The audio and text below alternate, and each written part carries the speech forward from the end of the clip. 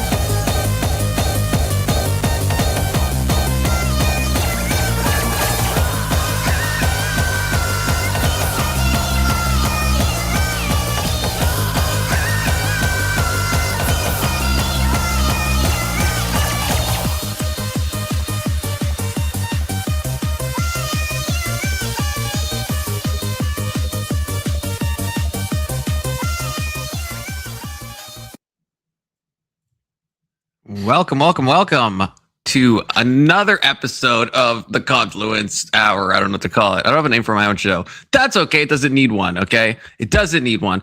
Good to see all of you. Good to see Topanga Weevil. Good to see Rage Page. Good to see Anson. Good to see you, Futoy. So we are going over Jeffrey Epstein, okay? And you know what? We're just gonna pull up the man himself, Jeffrey Epstein. I'm just kidding. It's Anson. How you doing, Anson? So which is worse, Confluence? Is it? I already told you. I told you in the private chat. But have you guys heard about this? Futoy, have you guys heard about this guy named Jeffrey Epstein? He apparently had an island. Yeah. You guys hear about this? Yeah, actually, I heard about it. So Rush Limbaugh started covering this back in like 2010. So right after, I guess, the first arrest, Big Soda could see. Yeah, he was accused of being one of the island people. Rush Limbaugh was? Yeah, and he covered it on his show where people were accusing him of doing things. And is he in the files? Oh, I don't know. I haven't looked for that. I haven't I don't care about it enough to like cross-reference the files or do any work with it whatsoever. I think it's a political football. Back when the Democrats were in power, they were saying that the Republicans were a bunch of conspiracy theorists for talking about it. And now that the Republicans are in power, it's the other way around. So from my perspective, everybody's full of shit. I think everyone kind of is too. And but an important thing I want to point out. Whoops, I just doxed myself. Oh, wait. No, this is Jeffrey Epstein's emails, okay? Big Soda turned me on to this, okay? It looks like Gmail, and you can even read. So last email was, I guess, from this guy that says, "You were dead. Good riddance, Paul." Can you still, is it still an active email? Can I respond? No. Like I said, this guy got the final. This guy got the final thing. Well, guess who put me onto that? The fat chick from yesterday. Yeah, I did see that. I was watching a bit more of it. And so we can search in here. So this is what I don't really care if Rush Limbaugh's in here either. How do you spell Limbaugh? Limbaughh. Yep. Okay, so he does show up. But yeah, that's the thing. He shows up. But as I've shown before, Confluence is also in the files. Okay, I mean, look at all these mentions of Confluence. Yep, knew it. And then while we have everyone here, we can see Futoy. No Futoy. Here's for me. Big Soda. Big Soda, right? shit. Big Soda faces test in Philadelphia. What'd you do in Philly, Big Soda? What did you do in Philly? Shit. Crazy times. See, I didn't know you were Anson. going to pull this up. I'm going to have to talk to my lawyer before I answer any questions. There is an Anson. There's probably not an Anson Knowles, okay? There's probably a Thank Michael God. Knowles. That would have been kind of one of those moments, okay? Anson Knowles is too specific of name, but we do have Anson, okay? Anson was banned from the island. Yeah, they didn't let Anson. They're like, we only tolerate so much degeneracy on this island. We can't have the likes of you. Yeah, there's a line. But yeah, we're gonna have this up as we're going through because we're going through Epstein files. This is another Big Soda original, okay? But he promised me that. There's nothing that will distract us, such as people's BMI. That's what I'll say. Big Soda has promised me that there's no distractions like that. There's no fat chicks. There's no fat men. There's no gay men. That's not my words. That's Big Soda's words. There is one black dude. You didn't warn me about that. Just kidding. Yeah. But this is a Big Soda redemption round. Okay, again, the last video was good. It was good. It just panel video. Yeah, it's a hard one to go on a panel. But with us, I will post. I can post links right in my own YouTube. Okay, of course. So to play along at home, go to this site. And then we too can be reading the things because they're probably going to be pulling up Epstein-related stuff, okay? And then we can read it, find the comment. Gmail.com.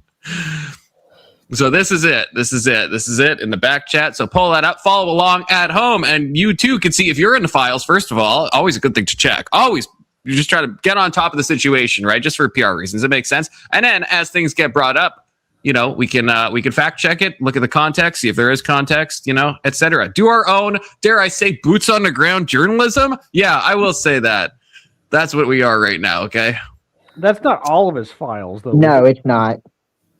This is from. It's not all the. I thought this is all the emails. It's not all the emails. No, Epstein has certain. He's got multiple email accounts. This is of a specific account from a period of time. Oh, is this all the Yahoo account? I'm not sure. I think I'm. Oh wait, no, it's a. Oh wait, maybe it is. Yeah, G Project at Yahoo are all these. No, this one is the G Vacation one at Gmail. Okay. Oh wait, so it's definitely it's at least mixing at least those two emails because I'm seeing. I don't know how many emails he had though. Have you guys seen where he got banned from Xbox Live? Yep.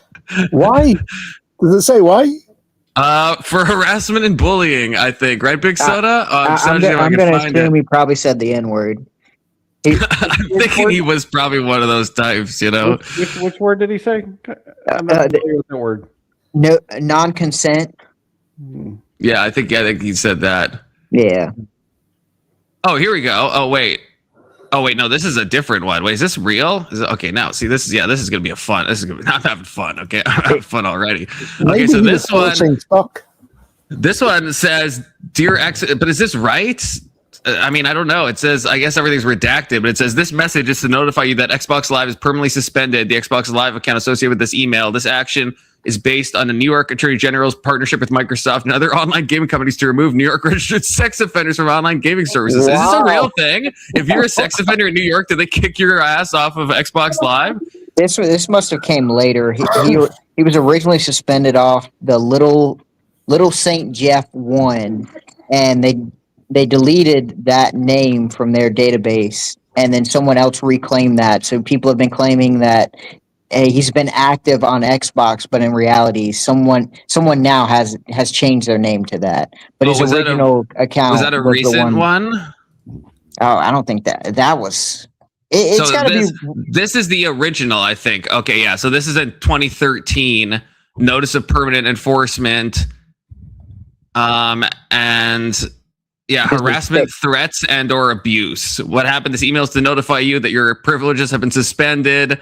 Threats of death, harm. Which of these do we think he did? Okay, threats of death, harm, property damage, verbal abuse or profanity, griefing, extortion, or manipulation. Wait, was he? Whoa, extortion. Was he doing his extortion operation on Xbox Live?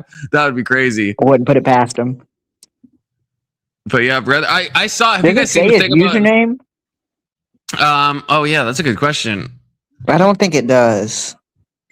No, I don't see it. Because it But looks have you like guys it's seen only that showing email. there's an account with the same name as him, like I think the G Vacation maybe or something, that existed for a long time. So it's probably not like a cosplayer that's cosplaying as Epstein that is playing Fortnite right now. Well, not right now, but after his death, like an actual Fortnite account. Have you heard about this, Big Soda?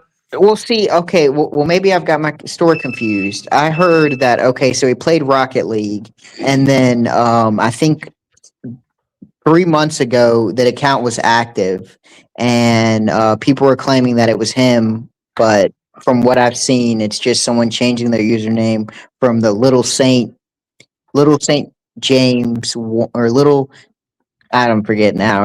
I've read the story. Oh, but it was a month username ago. because that would be the same. They're both Epic Games, so we're talking about the same not thing, I the guess. account, just the username. It's like Okay. someone had changed their username to mimic that username, and so people have been saying, "Look, he's still alive. He's playing Rocket League." And it's like, I yeah. thought it would be funny if he is hiding in Tel Aviv, just cranking 90s right now, just living his best life. Okay, is a funny thought. Well, there is an Man, email. I imagine if believe your in here email became like about this, Big Soda. the body Just double imagine that. when he died. I don't know if you can just type in body double and see what comes up. It talks about the day he died, and they were trying to get away from the media, and so they loaded a white van with a body double, and then they took him out in a black van. What? It says it located the body double as there was none on island. One way to Soho to collect it. Soho. On way to Soho. On way to Soho to collect it. I was going to say, is Soho capitalized? Because that sounds like... Yeah, I think it's a place. It's not capitalized, but he's retarded. The way they said none on island, it's like it's a normal thing. It's like usually there's one on the island, but there's none at the moment. Wait, but okay, what is this? Oh God, now I'm already in the fucking weeds. Okay, so what does this mean? What does this mean? I sent 3 containers of regular body double and 1 container of fast drying body. Does body double mean something else? The store recommended this.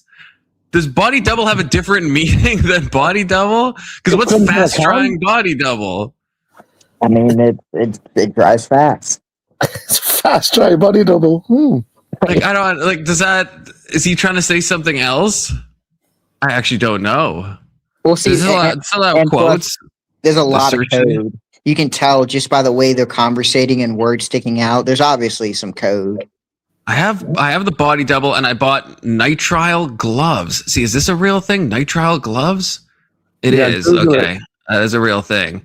Synthetic, latex-free, and powder-free disposable gloves known for high puncture resistance, durability, and protection against chemicals.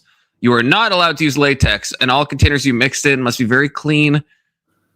I don't understand. Maybe body double is like some like brand name of something. Could this be dealing with was it sulfuric acid? You remember he was getting barrels. Yeah.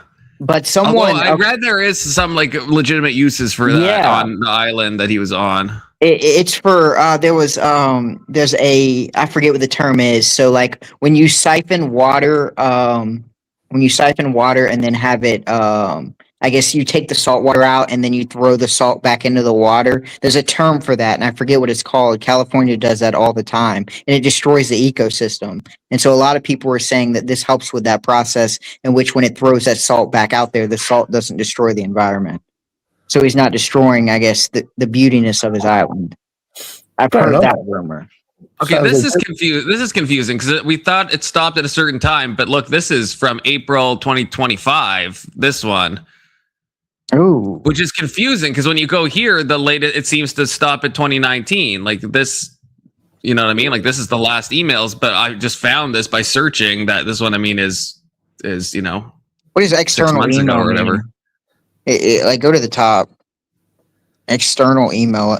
I mean, I've sent a couple of emails. I'm not an expert, but I don't know. I don't know if that means that this is like a form you fill out that gets sent to somebody. I mean, it's always like people like CC'd on it. I mean, info@Timcast. So I don't know what's going on here. Maybe somehow there's still some way to get on the email roll, but then for some reason, if you actually go back, then yeah, it just shows that it stops in August. So I'm not really sure. The body double thing is odd though. I don't know what that. I don't know if body double can mean something else or if it's a code. But that's the thing, though. If you're using code and you name something body double, you're just bringing attention to it. People are going to be like, "What? Body double?" That's true. That's a strange code to use. Milk powder. Nobody's going to care. Okay, so I've been distracted. I haven't been reading chat. I'm sorry. Coca Shuko, good to see you. Marilyn, good to see you. Marilyn, you want to come up and talk about Epstein? Huh? If you think about it, it'd be pretty fun. Okay. K2 says this, and I'm glad that it's all squares on StreamYards. Thank you for the $2, K2. Good to see you, Doomerang. I'm tired of your condescending attitude. I'm not sure who this is to exactly, but yeah, I'm not sure. But is this toward me, Doomerang? Did I do something wrong? Probably Big Soda. Yeah, one of us has a condescending attitude. Are we joking? Wait, maybe he is mad at me. Doomerang, are you mad at me? He says, quit donating, K2. What did I do to you, Doomerang? Did you get hurt? I'm sorry. Got new drama with Doomerang, apparently. I saw a video of Whoopi Goldberg saying that she's on the Epstein list and she's bringing it up. And I saw that. I don't think that was Whoopi Goldberg's a pedo. No, I just think the way she's handling it is so stupid. She's like, I was in the Epstein files, but here's why. And it's just like, oh my God, painful. We probably saw the same video because I saw an Asmongold reaction to it. Well, it's kind of like Trump, right? I mean, just because you're in the Epstein files doesn't mean you did anything wrong. It just means that you're a connected person. Exactly. Right? Whoopi Goldberg is obviously a connected person, so it makes sense for somebody who's running like an international pedo ring for the wealthy and the elite for him to have wealthy and elite people in his contacts. But we still have to find the pedos, right? We still have to root them out. Yeah. Well, I mean, that's why you're here, Food Toy. We're going to root you out. I'm on it, Anson. We're rooting you out, Food Toy. Oh, you're rooting me? I thought it was here. I was the rooter out there. No, you've been rooted. I'm not on the files. You saw Con brought up the email. Yeah, but we don't know your name. That's the thing, so hard to say. Drink a Cobra says K2. I don't know what that means. I have no idea what that means. Good to see you, Testicker Johnson. And good to see you, Keelan. Hey, Keelan. I think navel orange has code for something. Yeah, did you I think navel orange is a code. Did you drink a Cobra? I already read it. I mean, I appreciate the $2, K2, but I already read it. Drink a Cobra Confluence. I don't know what that means. I still don't know what it means. Quit donating, K2. You heard Doomerang. No, don't listen to Doomerang. It's like a 16-ounce beer. Oh, my beer's got a lot of ounces. Well, how much is? I don't know if it's 568 mLs. Okay, mine's stronger than I have like the strongest freaking beer. That's what I'm saying. I don't think Cobra makes the can this is a 20-ouncer. This is a 20-ounce beer. Okay, I just converted it. I know they're usually come in 40 ounces. I don't know like how popular their cans are. Oh, is it like the beer that can come in like the bottles? I've never had that before. I'm assuming it tastes like ass. So, I mean, you can get like 2 liters of beer. Con, you need to check the Epstein. Shut up, baby soda. Yeah, she just got hurt. That's why I had to step away for a second. Oh, scratched her thigh on a basket full of stuffed animals. Terrible times. Yeah. Testy says I can't join tonight, but maybe tomorrow I'll just nag you from chat. Absolute ass. That's because he's in the files. He knows we're gonna call him out the moment we find his email. I posted that in Discord. Testicker Johnson shows up a shocking amount of times in the Epstein files. Okay. So did you check the files for navel oranges yet? To see if it is code? That is good. That is a good point. Yeah. That is a good point. Keelan is always eating navel oranges. Okay. And remember, he can only have one a day. Yeah, what is that? Why can I have? Oh my gosh! Oh my gosh! They're in the files. That's enough to indict him. Oh man. Okay, what is it? A code for? Thank you very much. If you could please get some eggs, milk, bread, avocados. I don't even know. This is probably relating to like maybe the race of the child or something. Yeah. Milk is probably a white child. Bread is maybe a really plain child that no one really cares about. Avocado's not really sure. and a navel oranges. Definitely sounds suspicious. Oh, that's just a reply. Where else are naval? Oh, your Instacart receipt. Oh, wow. So that's what Jeffrey Epstein and Keelan have in common. They both buy naval oranges. Okay. I gotta ask you where to get the naval oranges from. Is it Instacart? Little St. James? Is that where you're shipping them in from, Keelan? That's what I want to know. Toys R Us. I get my navel oranges from Metcalf's Market. Yeah, a likely story. My headset is already dying, so I have to switch to my gay-ass headset because, I didn't plug it in like a buffoon. You're supposed to check your Discord. K2's sending you stuff, and you're ignoring him, and he's your biggest donor. Second biggest donor. I think K2's my biggest the other day. K2's my biggest donor in terms of quantity of donations, not necessarily in terms of money. K2 always hitting me with these $2, making me say absurd things. Let me switch my headset. Drink a Cobra Confluence.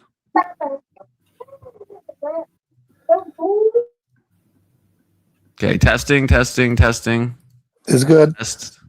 You can hear me? Yep. Okay. Now I gotta look all goofy until this charges. Okay, what am I supposed to check on Discord? Oh, that looks actually okay. That looks nicer than I thought. 6% alcohol though. Boo. This guy that I'm drinking, this Facts, my Ben Shapiro beer, Facts and Logic. Okay, you can use code Confluence to get 10% off. 10%, get it? Of Facts and Logic, of your Daily Wire Plus membership. That's an actual code. Use code Confluence, 10% off. Okay, always be plugging. Yeah. And I guess we'll start without further ado. We'll start the video. Okay. Big Soda, this better be good. Okay, this is on you. I mean, I will say there's more live sourcing than the last video. Okay, that's good. I mean, well, yeah, they have their stuff at their fingertips, and we have jmail.com. So, Soda, it wasn't the video; it was the people. They were just so fake. It was hard to swallow. Like I said, if you were to take the time and watch it by yourself, you'd probably get a different impression. But being on the panel, it wasn't a good panel video. Right. It's the same thing with the first video. I've been called out by Kokoshuko. I mean, this is some dirt cheap beer. Okay, this is like it's just really strong. It's just really strong. Okay, where else can you find a freaking 10% beer?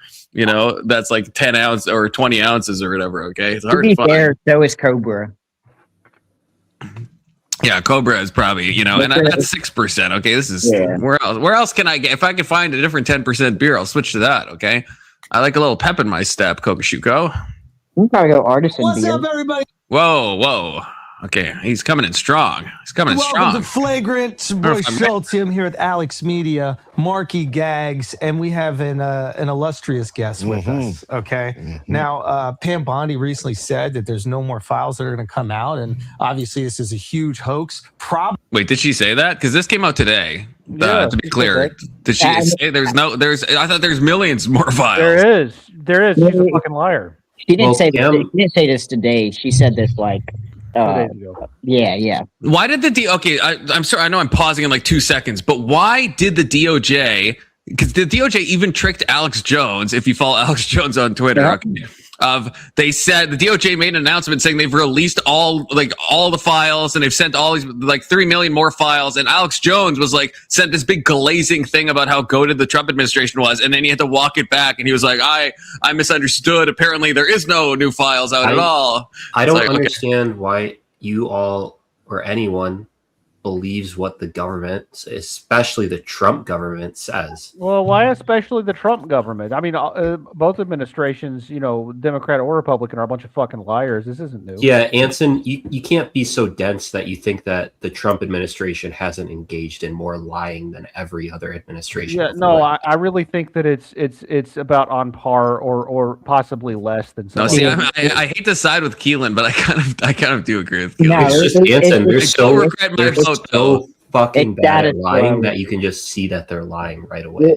The problem is that there's more institutions willing to call out Trump when in other regards the presidents weren't challenged by the institutions. So what seems to be them these lies lying are strange. Like what? Like, see, Keelan, you start off by saying, why would we believe what they're saying? But like, this was like the DOJ thing is confusing because it's like everyone can just check if there's new files and then immediately be like, oh wait, no, this is not true. There's not new. Like even Alex Jones was like, instantly took the bait, but then walked it back really quickly when he realized there isn't any new files. So it's like that's a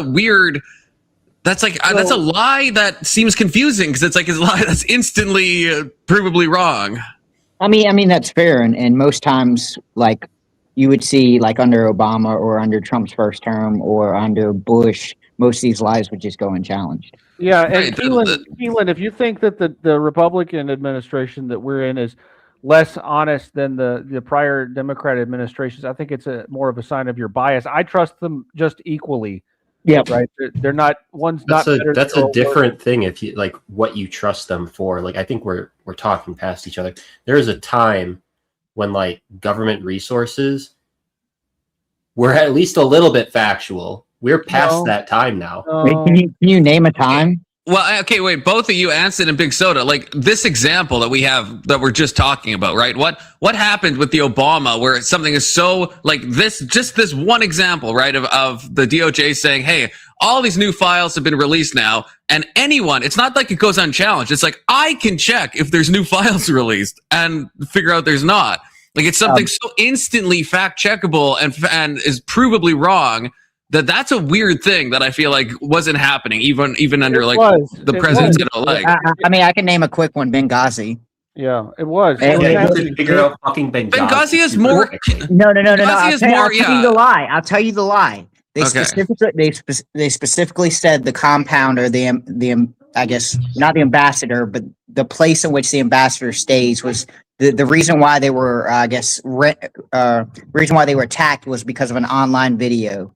And then, like, literally that same day, multiple people who were involved spoke out against it and said this was a complete lie, within hours of the testimony on...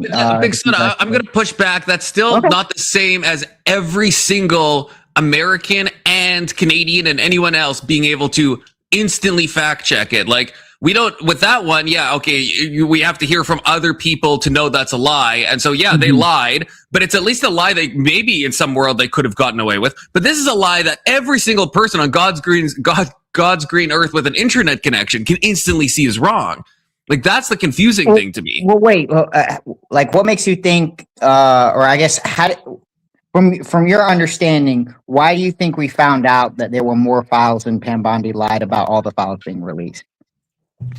No, well, I'm not talking about that. I'm not talking about that. I didn't know Pam Bondi said there's all the files. I'm talking about the DOJ said we've released like 3 million more files. Like they said this. They said they'd released new files, and there was no new files released. There was not a single new file released. And so that's what I mean. That's something that instantly is checkable, and there's no new files. And so it's like, so that's what's confusing. Okay, and that's something I can do that. I don't need to like know someone who knows something about Benghazi or anything like that. Well, wait. We haven't even been through all 3 million files. So how would we know that no new files were released? Well, they're all the files that we can go through. All the files that have been released, we can go through, right? I don't know if any one person has done it, but there's been no files added when they said that. When the DOJ said we've just added a bunch of files, there was no actual new files that were added. Well, how do we know that? Have we been through all the files? Well, not me personally, but no, we do. We can check. I mean, there's obviously ways to check, right? You can see we have like the Internet Archive. We can see how many files, even if we don't click every single one, we can see there's this many files, and now there's none added. Okay, Confluence. Do you remember when Obama was president and he called ISIS the JV team and we didn't have to worry about them? That was a lie. That could be easily fact checked. I don't know. I'm not familiar. Yeah, that's an Obama quote. Or how about when he said that he was going to close Guantanamo Bay his first year? Well, he did close it. He just reopened it again. No. Yeah, he closed it. These aren't lies. Those are delusions. Those aren't lies. No, they are lies. He said he was going to close Guantanamo Bay. Those are delusions. He did. Obama did close Gitmo. He just opened it. Yes, he did. Well, how do you know though? I guess the biggest instance is this is the problem. Never closed Guantanamo. Because if Trump does this, there's going to be thousands of people finding out the answers. But when Obama did it, it's kind of one of those things. How do you know? Because no institutions were calling him out for it. How do you know it truly closed? How do you know he didn't just say it closed and then it was still operating on, classified? Obama was called out for wearing a fucking tan suit. Institutions were calling him out. Okay. Maybe it wasn't. Yeah, they were calling him out for a tan suit. That's right. He signed an EO. He signed an EO to have it closed, and I'm reading it was blocked by Congress. Okay, so maybe I'm getting confused. I thought it was closed and then reopened. How about if you like your health plan, you can keep it? Yeah, but those are lies. Like yes, those are just like normal lies. Those are normal lies. But those lies are worse. You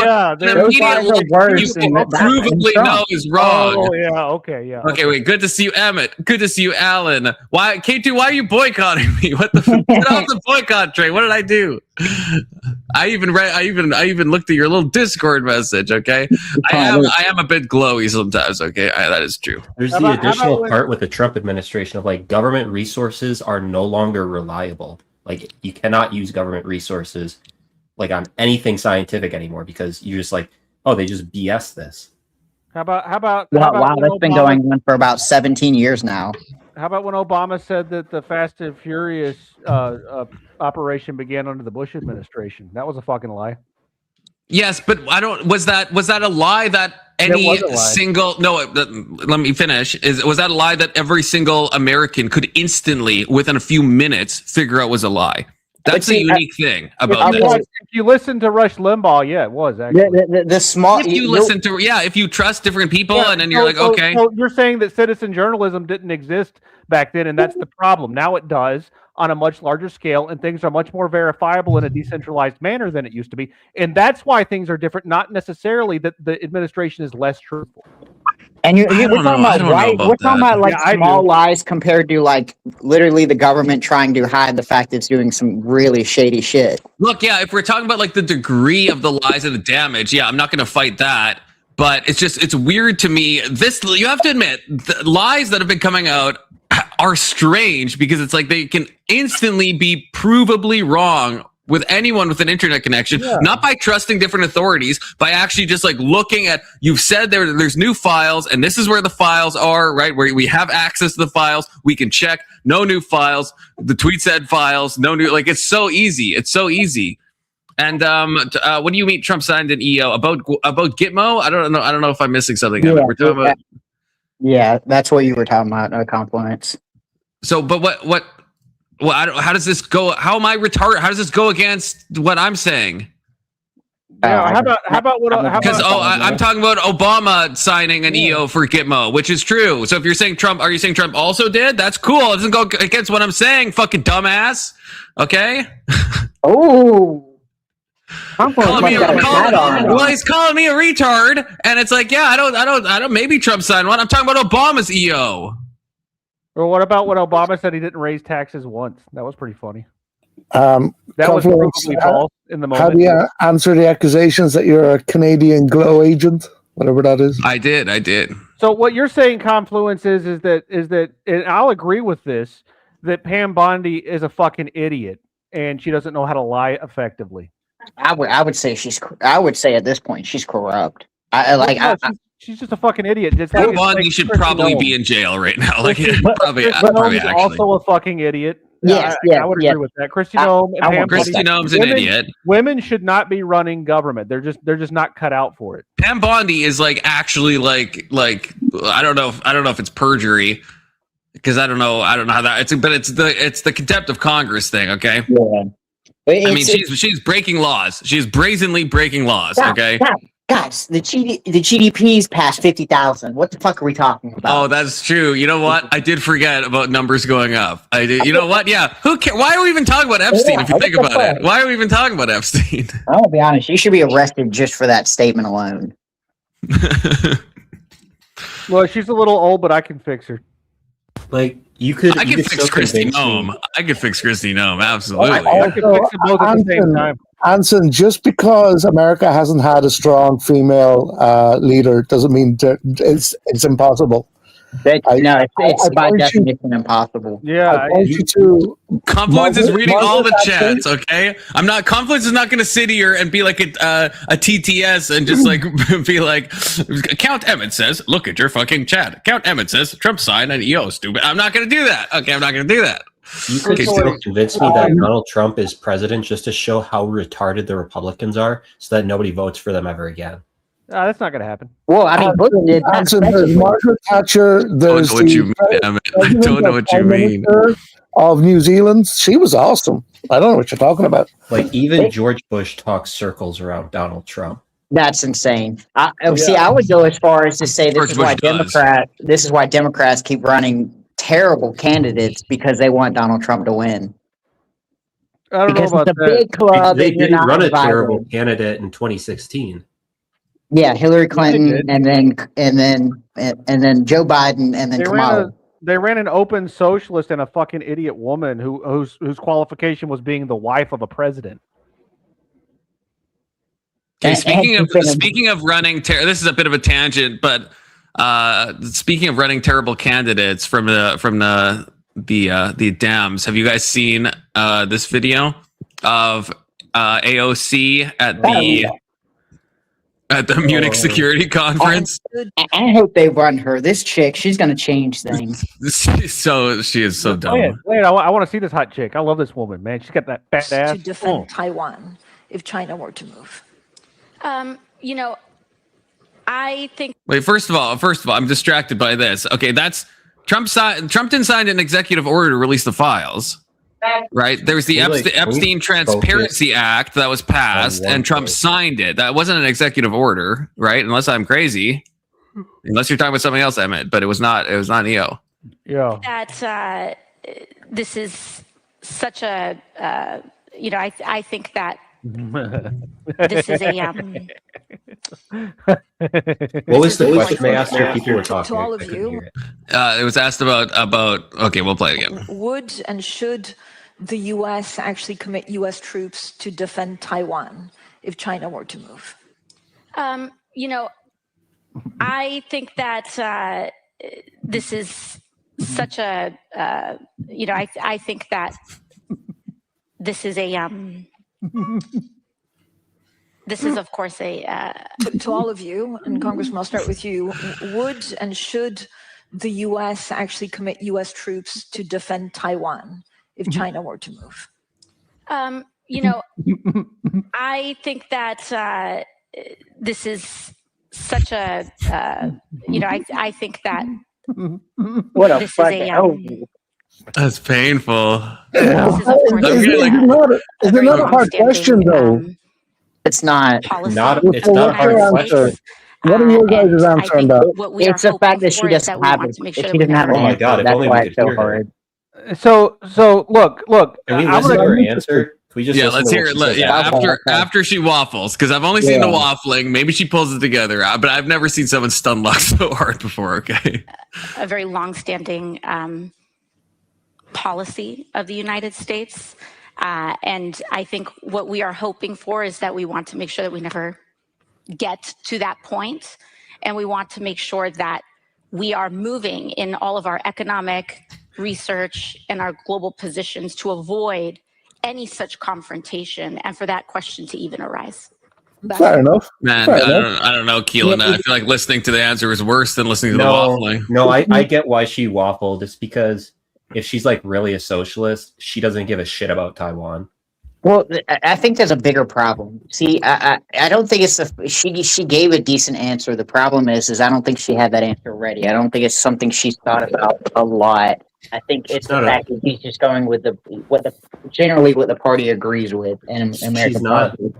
She's not a neoliberal. She's like, she wants to be Bernie Sanders coded. So like, should we protect Taiwan from China? The answer is no.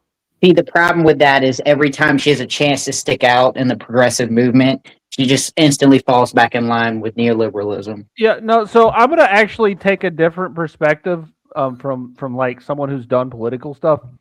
Like, and I remember back in 2016, actually it was 2015 when he first announced, but when Trump started running for president and actually started going out and talking about foreign policy, I was paying attention to him like hardcore the first month or two until I realized he was full of shit. But he initially didn't sound very good on foreign policy because it's not intuitive, right? It takes time to learn, and you have to basically get staff to train you on it because it's not something that people just go around knowing. Unless AOC's been in the game a hot minute. No, she's been in the domestic game. The foreign game is different, right? So I actually don't excuse her for not having an answer to that right off the bat. Like, I really? Think, yes. You don't think Taiwan is an issue that she probably should have an answer to? The Munich Security Council? You don't think that's like a possible question she should be prepped for? Yeah, I do, and I think that she needs to fire her staff and get staff that will actually prep her properly. Yeah. Or she's just retarded. The answer she should have given was, we will not defend Taiwan if China attacks Taiwan, because that is the only acceptable answer. Well, that's why I understand. The real reason why she waffled is because there's no answer. Is my thoughts, because she's going to sound like a neoliberal if she says we'll put boots on the ground in Taiwan.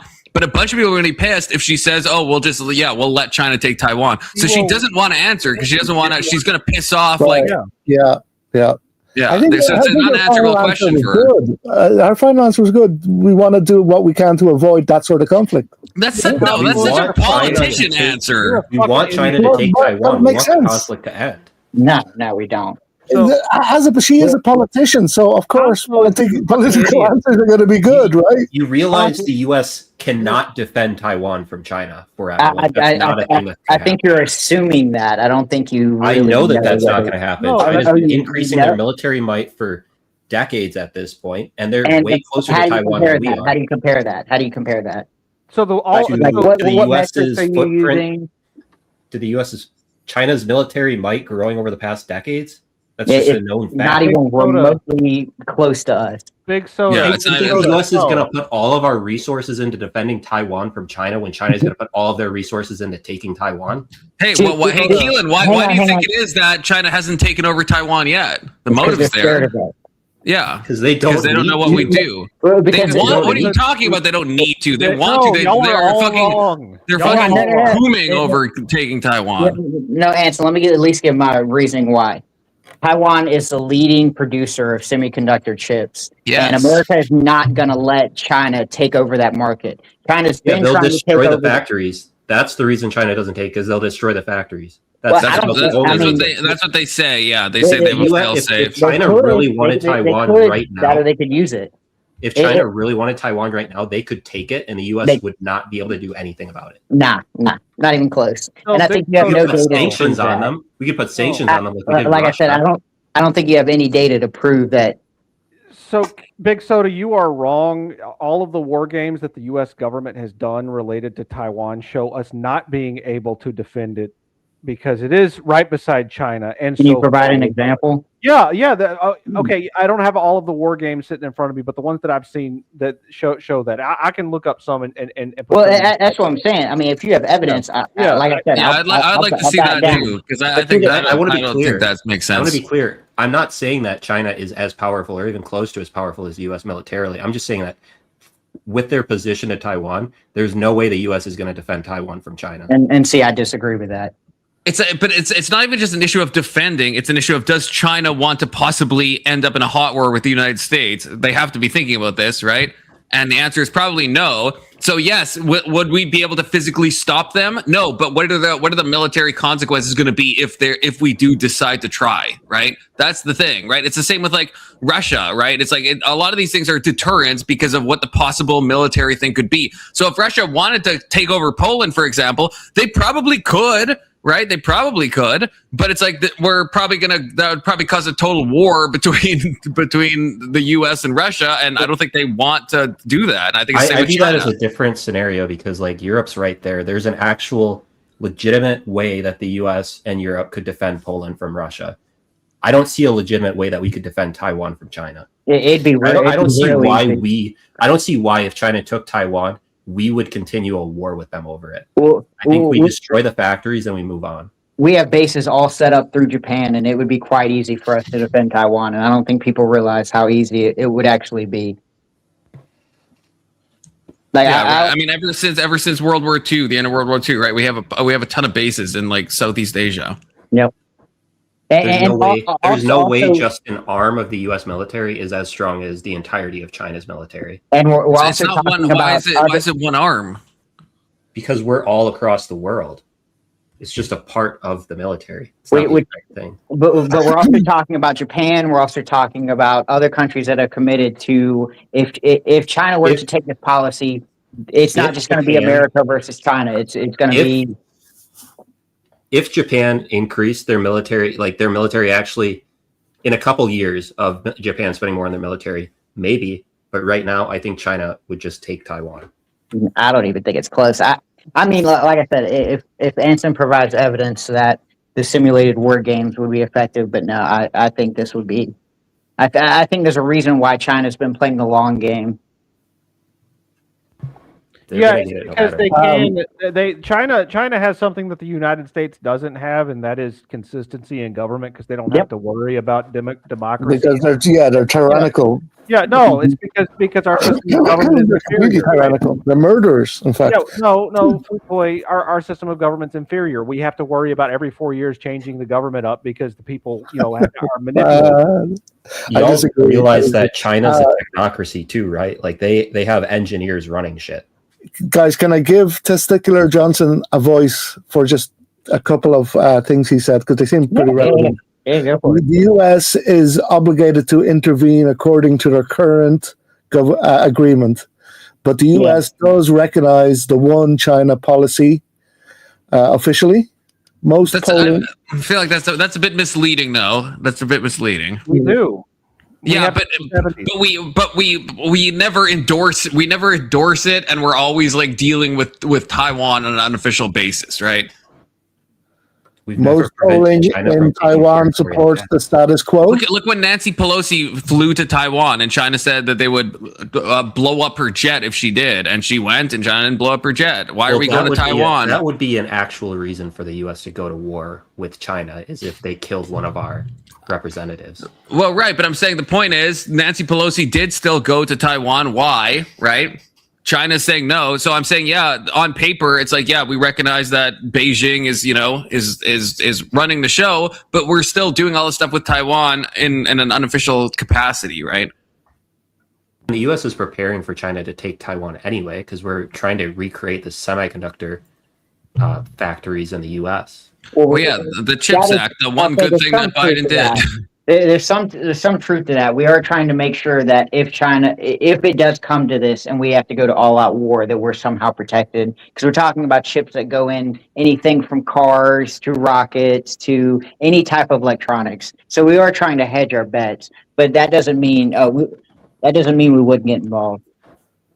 And in fact, it's the only just thing I could convince myself into getting involved with. Emmett says Simfluence wants AOC to handle the Epstein files only because I think she's that's probably true. Actually, now that I think about it, only because I think she's so retarded that she'd probably just like drop all of them, and then I could see them all, victims and all. Yeah. So I kind of do wish that you'd handle them. Okay, what about Democrats? The Democrats need a candidate who just calls out all of the bullshit, like actually. But we saw what happened to Sanders, so not going to happen. They've always been the party who's like, we're for this group of people, and then they get in and they're like, oh, we're not going to do anything with that. They've been like that since before the civil rights movement. The DNC doesn't want a populist candidate, and they're willing to cut the legs off any populist movement that arises in their vicinity. Lucky for Republicans that our populist movement won, but it's starting to look a lot similar to every other Republican presidency. We didn't win anything in a populist movement. The first term of Trump was handicapped by basically like scandal after scandal and needless like investigation. And this one's been hobbled after the first few months by basically him handing it over to the neocons and basically letting them run everything. So there is no populist movement anymore except in name only. It's like okay, that's fair. That's fair. I would say we did change the culture of the Republican Party, but it wasn't a culture that we should accept. It's just another bad culture. We replaced neoconservatism with MAGA disguise, MAGA disguised as neoconservatism. Yeah, just basically Jews first is what we're doing now. Yeah. Anson, do you believe like a populist movement could actually gain the presidency in the U.S.? I think it's impossible. Well, yeah, it could. Yeah. I mean, the way that it's structured now would be very difficult, but yeah, it could. I think it will be worse because populism is inherently leftist. Yeah, people usually agree with liberal policies. Interestingly enough. Yeah, they do. Yeah, well, people are stupid. That's why they shouldn't be allowed to vote. Based. Not based. We should stop some people from voting, okay? We should stop some people. Just the liberals. And then Republicans, we can fight amongst ourselves and hopefully the populace wins. But yeah, I think AOC, after she gets some more practice, she'll be way better at foreign policy articulation. Yeah, you ever actually sat down and read the Green New Deal, for example, which is her fucking flagship thing? She's got some good bills. To give AOC credit, there's like 3 or 4 bills that I could probably look up right quick that are really good bills. It's just like Anson said, she's solely focused on a select view of domestic policies. And so every time she speaks about something outside of her wheelhouse, she does this. The Green New Deal was supposed to be her wheelhouse. And it's fucking nonsense. I don't think none of that she endorsed. I think this was a popularity thing to get her on the face of the map. Yeah. She freaking, her name's on it. I mean, yeah, you can put your names on it, but that don't mean you write the bills. Yep. Well, right, but what am I supposed to judge her on? How do we know she wrote the other bills that you're saying that you like, Big Soda? She probably did. Okay. To be fair, she didn't write them. She added a certain clause to them that I agree with. Yeah. How do you know she added the clause? Maybe someone else added the clause and she signed her fucking name, right? It tells me she's listening to the right people. And the Green New Deal, it just looked like a Democrat push for all their agendas all in one bill. We should eliminate the center. Yeah, I agree. I disagree. Hold on. Let's start with the left, and then we'll move. Yeah. That's a compromise. We'll start with the left, and then we can start shaving off. I mean, like the left needs to start actually being progressive instead of trying to cater to the center. They need to be saying these are the policies we want to go for that are going to push the boundaries of what we can do, and then they need the conservatives to come in and say, hold on, you're crazy as shit, and then you compromise. They're pre-compromising before they start this shit, and the right wins. Well, see, the problem with that is every time they show us a progressive bill, it's some fucking Ponzi scheme about save the green energy or fucking save the trees, and then we find out, it's just some fucking scandal to siphon money out of the fucking government. Which side are we talking about? Just right now I'm talking about the progressive side. We can focus on the Republican side. That's fair. Yeah, I agree with you, Keelan, that we need to get rid of the middle because like the centrist people are basically lying to themselves about being centrist and they're being manipulated. We just need to eliminate the centrists. Yeah, like Confluence, for example, is obviously a leftist. Yeah, he is. I agree. But he just can't handle the contradictions within the U.S.'s foreign policy and capitalism, and so he won't go all in. Well, that's an interesting way to think about it. Defend yourself. Show them how far right you are. I'll show you how far right. Don't make me talk about the tiny hats. I'm just kidding. He's so patriotic that he wants to act like the U.S. is good in some way, but it's not. Yeah. The U.S. is good. The U.S. is good. I'm more pro-U.S. than everyone on this panel because I'm actually a neocon and actually think that the U.S.'s foreign intervention is actually goated and we should probably be more hawkish. I like some of the U.S. citizens, but like the government, I don't know. I like local government, but federal government, I'm not a big fan. I agree with you, Confluence. America's no saints, but look at the alternatives. Do you want to be controlled by China or Russia? Fuck no. Communism? Fuck no. We're gonna say the U.S. is bad, but hey, look at all of the results of the U.S. interfering in the rest of the world. Would you rather be ruled by countries that have been interfered with by the almost every country the U.S. touches eventually turns to gold? Okay, sometimes it takes a little while. Like I understand Libya's not going so. Of the U.S. being gone. After decades of the U.S. being gone. Right, we plant seeds. We plant the seeds, Keelan, okay? They take seeds, they take time to grow, right? It's not going to be done one day. It's like once they get rid of the Western Germany powers, was good. Once they get rid of the Western powers and then start building up their own society, they start doing better. Can you name one? China. How about our long-term... I mean, Nixon opened China, and China is doing way better than if Nixon didn't open it. And it's probably to our detriment, but China's definitely doing better. And this is true with like all of colonialism. Like, why is South Africa doing better than the other parts of Southern Africa? Why is India doing better than Pakistan, right? It's like the places that colonialism happens, even if it's bad at the time, it ends up with good results later on. You're going to make me bring up Kwame Nkrumah's book, Neo-Colonialism, the new form of imperialism.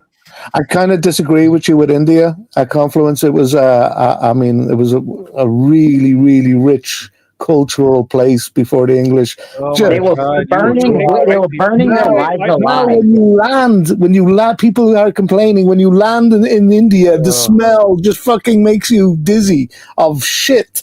The place has gone to shit from a really high cultural civilization to shit. They were never a high civilized culture society. They were literally taking their wives to the closest British station and setting them on fire in front of the British outpost. Before the British came, there is some shitty things in their culture like that we don't agree with, but besides that, they were very rich. Besides all the horrific things like the caste system and the untouchables and burning widows alive on their husband's funeral pyre. And you're right, Food Toy. They're all equally shitty. The same stuff that's bad about Britain is equally shitty about the stuff that's bad about India. Britain murdered so many fucking people and destroyed so many countries, man. And then they lost the stomach for having an empire and traded it for socialism and socialized healthcare. So fuck them. They stopped playing the game. Yeah. Also, Testy, is this true? Can Canadians travel to China without a visa? Is this actually true right now? I can just go to China. That wouldn't shock me. Nah. I know that can't be true. China's very friendly with trade, so I wonder if China is kind of creating as many allies on, I guess, the Western Hemisphere as possible. Not an ally. It's weird how China's.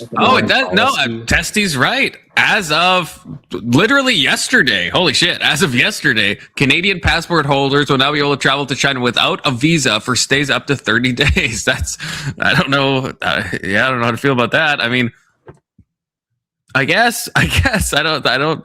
This is where I don't like what Trump has done, because he has really pushed us into the arms of China, which I don't really want China's arms around me personally, but.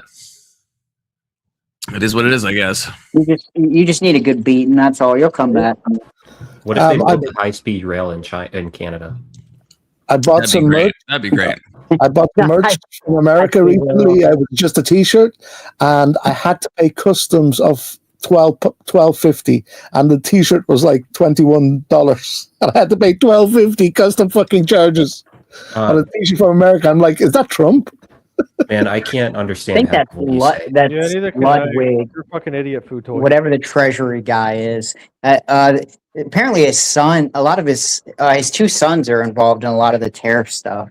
And I've even seen conservatives I know Confluence you have, but I've noticed a lot of conservatives start to speak out about his two sons and like their ultimate plan with the tariffs. And it does seem kind of finicky. But there's problems even outside the tariffs. I mean, even before Trump was in office, one time I bought a camera lens that was on sale for $200 from the States, and then it showed up and they wanted $150 of customs charges. I'm like, I wouldn't have bought this. I want to spend $200 only to be charged $150 in fucking fees. What the fuck?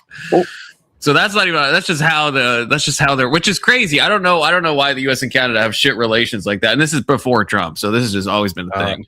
If we wouldn't have done the one like the China deal under Reagan, and if we just would have improved Mexico, we'd be so much better right now. Yeah. Yeah, but we hate the Latin Americans more than we hate China. Yeah. Have you seen those countries? No, we just hate the illegals. No, communists. Anson, what were you going to ask me like 5 minutes ago? Yeah, I don't know, man. I kind of lost the plot. I want to hear what this Jew's got to say on the video, though. Yeah, we'll hear the Jew. We'll hear the Jewish guy talk. That's some Italian. Yes. Probably pushed by those libs. Right. You know? There are terrorists from Canada to the U.S. You guys are retarded. No, Emmett, you're retarded. Keep up with the conversation. I'm talking before the tariff stuff happened. So what's the Dow out today? Have we checked? Above 50,000. We got to stop the podcast. We don't need to talk about anything. Yeah. Who cares about a No, 49,500. We're good. We're good. This is about to be a short one. Okay. Saagar, can you please clear some things up here? Because it looks like the administration has maybe told some lies. And the last time you came down here, you broke down this Epstein thing in an absolutely amazing way. Clearly, you've been dedicated Alex, to this and not, raising your newborn child. And we greatly appreciate that. So we'd like you to get to the bottom of this. Is it possible that Ms. Bondi is lying? Well, let's not Ms. Bondi. Let's run it back. So everybody's focused on her most recent disastrous performance where she tries to obfuscate. She tells Thomas Massey, you're an anti-Trumper, you have TDS. She's saying the Dow is at 50,000. What's wrong with all of you for caring about this? Well, I would say, Ms. Bondi, what's wrong with you? So Griffin, can we go ahead and pull it up? Pam Bondi list is on my desk. This is a clip almost from a year ago, actually, back February 21st, so almost exactly 1 year ago to the Okay, we're going to the beginning. We're going to the beginning. And here's what she said from the steps of the White House lawn about how the list is on her desk. Let's take a listen. DOJ may be releasing the list of Jeffrey Epstein's clients. Will that really happen? It's sitting on my desk right now to review. That's been a directive by President Trump. I'm reviewing that. I'm reviewing JFK files, MLK files. That's all in the process of being reviewed because that was done at the directive of the president from all of these agencies. So have you seen anything that you said, oh my gosh? Not yet. Yeah, Testy, you're right. This was the beginning of the end. Saying the list was on her desk. This is what started the whole cope fest. Right? That's what she said. She had a truckload of files that were on her desk. That's what she said on February 21st from the steps of the White House. That was lawn. A year ago? That was almost exactly 1 year ago to the day that you and I are all taping. If you see the way that she's aged, you must believe there's some horrific stuff. I'll let you. A year. Yeah, Testy, no one cared about the release of the JFK files because they were obviously not the actual full JFK files. They've already been destroyed, or we didn't find anything new out. I will let you all speculate as to that. We need her on the Rotutoride. Rotutoride. That's no free ads though. No well, you can't even get it. This is a clinical trial. There was also Kash Patel. There's also Kash Patel. Shall we remember Kash Patel on before Congress? This was not that long ago. Griffin is the very first element that we have in the administration. Shout out Griffin is here with us. Shout out my executive producer Griffin who's here. Pulling up all the 1 minute in pulls up stuff faster than Joe. This is incredible. Information that Jeffrey. Yeah. See. Okay. I'm sorry not to pause again, but yeah. Okay. All this is nonsense. All this is nonsense, right? It was the CIA. If they're honest, it was the CIA. We know that. We know that for a fact. Okay. We're not to be conspiracy coded, but I think we all agree on that. Cash money. Facts are facts. No. What, Alex? The facts are facts. There's no conspiracy there. Wait. Do you not think it was the CIA that killed JFK? No, I don't think it was the CIA. Really? Yeah. You know the JFK quote about that the last thing he wants to do is scatter the CIA into ashes? Yeah.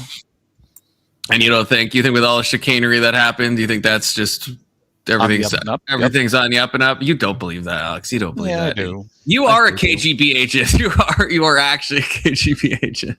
Well, why would a KGB agent be trying to convince people that Like, I don't know. They do both stuff. We've seen this from the Russian ops, right? They'll like have like a BLM protest and have like a Proud Boys rally right next to each other. So it's like, yeah, they do. Oh, no, that's actually true. That's provable. That actually is provable. I'm not like making shit up. That actually happens. We know that from these Russian. Wait, hold on. How do you know that? Well, because our government has told us this. Who's told us this? This was released. I'm not saying anything controversial here. This is like a facts. This facts. I must have missed something. But what did you say was released? I said that these Russian bot farms that are done by the fucking Kremlin, they'll try to incite different aspects of American life, and none of it necessarily has to be pro-Russia. They're just trying to sow division. This is. I'm not saying anything that's like conspiratorial at all here. So they'll try to set up protests. Okay. So they'll set up like a feminist protest and then an anti-abortion protest really close to try to just like stir the fucking pot. And so even when we look at places like Tenet Media and stuff that's paying all of these, it's like they don't even really care necessarily if it's like all pro-Russia. They're just like they'll fund all the. If you look at the stuff Russia has funded, it's like so contradictory. They're just trying to like get us to fight and just sow division. Hey, can I say something to Anson before we continue the video? Hey, Anson, I apologize. That word game says exactly what you said, and it's not the only one though, right? So so there's other ones that show that it'd be more neutral, but none of them show like absolute U.S. domination. No, but I read that. That's one thing. That's one I read it in the back chat. It's in the private chat. Everyone wants to see it. I'm not convinced. I'm not convinced that that's going to be the outcome every time. I tried to look for the actual I forget what the overmatch is. The wartime. Yeah, I tried to find the actual brief itself, but it doesn't seem it's. It's not. Like, on New York Times. I think this is someone saying. I think this is like an insider saying that this is the result of it. I don't think we actually have access to the document. I don't think we do. And it's correct if I'm wrong, but to be fair, it states exactly what Anson said. So I mean, but there's all these. Even as Anson said, there's all these different war games. They show different results, right? It's not like every single possibility is like it's always like turning up China. I did call him out, and he was able to source it. So I mean, I got to give him credit. He did. He wasn't speaking anything that wasn't already stated before. Yeah, that's true. Good to see you, Trench. Confluence is right. Okay, I'm going to stop there. No, I'll keep reading. China has them as well as the state of redacted. The state of what? The state of what? Trench? None. If there were, I would bring the case yesterday that he trafficked to other individuals. And the information we have, again, is limited. So the answer is no one? For the information that we have. In the files?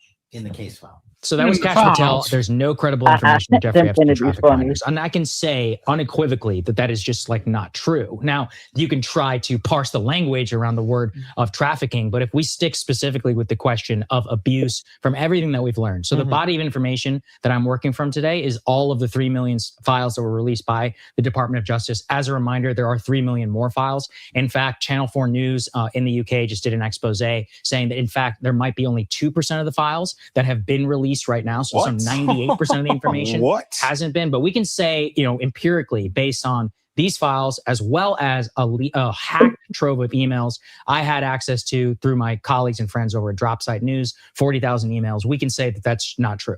And I can give you a very simple and easy example. Wait, is it this guy saying he's got special docs that we don't have? Oversight or whatever, I guess, agency that he said had the classified files. Apparently, there's like 400,000 files. Some they're all redacted, and some of them are files we already have, and some of them are new. That's how we know that this 3 million isn't all the files. Yeah, that's concerning. I mean, the other thing that bugs me is that from what Rokana and Massey and maybe I guess a few other people have said that the files have been pre-redacted. I think we talked about this earlier, and that is really concerning to me because it's like we're just never gonna know then the actual, like the full story is like, because if I don't know who did that, I don't know how this shit works, but it's like if the files that now Congress has are already pre-redacted, so even though they can see the unredacted stuff, they're actually not seeing the fully unredacted. Now we're like multiple steps of redaction. I think we're just fucked, and we're always going to be fucked. Is the truth. Good to see you, Chris. There's also people reporting that so the government is taking away the unredacted files and replacing them with the redacted files. So it's hard to then go back in and like see what was classified, or I guess what was redacted, and then what is now, I guess, unredacted. So it's harder to prove a criminal case against people like Pam Bondi or the other people that were, Do you think? Okay, just briefly, I guess everyone on panel, clockwise, snakewise. Do we think Pam Bondi will actually face charges? Starting with, we'll go top to bottom, I guess. Anson. No, there's no reason to believe that she will. There's a large amount of political brinksmanship going on here, in addition to there being probably like factual issues. People in positions of power are rarely held to account for anything. Yeah, that's true. And okay, wait, actually, no, I'll save it till the end. I'm sorry. Okay, Futai? Yeah, I kind of agree with Anson's take on it there. I actually don't think anything should be redacted. I can't find how they're justifying that anything should be redacted except for the names of the victims. That's the only thing that should be redacted. Well, no, and it's illegal. Again, I've said this before, right? That, in the Epstein Transparency Act, it says that you have to give an annotated reason on why you're redacting, which they haven't done for like anything really. And there's only supposed to be like 4 reasons why you would redact. Obviously, C-SPAN. The other one is if it's pertaining to an investigation. And he'll in this video he'll go out and explain the other 2 that I'm blanking on at the moment. One is anything that identifies a victim. Yep. By name. Yep. And I can't remember the other one is. But they could use national security, but what the hell is Epstein Island got to do with national security? Well, he's a Mossad agent. Wait, before he probably is a Mossad agent. General or someone else. Actually, but Keelan, I think you're just my mind on a Mossad agent. I don't think he's a Mossad agent.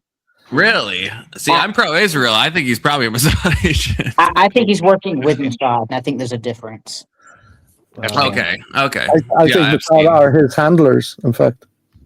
I think he's being handled by Mossad. I would say that. Yeah, I would disagree. I almost think it's kind of like, I guess the ecosystem he goes to explain. I think intelligence agencies are using, or I guess I wouldn't say they're the handles of Jeffrey Epstein, but Jeffrey Epstein has leverage because they get him to go in, do all the shady stuff, kind of like Anand Khashoggi when he did Iran-Contra, and then they use that. I wouldn't say as blackmail, but they use it as leverage to then, I guess, get all these secret deals and stuff like that. And the name of the game is keep getting leverage, and as long as you keep getting leverage, you can get away with murder. Yeah, I mean, based. Keelan, do you think Pam Bondi is going to face any criminal charges for this? No. Alex? No. Okay, and now I will say, I want to say yes, but then I want to ask a question, and I guess probably Anson probably knows the best about this, although open to anyone. So this contempt of Congress is a federal charge, right? So I would say she should, and I would think under normal cases she will, but Trump is just going to pardon her, right? Like, and we have with Biden, we have precedent now for pre-pardons, like he did with Fauci. Fauci is not charged with anything, but he pre-pardoned Fauci, so Fauci couldn't be charged. So isn't Trump just going to do this for all these people, for Kash, for Pam Bondi, for anyone that he thinks could have done something bad? No, it's a separation of powers issue, right? Like if there's a constitutional issue, like where one part of the government isn't doing what it's supposed to be doing, like that would go through the Supreme Court, right? So it's not can you overrule you can't overrule a pardon, no?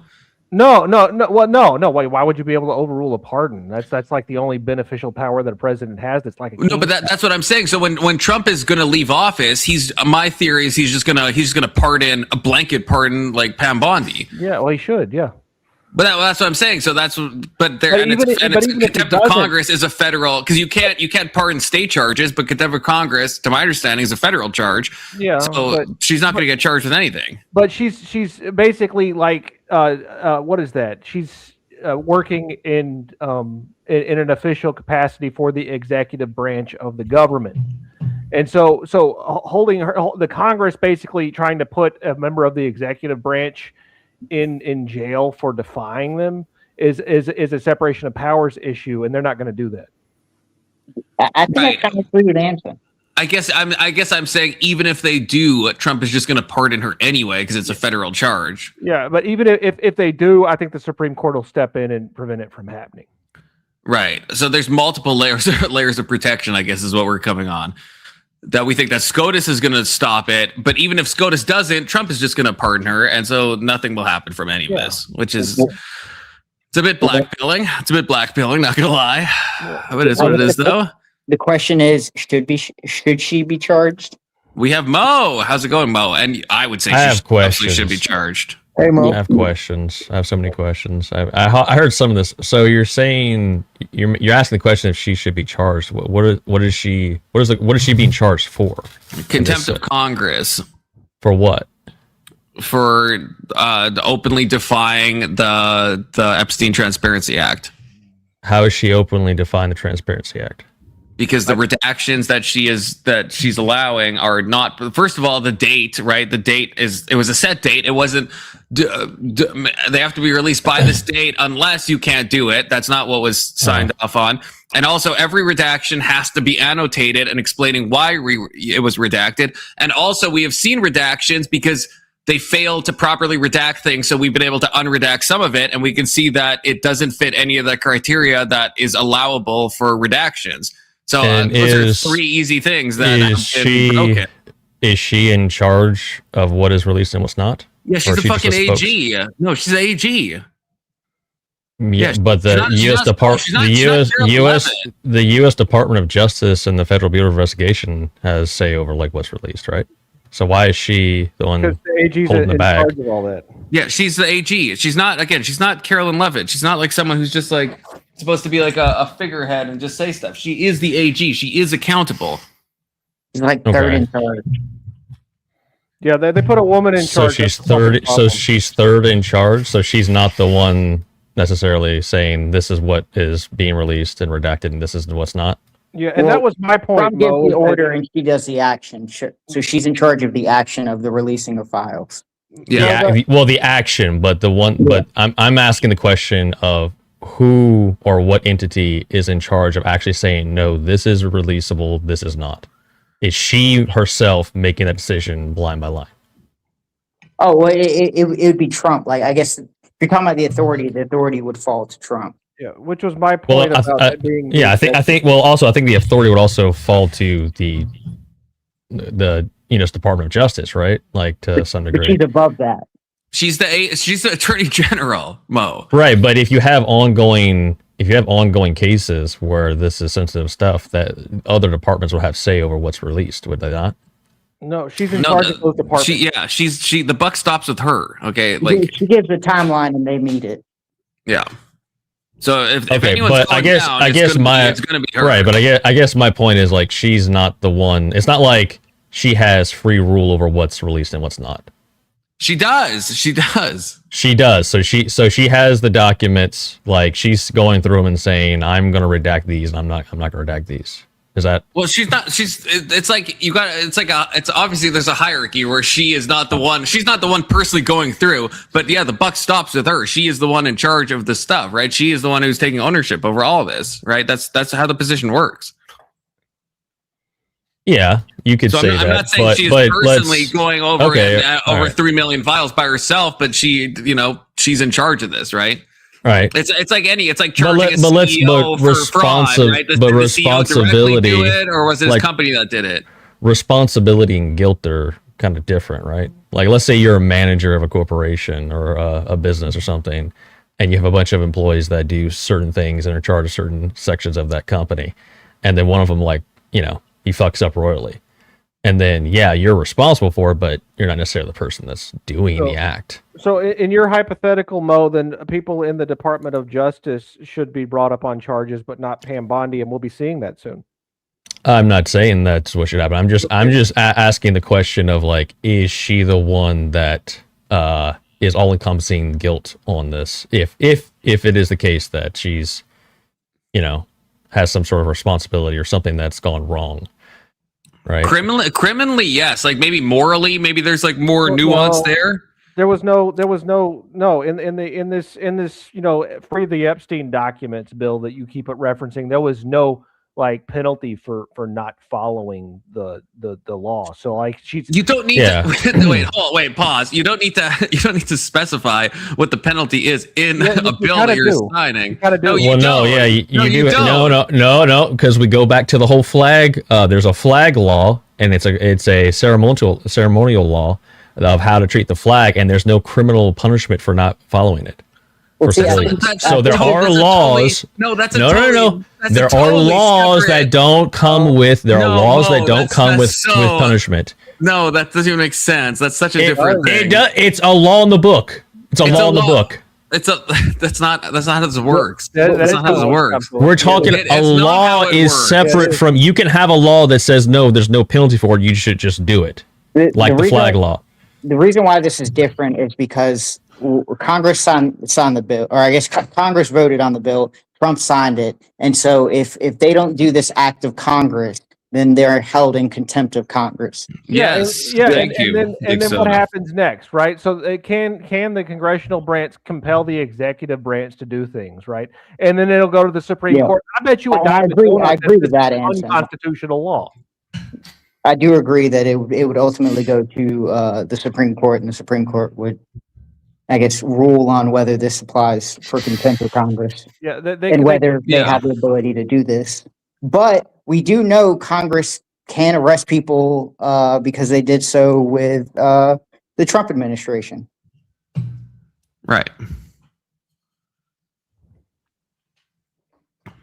They walked them out. They walked. What was it? Matt Flynn and I think Roger Stone. I'm not sure. I hope I'm not saying the wrong name, but I know isn't it Michael Flynn? Is it Matt Flynn? Yeah, the former general. Oh, it is Matt Flynn. Pause. Is it Michael Flynn? 5 touchdowns against. Yeah, it's Michael. Yeah, it's Michael. It is Michael Flynn. Okay, it's Michael Flynn. Yeah.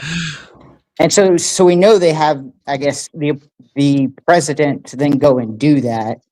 Whether the Supreme Court rules on it, that could be a potential. Yeah, I mean, and that's going to be, I guess, the question.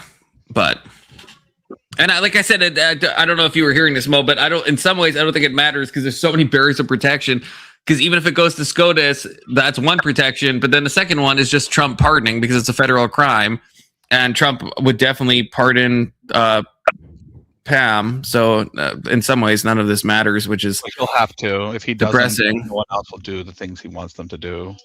Yeah, that's the thing. And I think that's why these people kind of in the administration don't really care that much, because I think they just know that they're going to be pardoned. And again, in some ways, I blame Biden with his pre-pardons of people like Fauci, because that opens a lot of doors of just like, you don't even need to be charged. You can just like say, hey, this guy is just everything he did in his official capacity. That's fine. We pardoned it ahead of time. So none of these people are going to face anything from this probably, which is unfortunate. Well, no, yeah. Oh, someone's learning their ABCs. Is that baby Alex or is that baby Soda? Baby Alex. Shout out baby Alex. I will say that I guess the problem is the Trump administration shot themselves in the foot, and I think this would be a perfect time to then fire Pam Bondi and actually put in someone that has a spine. I just don't think Trump's going to do that. Yeah, well, I mean, I think, again, I don't regret my vote, but I think Trump does. The main thing he wants is loyalists. And I think someone was saying that, oh God, who was that? That was such a frustrating conversation. They were saying that none of was that you, Anson? Was that you? Oh my God, who was that? I am frustrated. What did I say? That someone was saying that Trump has no loyalists. And that and Christy Noem and stuff, that they're not. Alex, you were here for this. I remember this because you were getting triggered along with me. But I don't remember who was saying this. They're like, name anything that these people have done. Oh, it was Section 230, I think. I think it was Section 230 was triggering me and saying that none of these people are loyalists at all, which is crazy to me because they're all loyalists. That's the only thing Trump is selecting on, in my opinion. That's why he's not going to get rid of Pam Bondi, because she has demonstrated loyalty and fidelity to him, which is fine. But I don't like that we're going to try to pretend it's not the case. Trump loyalty is a one-way street. It's not a two-way street. If you've there have been plenty of people that he's fucked over who were loyal to him, and he has no qualms about fucking you over if you're loyal to him. And everybody who's in a position of authority understands that, or they should, unless they're fucking idiots. Right, but I don't know unless Pam Bondi becomes unuseful to him. Yeah, but it's hard to know who's going to be super loyal. And she so just real quick, I just want to make sure we're clear. So it sounds like we kind of agreed to a certain point, but okay. So the U.S. So she's the U.S. Attorney General, and that role does place her in an executive chain over U.S. Department of Justice, Federal Bureau, federal prosecutors, etc. But that's an organizational hierarchy standpoint, right? That doesn't give her unilateral release authority. Mm-hmm. Is that right? So would everybody agree with that? Okay. Yeah. Okay. Could we do a snake-wise, clockwise, based on Rage's question? Does pussy taste like chicken? No, we cannot. We, in fact, cannot. Wow, okay. holy derail, Batman. Anyway, so chicken tastes like pussy. You're doing it wrong. I agree. I am doing it wrong. I need to do it more. Just Shock Manson. Right. Thanks for bringing that up. I never asked that. Says Rage. Pretty important. Okay, so given that, so you have like situations with the DOJ can't release grand jury evidence on its own, right? Must petition a judge, and then you have like sealed court filing situations. So we have all these extra variables on top of everything else going on. I guess my question then would be, under what, like, how do you know and what grounds are you saying that she should be charged when we don't have the full picture? I think what picture do you need?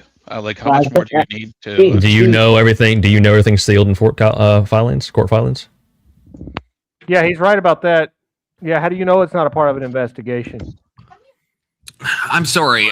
No, we need to know literally. Well, no. It's just a simple question. How do you know that's not a variable? Yeah, we know from the one example I brought up of stuff that we were able to unredact, right? I mean, it's inconceivable to think that all those things, that those are a part of actual like ongoing investigations. Especially when you're saying stuff like Lex Wexner is not Les is that Lex Wexner? Les Wexner. Yeah. Is not a co-conspirator, and there's no one going to be charged, and so there's no ongoing investigations of co-conspirators, and then we unredact it and we find out he is a co-conspirator, and fucking Ro Khanna and Thomas Massey are telling us, he's a co-conspirator. I mean, that's a problem. That's illegal. It's a violation of the law that was passed and that Trump signed.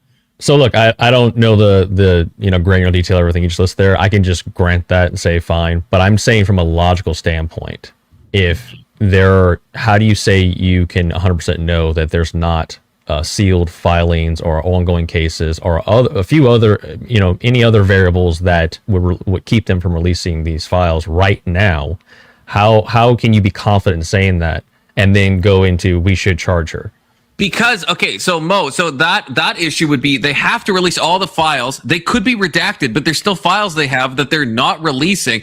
It's fine if we're questioning. There's like different issues here, right? It's fine if one issue we could tackle is like what is redacted and should it be redacted. Hold on. Then even in that scenario, you're assuming that the file itself wouldn't just be completely redacted.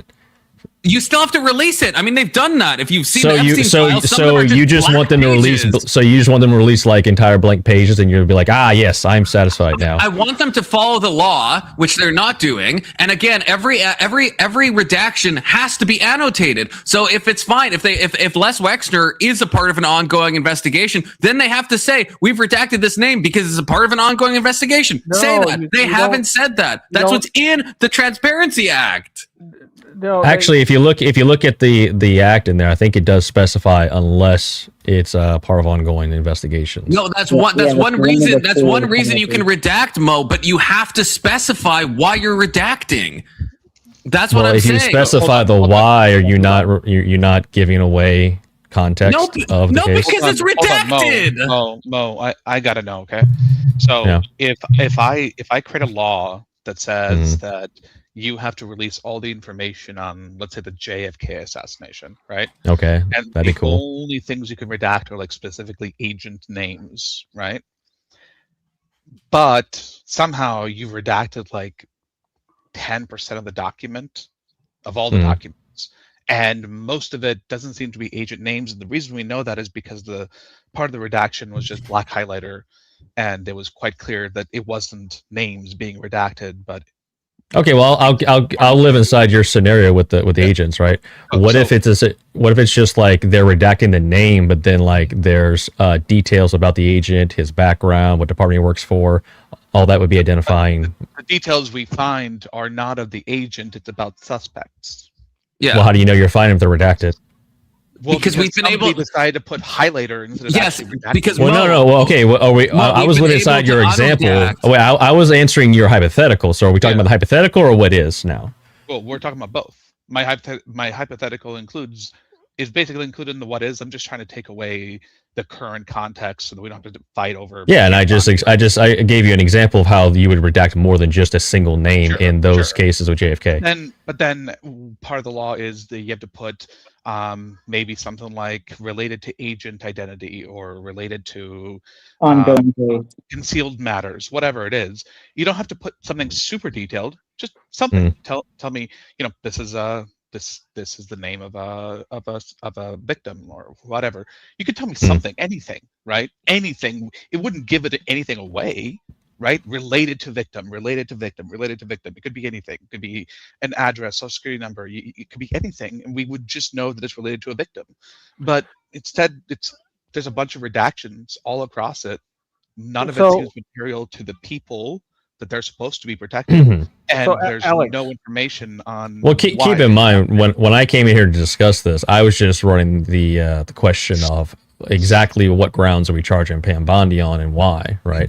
I can completely go along with the idea that if you have a law that specifies something very specific and it's not being followed, then yeah, sure, if there's charges that can be brought up, fine. Now, whether those charges actually turn into anything, because once again, you can have laws that are just more of like, you should do this thing, and there's no like civil accountability. There may not be a penalty associated with that law. Right.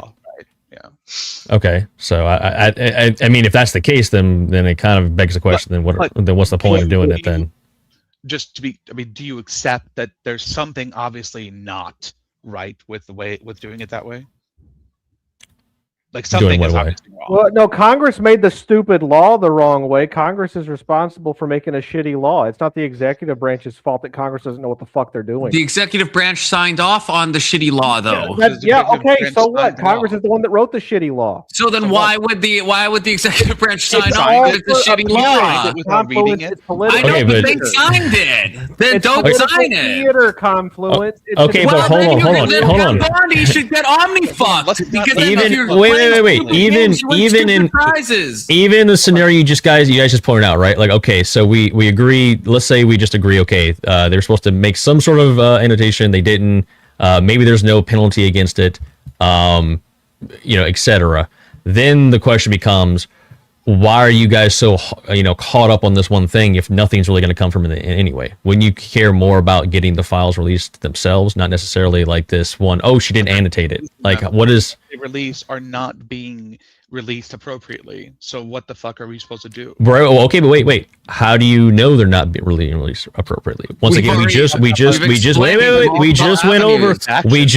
over. There could be sealed court cases. There could be a lot of other variables we don't know. We didn't. No, it's wrong. How's that wrong? They're completely immaterial to everything. From what Alex is saying, we already know the thing that they were saying about that. You could just say victim related. They're not doing that. So there's like multiple wheels and cogs here, right? One of them is the not all the files have been released. One of them is that the redactions that we've been able to unredact for the reason that Testy is saying, that is the going theory, is that the version of Adobe they had was not the paid one, and so they redacted it wrong. So we can see actually on some of them what was tried to be redacted, right? And it's stuff that you're not allowed to redact under the law. And then the third one is, again, the lack of annotation. So we know that chicanery is afoot. We know. Now, I understand your point, Mo, that like, yeah, what can we actually do? Pam Bondi is probably not going to be charged. And even if she is, it's probably going to be pardoned by Trump. But I think it's good. No, that wasn't my case. That wasn't necessarily my point. My point is, if you're going to go after someone, right, you have to identify what what has been done wrong, and if it is actually falls on them as their responsibility. Right. I feel like I've identified that very clearly.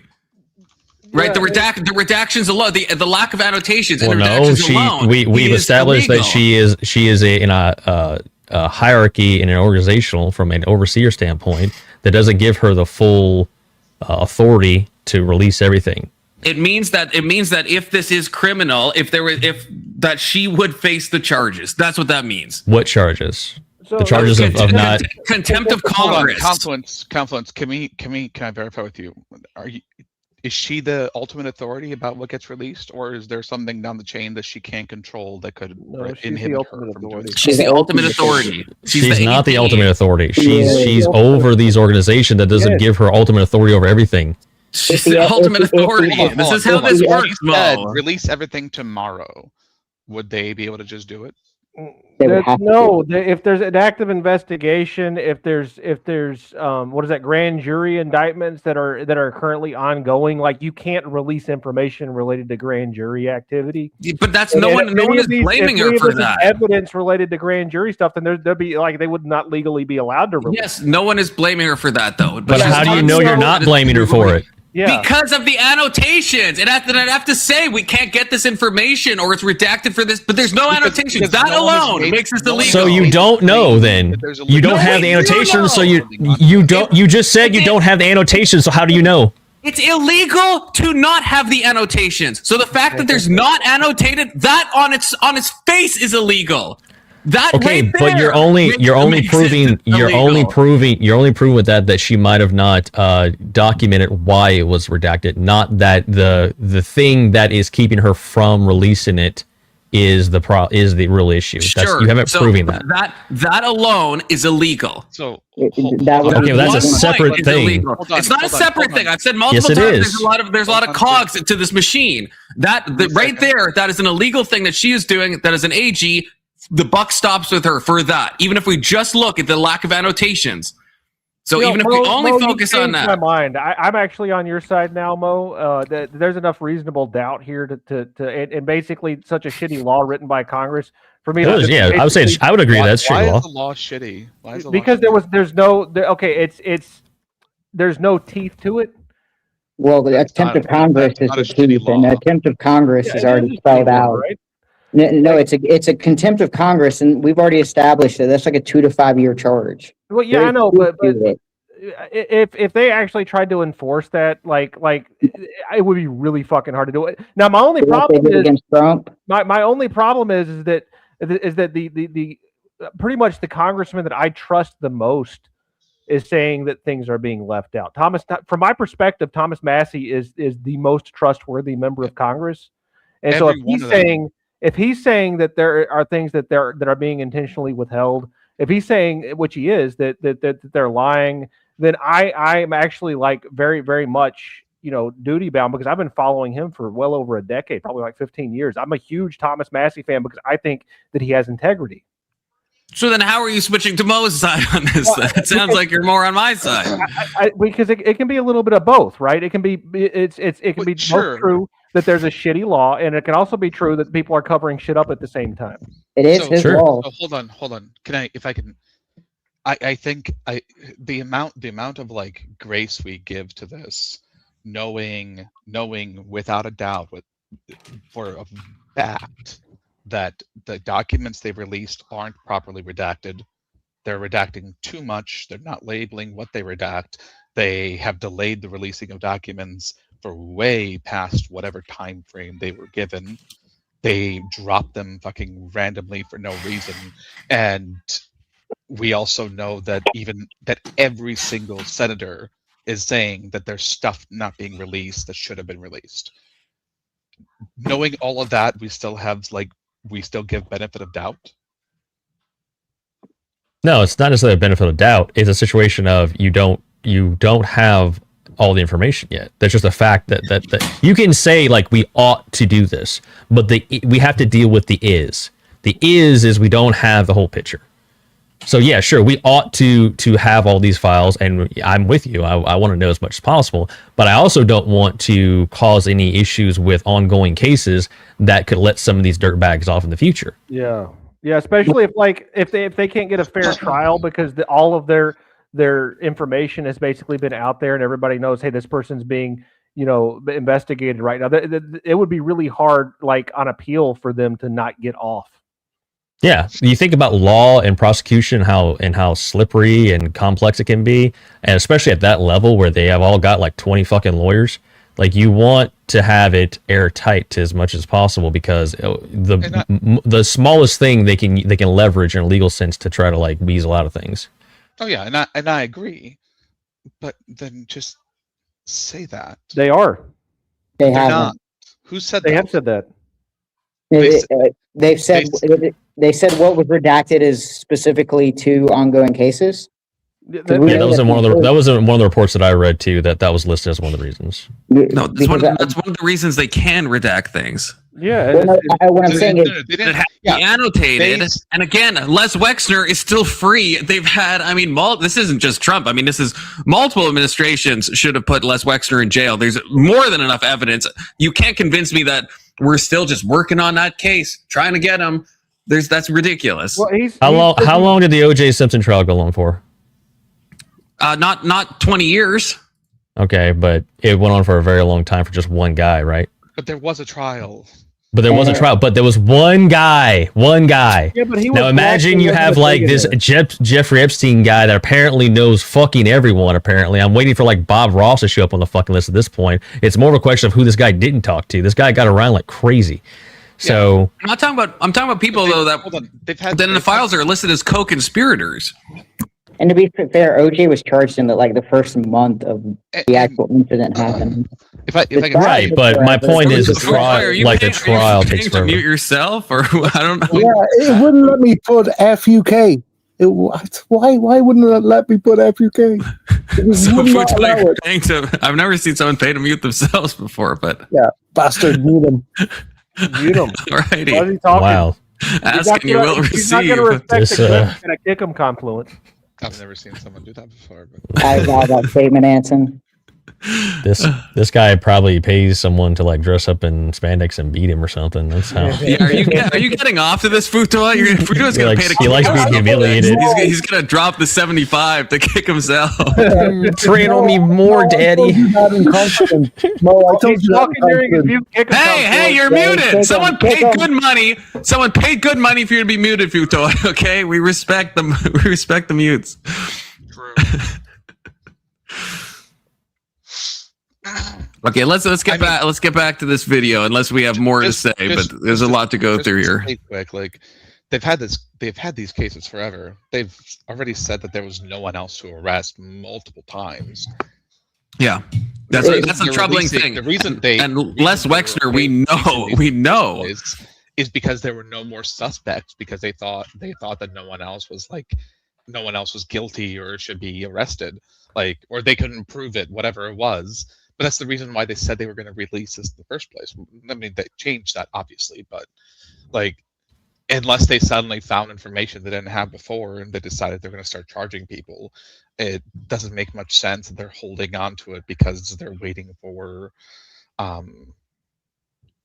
whatever. I can't even imagine what else they'd be waiting for, to be honest.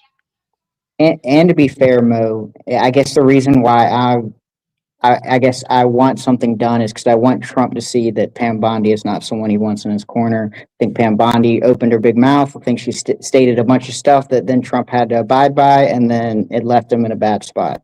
And I think, yeah, two things can be true at the same time. I don't necessarily disagree with you, right? My only critique was of roasting this person and going after them so hard with. The basis of what you're going after her for might not even be entirely her fault. And I'm not saying it's not. It might be. Yeah. We might find out, but I don't know, right? The point is, I'm in the position of I don't know enough. And I think making declarative statements is, a little premature. I think it's easy to make the declarative statement. Like, I implicitly trust Thomas Massie because I think that he's a man of integrity and he sees something wrong, and therefore I have no reason to doubt based on my estimation of him as a person. So you're a better man than me. I don't trust any politician, but yeah, well, it's generally my rule not to. There's only a handful of them that I do, and it's only the ones that I've actually met. Oh, okay. He follows me on Twitter. Yeah. True story. That is true. That is true. Woohoo! I'm free. Right, Futoy, you're free. Yes. Welcome back to the land of the living, brother. Griffin, it's under Pizzagate in the spreadsheet, more than 20 girls, my own tweet. This was one of my own stories that I broke from one of the hacked emails that I found inside of Sorry, Jeffrey just quick Epstein's question. sent inbox, Clarification. where he sent himself. Mm-hmm. Who is this guy? Forget what's the name of his show. He does a show. So he's a I guess right-leaning person, and he does a show with a left-leaning person. I just can't think of her name, and I don't know if it's called like Counterpoints or something like that. Oh, I thought it was called Haji and Sarah. He's Haji. Isn't this the breaking point? This is breaking point. Breaking Point, This yeah, is Breaking Point. Saji Enjeti. Okay, so he's basically Whatever like a his name news is. reporter. He's a news reporter, basically, for an independent news reporter. That's what I'm hearing. Yeah. Okay. Okay, so he doesn't hold any office or anything like that, or No. Okay. Got it. Yeah, we'll call him Haji. A memo, if you click on that, just so they can read the text message. Here's an email he wrote to himself, privileged and confidential, spelling confidential wrong. He says, though I required girls over 18, the results don't reflect it. The feds have spoken to or know of girls between the ages of 16 to 18. If we extrapolate, we should assume there are 20 girls in that age range. That's a message that he wrote to himself in 2007, specifically in a sent inbox that was meant eventually for forwarding to his own private And the FBI has access to this information. Not only does the FBI have access to this, they're saying that the FBI had knowledge of that information. Bro's right? self-reporting. So this is an email directly. where Epstein he's is actually acknowledging that they're retarded. Under 20, they're 20 He's not the only one underage that women does that this. he specifically that they knew about from the FBI. Are you so what's the alleging that new Cash actual is- information? But are you alleging that Cash could be lying under oath? Right. Well, that's a very So, interesting question, isn't it? I Right don't- under the Congress. Now, is it technically a lie if you never get prosecuted for the lie? If the people who are there who are in charge? So I'm going to say something that's kind of controversial. Isn't the age of consent in a lot of states 16? Yes, but for the purposes of prostitution, it's always 18. It doesn't matter. Well, I in the know, state. but there was no like implied prostitution, right? No, but even if you travel across state lines or you bring someone across state lines for the purposes of engaging in intercourse, that is still trafficking. Even if the age of consent is 16, but you get them to come to you or you go to them, that's still always illegal. And so definitely Lil St. James, yeah, if you're bringing 16-year-olds, doesn't matter what the age of consent is, that's always illegal. That is trafficking Yeah. still. Yeah. Okay. I didn't know that. Yeah. Yeah. These are interesting questions as to what's actually in power. But if we look at Pam Bondi, her past claims, remember, she also had that influencer event, handed out Epstein files part one. Nobody forced Kash Patel to come on podcasts before the election to say, I'm going to release all this information. Pam Bondi to say, I have the client list on my desk, to hand out these client binders, and then basically turn into an instrument of the cover-up. And what they've done with this cover-up is we've seen a number of files that were redacted specifically against the law. And I think it's interesting to think, last time I was here, this was before the Epstein Files Transparency Act was passed. Right. The Epstein Files Transparency Act specifically says redactions should only apply in the case of national security and or victim identification. And in multiple instances now, we've seen that they have redacted the names of co-conspirators, of names of very powerful individuals. So if we want, Real one quick, example. could you Go give ahead. an example of national security? National security is a very interesting one because that's one that's really up to the DOJ. Oh, sorry, there's one third one, which is active investigation. So one of the reasons why this is really important is that there is currently, this is from Thomas Massey, a theory that because of this file release, they are starting actively investigating a number of these cases, which they can If this now ends drag with on Les for a long Wexner in period, let's jail, say at up least to that's a 3 years, W, until okay? Donald Trump is out of office, to make sure that none of the Very other 88 years information old. comes to light. So even the File Transparency Act gave We them gotta get him outs, soon. but even within the outs that they had, Is this they had soda multiple video? cover-ups, right? So one of the more egregious example is Les Is this your Wexner. video, Let's soda? go to co-conspirators. Oh, Les Wexner mentioned. Okay, we're gonna see. Is this a soda video? It's Yeah, I this did is not a soda recommend recommended it. video. I didn't recommend it for everybody. I recommend it for Confluence. The Confluence chose to play it. Yeah, it's a good one. It's a win. It's a Yeah. See, take your W, soda. This is a good one. Deputy Attorney General Todd Blanche, and here Thomas Massey called him out where he found a redacted that's the only lacking part. labeled co-conspirator. Right, Thomas Massey says this is a well-known retired CEO. DOJ should unredact this. Why did they redact it? Let's go to the DOJ's explanation. He says the document you cite has numerous victim names. We have unredacted Wexner's name from the document. His name appears in the file thousands of times. DOJ is hiding nothing. However, that document did not have any victim name on it, not one. And specifically, they decided to redact co-conspirator here. Wexner, for those of you who haven't watched our previous episode, is the source, and some would speculate, the potential originator of the Epstein mythology. So this is a person who signs over power of attorney. He never fully explains his decades-long relationship with Epstein. He gives him probably more guilty than Epstein if you think about it.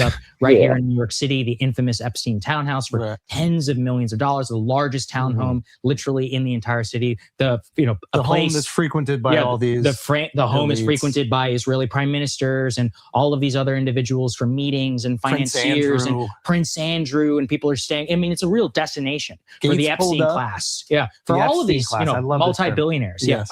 Full credit to Ro Khanna, the congressman. He's the person who coined that term, and I think it's important. And people are like, why do you even care about this? And I think that this story fundamentally is about how the rule of law does not apply to the rich and powerful, about how morality itself does not exist in many cases within the rich and powerful. And it also, I think it's an inspiring story. It demystifies the sources of their wealth and how much greater they are than all of us. Because the story that Les Wexner and many of the billionaires have said for many years is that Jeffrey Epstein was just this highly sophisticated financial mind, a genius at trading and at tax advice. I have searched all of these emails. There's no tax advice. In fact, there's only one. There's one. Where he sends a link of like a Business Insider article to his accountant. He's like, maybe we should try this. This guy might be good at tax advice. So apparently that's what he's charging. Now let's remember, Leon Black, one of the richest and powerful men here in New York City, is part head of the Apollo Group, who literally pays Epstein $150 million. That's a lot of money. Allegedly for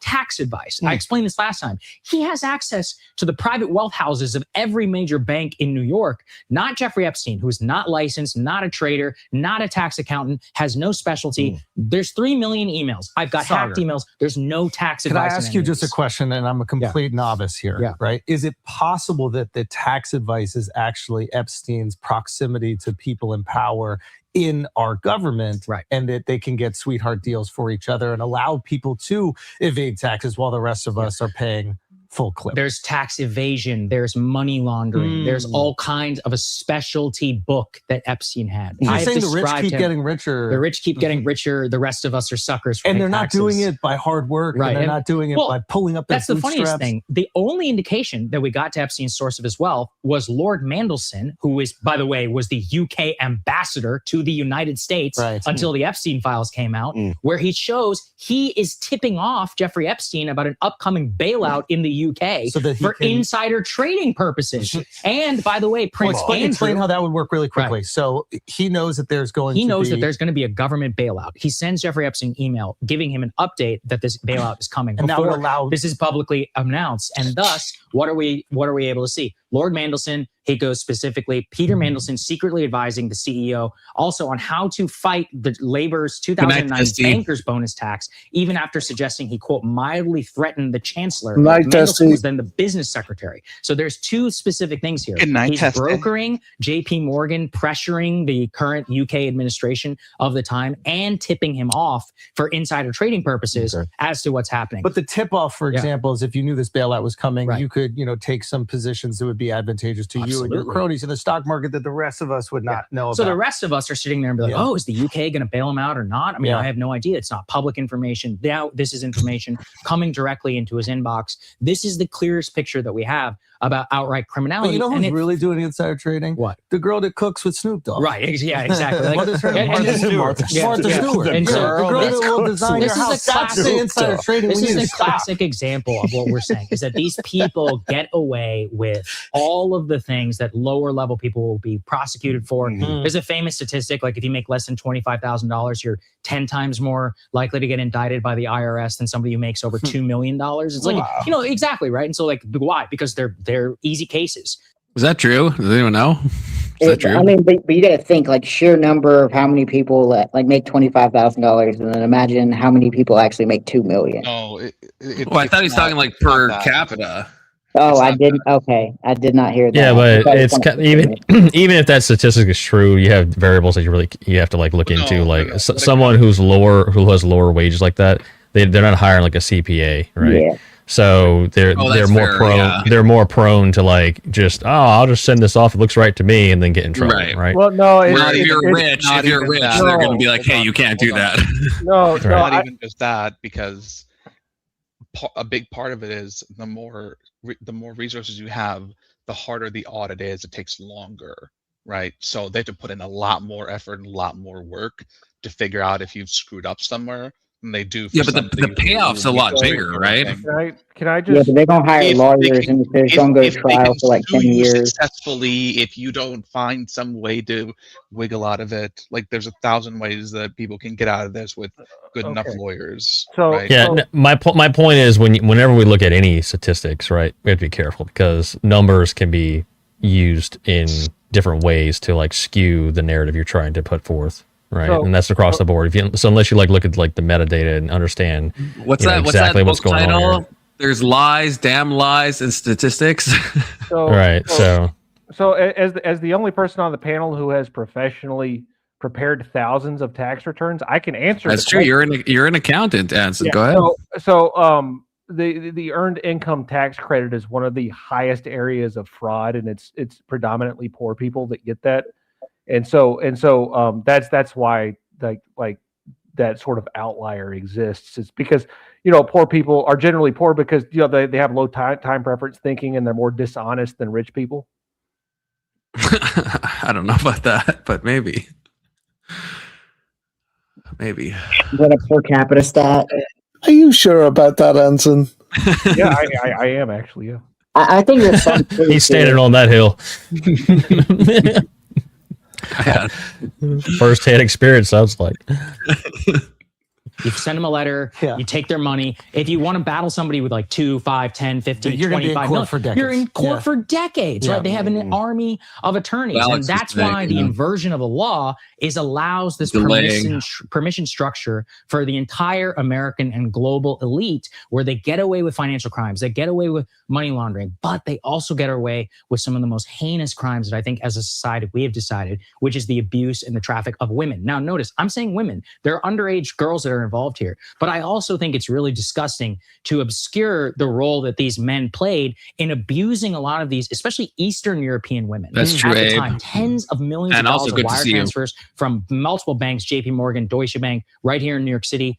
By the way, if anyone wants to check my work, the New York Department of Financial Services back in 2020 I disagree. Fined multiple of these banks and laid out how they violated their own internal bank policies by allowing all of these wire transfers. If you or I go into the bank and we try to withdraw $9,900, even though that's technically not illegal because it's below the 10,000, they'll be like, oh, this is very suspicious, because that seems like you're trying to evade. He did stuff like that all the time, and they're like, oh, it was for tips. Like they violated all their internal policies. They violated the law, actually. I will say this is an anecdote, even from me as someone who doesn't have a lot of money.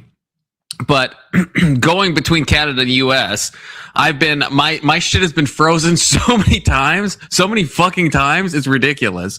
Even if you call ahead, even if you say, because it's just they all these banks and credit cards and all this stuff, they're very squirmy on like, oh, you're in one country, then you're in a different country, which is, and I feel like if you're probably wealthy, they probably freeze that shit less. But my shit's been frozen like too many times to count, which is very annoying. That's why they got fined. They enabled tens of millions of wire transfers all over the globe to these Eastern European women. And that's the heart of the Epstein story for abuse, is both foreign women who in many cases were brought to the United States, all under false pretenses. Maybe they were told they were doing modeling. Remember, Epstein is linked to multiple people who were involved with modeling agencies. You have Les Wexner over at Victoria's Secret, Jean-Luc Brunel, the now famous Frenchman who was behind the modeling agency. By the way, Jean-Luc Brunel. What happened to him? Yeah, he died in prison, actually. Let's it's see. so unsafe in prison. I have over here. Do we have the story? Yeah, Jean-Luc Brunel was found dead in his Paris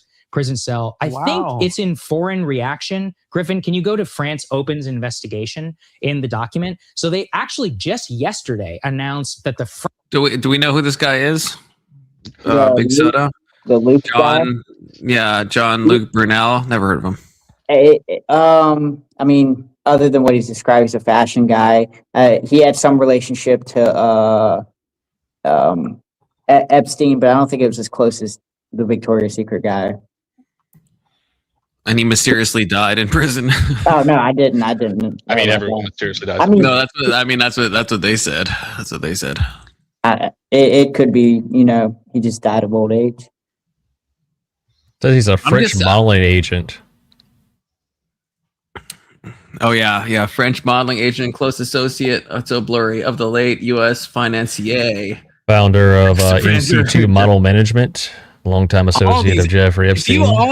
If you own a modeling company, you're just probably a degenerate, right? That's what I'm picking up from all this. Okay, just don't own a modeling agency. That's just USA. Yeah, it's all sus. It's all sus. It's sus. Yeah, he was arrested in France on December 2020 and charged with rape of minors, sexual harassment, human trafficking related offenses. Oh wow! Shocking. Was that shocking? And he was found dead. He was found dead in Paris prison cell in February 2022. Did he Epstein himself? Death was ruled suicide. Oh, crazy how that keeps happening. Waiting for the Ghislaine Maxwell Epstein herself. Okay, I think she's the Mossad agent, not Epstein. You think he's the Mossad agent? No, I the think French guy? She. Oh yeah. Well, no. This is what we were talking about this before. A couple pals ago, or maybe. Well, I don't know how many pals ago. It all blends together. But yeah, that she was. I mean, she's actually smart. I'm not trying to, I don't like her, but she's way smarter than Epstein. Epstein, I mean, this is the biggest thing that has been revealed to me reading through his emails is that Epstein is actually low-key retarded. And so I don't think any of this is him. He has to be a fall guy. He's too retarded. I don't believe it. It's not just the grammar. It's not the wording. It's the weird lack of knowledge on like every single topic is a testimony that everyone says that's been around him. Whereas Ghislaine Maxwell, especially with her, her father and all the, Israel connections there, right? She's obviously, if anyone's pulling the strings, it's her or maybe someone beyond her, but it's not Epstein. It's not Epstein. We all agree with this, yes? Yeah, I think it's completely unrealistic to believe that this Epstein guy did all this by himself, right? Without crazy connections. I mean, the guy was just connected to freaking everyone everywhere almost. And then you look at kind of how things unfolded. It does paint a picture of, someone being used for a specific purpose, and then that purpose came to an end. Yeah. Or rather, I mean, we've talked about this before, but the whole I mean, this is the clearest example I've ever seen in my life of someone repeatedly failing upwards in an impossible to believe situation. Like all the history of him, right, from dropping out of college and then somehow getting a teaching job, even though he doesn't have any degree at all, and then at that rich school in New York, and then now he's a partner at this company, and then the other guy gets arrested for insider trading, but he dodges the bullet, and now he's somehow connected to Ghislaine Maxwell and all this stuff, and now he has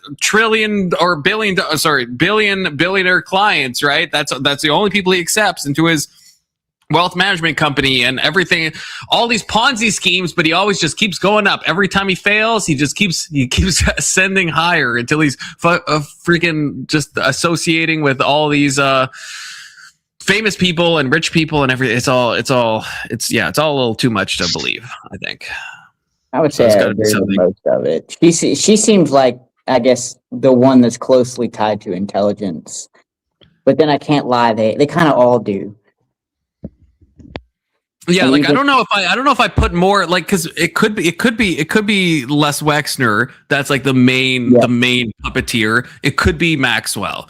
Or it could be both, or it could be someone above them. But it's definitely not Epstein. He's too. If anything, I mean, Epstein was obviously a bad guy, but he's just so retarded that I'm like, I don't even really know how much he was definitely doing bad stuff, but he's just like, so I've started to see him as so low on the totem pole. I don't know if I'm getting too like conspiracy coded, but I'm seeing him as just like, he's just a patsy. He's just an absolute patsy. Okay. And yeah, he's immoral, but like, he's not the one pulling any strings, in my opinion.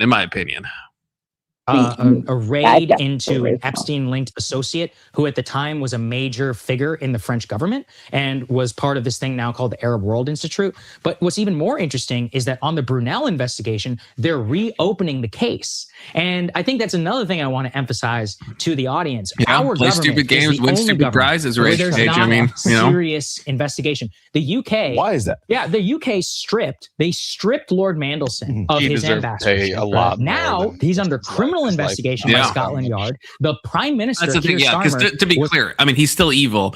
Yeah. Stupid evil hits me different than like smart evil, you know. Epstein was evil, but he's like retarded evil, you know. And whereas like Maxwell and stuff and Wexner, I'm like, okay, yeah, that it's more dangerous, I guess. Maybe it's not morally different, but it's a lot more dangerous. No, it is. Who knows what's going on? Maybe Epstein. Yeah, all he no, wants to do, that is true. The more you know, the more mental cogency you have, probably the more morally responsible you are. If you know that like stepping outside is going to kill someone, you have some culpability if you do it just because, right? Maybe you're estimating Epstein. Maybe all he wanted to do was say the N-word on MMOs, and his handlers made him do all the other stuff. Yeah, for real. It's the only way they Maybe he didn't even like underage people at all. Maybe you know he was just Epstein was misunderstood. You guys, You're making it about like he had downs and like they just forced him into this or something. He does have downs. If you read through the emails, it's fucking bro's actually. He's talking about actually making like a sub 90 IQ, like for real. It's crazy. It's absolutely crazy. Hold on. You realize that? Well, wait. Did they find like a bunch of emails talking about beef jerky? Where like, he's obsessed over beef jerky, so maybe he was downs. Like that's his like special interest is beef instead of like grilled cheese, it was beef jerky. Mm-hmm. And they're like, oh shit, we gotta keep this guy happy. Give him his beef jerky so he does what we want. Just give it to him. He just talks about it constantly. That's the thing. And honestly, okay, real talk, it honestly could go in both directions. Because like when I look at the beef jerky stuff, I've tried to look into this, and it's like it could be a code name, and it could be that brother's eating human flesh. He's just retarded. He's that retarded that it might actually just be beef jerky. And maybe bro just really loved beef jerky, and everyone around him knows keep Epstein happy, give him his beef jerky. Like I'm honestly 50-50, which is fucking crazy. But that's the point we're at right now. All the forks have corks on them. All the what? Forks have corks on them. So he doesn't take out his eye when he's eating. What the fuck are you talking about? It's a reference from PMQs, which is great if you don't know what I'm talking about, where the prime minister has to sit there and just get shit on by the opposition and answer questions. And he's like, yes, we knew about his relationship. Like the Starmer government is in literal, like it's problematic. Like it might fall. They acknowledged that they knew about his existing relationship with Epstein, and before they still put appointed him the ambassador. Wow. But even worse, they're like, well, of course we didn't know. They're talking about stripping him of his lordship title, which hasn't been done apparently in like a long time. Yeah, if you're looking at the screen, that's a photo of the esteemed UK ambassador in his underwear with some girl there in a bathrobe. I think he's gay, so I don't really know what was going on there, but just giving it, just one of those compromat type photos of where you let yourself get photographed and be around. That's a bad photo. He also in emails sent Epstein things like, I can't believe you're being so unjust. I know this has to be done. I obviously understand, but I hate the black boxes. I understand these are victims, but you can't tell the age with a black box in front of someone's face. So it's like, it's same with like Bill Clinton when he's in a hot tub. It's like, I want to see the original because that would like tell us so much more, right? Because is it someone who's like 19, like Bill Clinton fucking those Russians? Yeah, right? but you wouldn't be able to tell the age from a picture alone. And also, I don't know. I think there's something to be said about keeping the victims out of it and charging. Well, that's what I mean. So I don't know if I want to see it. you have to keep the victims. You do have to, but there is like a part of me that I'm like, I feel like I could judge this more if I could actually like try to at least see. Like, so yeah, if it's like 17 or not, maybe it's hard to tell, but like if it is like super sus, then I feel like we would be able to know. And with all these boxes, I'm just like, I wish we knew. Of course, you can't do that without doxing the victim. So I get it, but there were a significant amount of these women who were not under 18. And I don't feel comfortable calling them victims, right? Because women are just hoes. So I mean, there's a large percentage of these photos that are probably just women being hoes, and men who are in power being put in compromising positions for blackmail purposes. That's the actual story. Is who was documenting all of this for blackmail purposes? Because that's the only reason to do something like this. Were they taken there before they were 18, or did that all happen? Well, I don't know, but it has been said that there were a bunch of these women who were not under 18, right? That's been documented. Yes. That a bunch of them were above 18. I will say there is people that have transitioned that went from like being 16, and that's the confusing thing, where they start as a victim. But then Epstein would kind of make them into kind of the new Ghislaine Maxwell, in a microcosmic sense. And so the victims are also the perpetrators at a certain point. Well, I mean, I wouldn't. Once you're a victim, I don't think you can just become a perpetrator. Yeah, I don't know. At some point, you don't think so? You don't think? You can forced into it. No. Like, what are you if you were like living on Little St. James since you were like 10, let's say, then yeah, I would forgive that. But if you're brought when you're 16 and you're back into America and then you're back and forth, and then when you're 19, you're paid a lot of money to like recruit other girls into it, then at a certain point, you're kind of becoming the perpetrator. About it all. My apologies. So are victim like Stockholm syndrome victims? Are they fully morally accountable for actions taken when they're captured or under stress? That's the line, right? Like that's what I'm saying. If these people, like if some like 15-year-olds brought to the island and has stayed on the island, then yeah, I would say that's Stockholm syndrome. Let's say it was like a 18-year-old girl, right? And she went over there under false premises, and they did their whole song and dance with her, and then just did horrific things. And then at some point, she mentally broke and was joining in to some degree. Like, is she fully responsible for those actions? I mean, it's hard, but it's not like responsible for those actions. Oh yeah, no, I wouldn't say that. I mean, look at like the Manson murders, right? It's not like there is people that are obviously kind of brainwashed and stuff, but there is a degree that if you keep going along with something, unless you've been like fully groomed for like years of your like formative life, right? Then maybe. How long do you think it takes to break someone into thinking that they can never get away from you? Yeah, but I mean, some of these women. I mean, can we just acknowledge that there's a reason why the age of consent is 16 in a lot of states, and it's because like women can be hoes at that age, right? And I'm not going to absolve them of their actions just because the federal government said that the age of consent in some states is irrelevant. Like in foreign countries too. I mean, some of these women are just hoes. I mean, it's transactional. But I think if you're flying legal age women into a country, well, that's a different question of having some woman who is just a hoe and like, oh yeah, I'll go part of your yacht and bang you, right? Versus someone who has been brought there under false pretenses. Brought onto an island that you can't escape from. Yeah, but if they went there intentionally, like how do we know these women are victims, right? How do we know they're not just a bunch of hoes?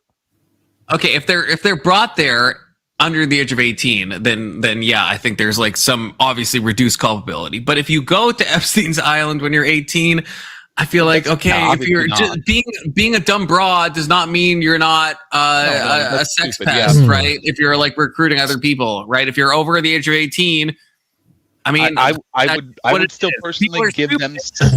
Okay, so wait, hold on. So if they got some 18-year-old girls, told them, hey, we have a modeling gig for you, fly them out to the island, then they lock them in a dungeon and do horrific shit to them, you're saying that those people knew, it's their fault? No, that's trafficking. Yeah. No. But I'm saying if let's say they go back to America and then they willingly then go back to the island, then I'm starting. I might even still feel bad because maybe they are brainwashed. But again, this is like the Manson murders. That's why I brought that up, right? It's I don't know. The problem, right? Epstein fucking knew everyone. These girls saw all these like super powerful people come to the island and abuse them. Well, you think that they believe they can go anywhere to escape this? No, women are attracted. They did. They went back and forth from Little St. James to. I don't know if there's anyone that was like just like stuck on LSJ for like 10 years. If they didn't come back. No, you're simping and white knighting pretty hard, dude. Women are attracted to men with power. It's the hybristophilia, Alex. You have to think about that, okay? So Epstein was a criminal. Hybristophilia, that's where women are like turned on by criminals, okay? Well, I'm not saying that there weren't maybe some subset of them. We don't know, right? I don't know. But there might be some women of age and they just knew fully what they were getting into and they were okay with it and they were just hoes, right? Yeah. Sure, you can two things can be true at the same time. Yeah. But I was just posing the question that if the situation was what I described, I feel like that would be completely different than just some girl who knows she's going to go fuck some rich guy and party on his yacht. Yeah, only the Sith operate in absolutes.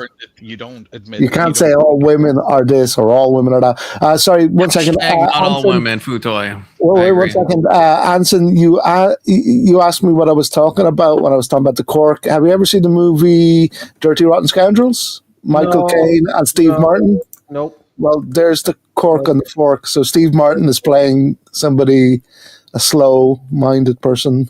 Yeah. So yes, did he go full retard in this movie? He did. I mean, full. Yeah, full. You never go full retard. Maryland, how are we? Maryland, you know, I always steal menu, Maryland. But how superstitious idol worshiper? What idol worshiper? We said that makes you say that? Random Maryland comment that has nothing to do with anything. That's what I mean. Unless it's like chat coded, because the chat is like talking about Eve and stuff. So it could be a chat. If it's Epstein directed, I'm very confused, Mara, and you should join panel and explain yourself, okay? Because ask her what she means. Ask her what she means by that, and then watch her go into circular logic instantly. So my point. Join the panel and explain yourself. My point. Different kind of logic. My point. If she joins, I might have to leave. I don't know if I can take this kind of brain rot. I can barely stand her. I can barely stand her in chat. This is a Maryland safe space, Mo. Come on. This is Mo. Today is a Maryland Appreciation Day, by the way. No, fuck that. No, today's this is. I'm gonna say this. Well, I hope this isn't to me, Marilyn. I'm gonna assume this is to Mo. Okay, I'm gonna stop gaslighting me. You should come up, Marilyn, because we're confused. No, so she's talking to Rage Page. Okay, so it was chat coded. Okay, I'll allow that. I think the right Marilyn, you should join, especially if it's gonna trigger. I don't know what Rage. I don't know what Rage Page. I don't know what Rage Page said, but I agree with whatever she said. Confluence, I think the correct phrase is coated, not coded. Coated, yes, coated. My point about the women, not all being victims, was from the perspective of like the fact that all these powerful men were taken here, and basically a lot of them were taken. You probably had compromising pictures taken of them based on what we've seen, to use for influence peddling, for coercion. Basically you get all these powerful people and you get pictures of them and then you blackmail them, right? And so from my perspective, I think the men are the victims here and the women were just used as tools to victimize the men.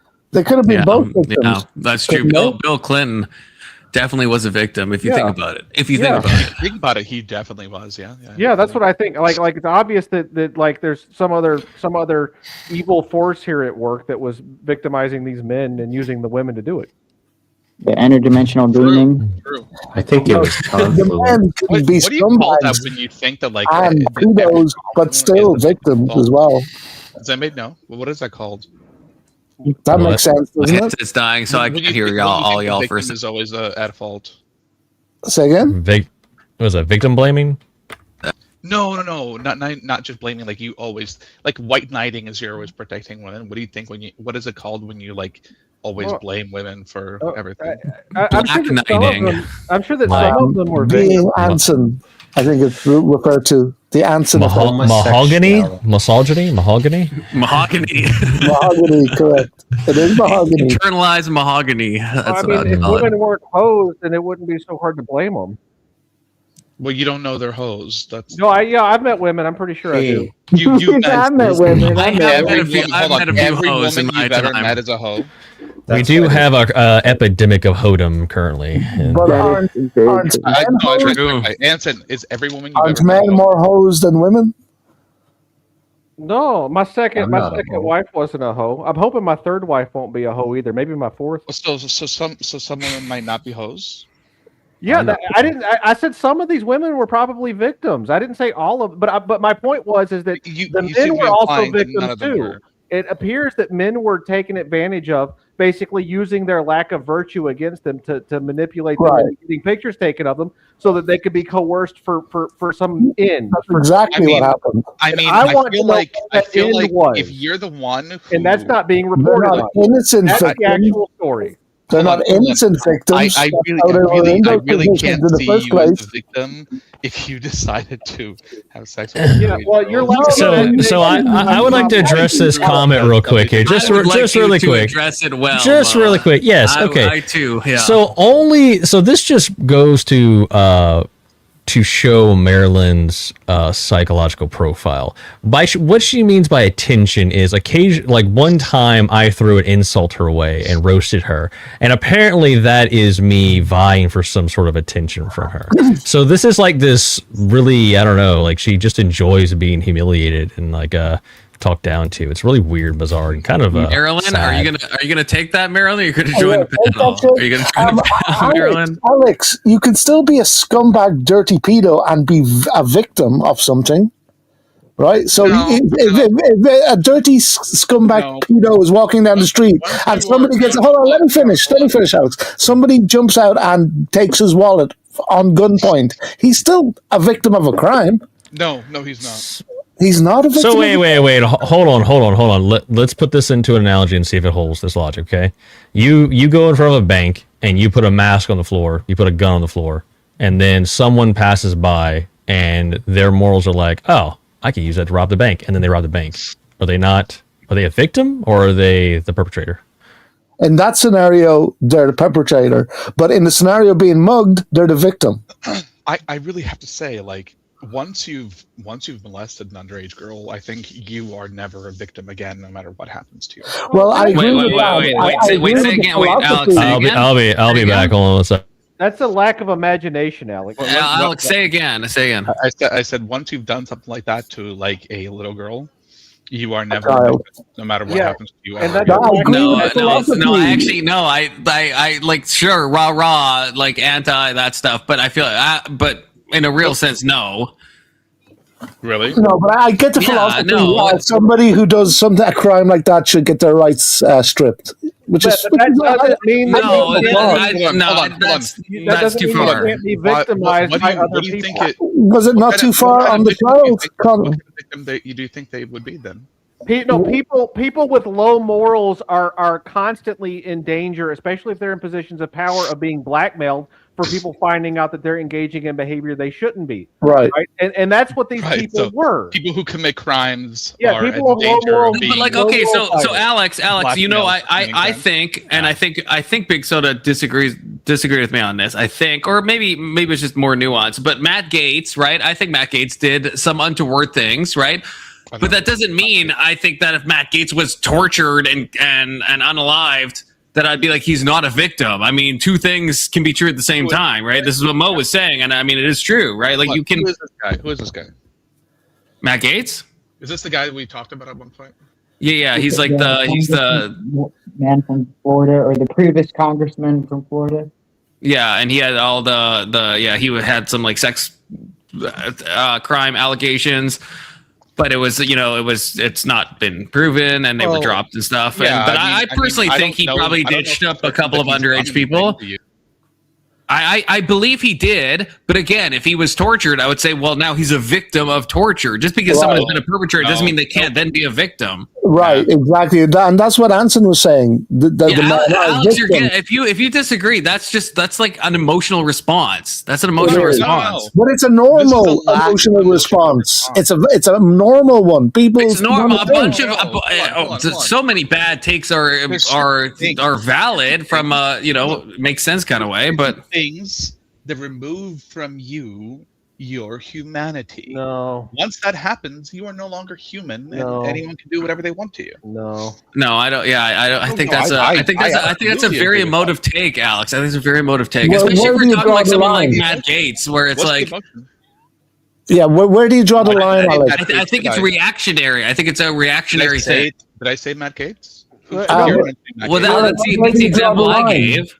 Where do you draw the line, Alex? Okay, so pedophilia, that should happen to them, to the pedos. What about murder? Should that be also? Well, I mean, it depends on the kind of murder, I suppose, but mostly no. So what you're experiencing, Alex, is called disgust. That's the emotion that you're having trouble wrestling with. No. I don't feel disgust. No, you do. You do. And it's normal. And it is normal. Yeah, but what section says is right. You can wish bad things happen to them, but that doesn't mean they're not a victim by definition. No, that's true. That's true. Yeah, that's it. That's exactly it. Yeah. Hold on. Here's the problem, right? It's not an emotional reaction. Some people get written off at some point, and they're no longer worth consideration. Yeah, that's a super liberal take, dude. No, it's a very.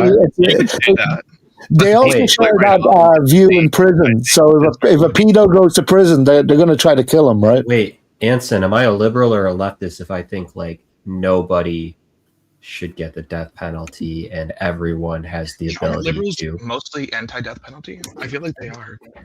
Is that liberal, maybe? Okay, I use the word leftist, liberal, commie, and wacko all interchangeably, meaning the same thing. But they don't mean the same thing. They mean completely. They do actually. They mean someone who is mentally deficient and degenerate. If they did, you would be right. They do mean the same thing. Alex, respond to this chat. Respond to this chat. What am I basing that opinion on? Let me think about how I want to say this. I think your strongest argument is what about the kid? Boy, shut the fuck up. It's not about the victim. Okay. So, here's what it is, right? How about I don't shut the fuck up? Jesus Christ. What are you laughing at? Because I think it's funny. Okay. Gotcha. Simple. Got it. There's certain things that no one on Earth should ever do, no matter what position, no matter what time frame, no matter when in time it would have been done, right? And once you commit one of those actions, I don't consider you to be a human being anymore. I consider you to be a thing, something that isn't human, it's subhuman, I guess. Well, how is that not an emotional reaction? Because if you go out and do something bad to a pedo, you're going to get convicted for it. Where's the emotion?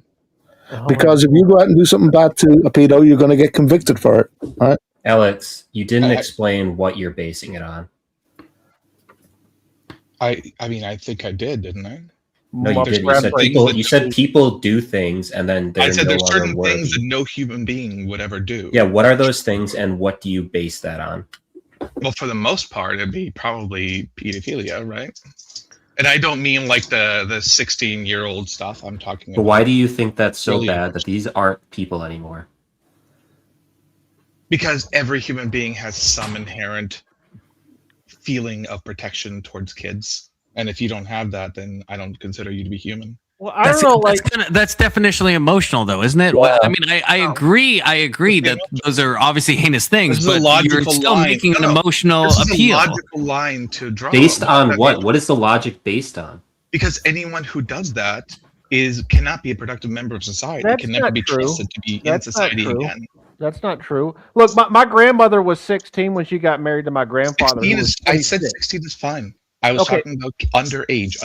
Well, like most of the women in this scenario are 16 years and up, right? 3 years and 1 day.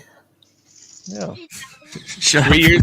Yes, 3 years in 1 day, or even 2 years and 500 or 355 days, right? Or 64 days. No, he said 3 years. I know. Measured in 3 years. So this is all based on your preferences, Alex. This isn't a preference. It's objective. How is it objective? This is just an objective. This is an objective reality. Yeah. How? Objectively speaking. Yeah, just because you say objectively doesn't make it objective. I mean, Alex, I agree with you, especially if we're talking like, the ages that you're talking about. Then yeah, but it still is a. Sorry, my kid was right next to me. Give me a second. The reason it's objective is just because it's an objective standard, right? Like there is no. You're just saying the same thing. Let me finish talking before you fucking interrupt, okay? I'm sorry. I understand what you're saying about. I understand what you're saying about like, that it's based on some feeling or some preference, but it's not a preference, right? It's a hard line that I think anyone who's a human being can draw. If you ask 100 people if it's okay to molest a 3-year-old, 100 of them will say no.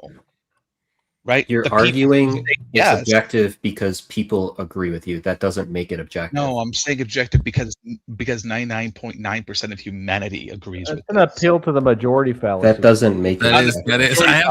I hate to agree with the answer on this. Some people as broken, right? Some people are broken. Alex, there's nothing wrong with saying it's subjective. There's nothing wrong with that, but this isn't an objective argument. So, Alex, I'm really kind of like not surprised at all that you have come out openly with your emotional reasoning based on all the takes that you've provided in the past that are super leftist. I'm just glad you're doing it openly. I don't see how any of this is emotional, but okay. Yeah. What's the emotion here? I don't care about the emotional language. I just care that it's subjective. And I think it's important to point that out because I think that's what they mean by saying it's emotional. Well, when you say subjective, are you saying in the same way that everything is subjective? Everything is not subjective. Yeah, I don't think everything is subjective. Well, what is I'm back. Alex, it's not a legal point of view, right? I'm asking a question. What is not subjective?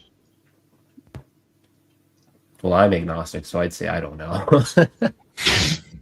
So morality everything you can possibly imagine, have ever thought of, is subjective. No, but you'd have to ground it. You'd have to ground it in some objective reason, right?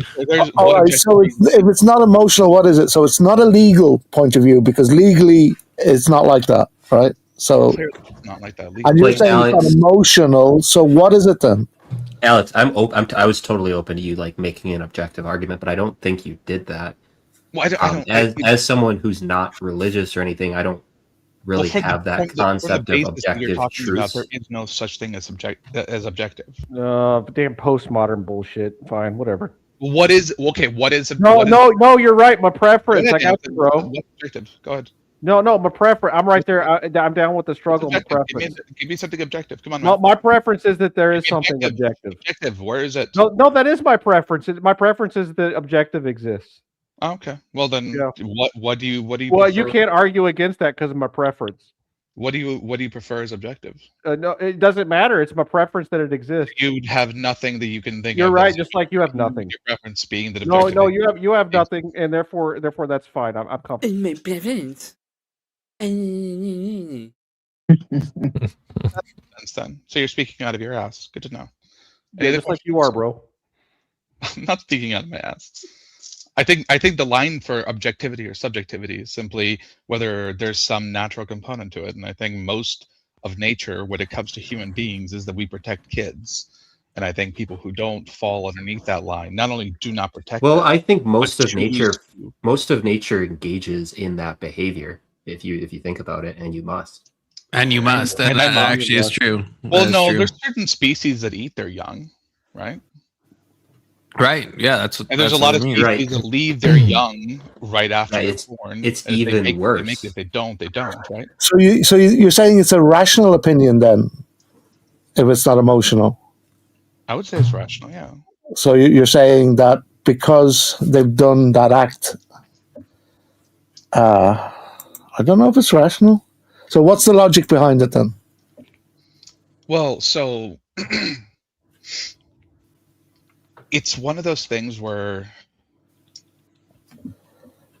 how do I say this?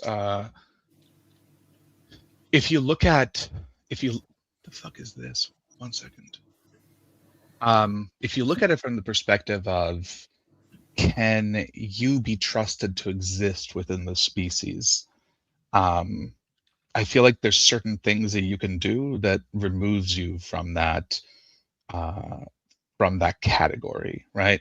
Like, everyone understands greed, everyone understands murder, everyone understands vengeance or jealousy. Like, we all have these emotions. We understand them. We may participate in them at times, right? But there's certain things that almost no one ever does, whether they're seen by other people or not. No one ever does these things. And the ones that do, especially when it comes to like causing severe injury to future generations, I don't think those people belong in our species anymore, because I don't think you can have that mindset. Yeah, and still be trusted to the continue. operative word here is I don't think. Like, that's the operative statement. I don't think. Well, yeah, it's based on my logic, right? Well, so here's my logic. All of these men that are in these files, doing these horrible things, are men of great renown and power and stature, and they're arguably some of the best of our species currently. So to say that Section 230. I don't. You say that, but I don't think. What groups of people do you know that openly do this? So apparently the elites do. Well, no, even the elites, even the Epstein Island stuff, those are people who were mostly 15, 16, 17 years old. This happens in huge numbers. Mostly, but not all. Are we talking about these guys being victims still? He's crashing out because I tried to say that you can be a victim and also Anson, go there. Anson, you engage in too much hyperbole. He's not crashing out. He is. He's crashing out. He's being hyper emotional right now. He's basically clutching his vagina the entire time he talks. It sounds like you're being a little emotional. No, he said that pedos, right, of young children no longer are human and should no longer have any rights. They cannot be victims any longer. Section 230, you're saying billions of people engage in the molestation of 5-year-olds.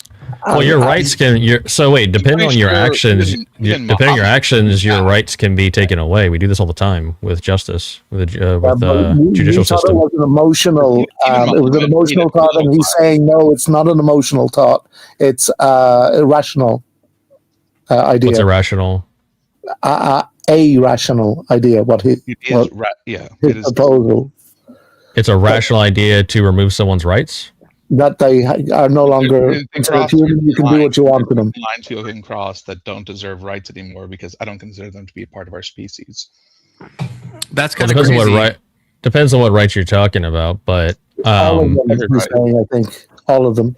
Is this like a no true Scotsman thing mixed with the fucking appeal? Yeah, I don't know. It's pretty obvious that these men that were engaged in all this were victimized by people who were trying to influence them in their positions of power. These guys, it falls under a dual status moral agency situation, right? So the individual is the secondary victim of this, while simultaneously being the morally capable participant in the primary harm against others, right? So you can say, like, from a definition standpoint of what victim is, yeah, sure, but also at the same time, one is way worse than the other. Yeah, I didn't say that one was not worse, but the people who are perpetrating the situation are basically victimizing all of them, which is worse. Right. Hold on. Yeah, they're the ones that are. You steal something and someone steals it from you. Are you the victim of theft? But Alex, this is what I guess is getting me. Like, so let's say in the stealing example, let's say you steal something, and then on an unrelated note, somebody comes into your house and, like, I don't know, does something untoward against you and, like, beats you senseless, but it's unrelated to the previous thing. You can be both a victim and a perpetrator. We can chew gum and walk. Those are entirely different things. I don't know. Well, that's what we're saying. But you're saying that someone has seceded their humanity by doing a certain act, and now they have no rights. And I guess I understand what you're saying, but you can still be a victim even if you're the victimizer in a previous thing. Well, in a way, when you go to prison, you lose all your rights, right? Or a lot of your rights. If you have a pencil and I stole it, and someone steals it from me, do I get to claim that I'm a victim of robbery or theft?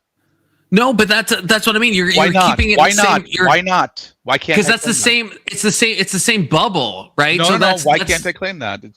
Because you stole the pencil and someone's stealing the pencil back from you, right? Then it's like, okay, well, yeah, it's in like the same. I don't know how to say it. It's in the same bubble. It's the same thing. But well, wait. Even in that scenario. No, even in that scenario, like you said, someone else steals it from you. The last person that stole it, yeah, they would still be charged with theft. Thieves, sure, but can you claim that the pencil was stolen? That somebody stole your pencil? Well, are you talking from a legal stance or like a moral stance? I think moral, right? Because legally, it would still be theft, right? But morally, I get what you're saying, Alex. But that's different. That's different than what we're talking about. You're saying if someone has done some action that you think is bad. Then even if they get like tortured now, they're not a victim still. And I'm saying that I don't get that. I know, but that's what I mean, Alex. Why do you have to? Your example only works within that exact situation where it's like all connected. I'm still trying to understand his position. Can he maybe restate it to just clarify? Like, because I don't think I understand what he means. Like when you say their rights can be taken away, do you mean like the moment that they do this, their rights taken away, or they go through some sort of trial and then their, let's say, rights are taken at that point? Or are you saying what is your stance here? Obviously, I'm dealing from a place of we absolutely know that they did this, right? If there's no trial, if there's no way to figure it out, then obviously you can't say that about it. But from a moral point of view, at least the way I see it, if you participate in certain activities, the things that maybe result from those activities are consequences, not something to make you a victim, right? So, oh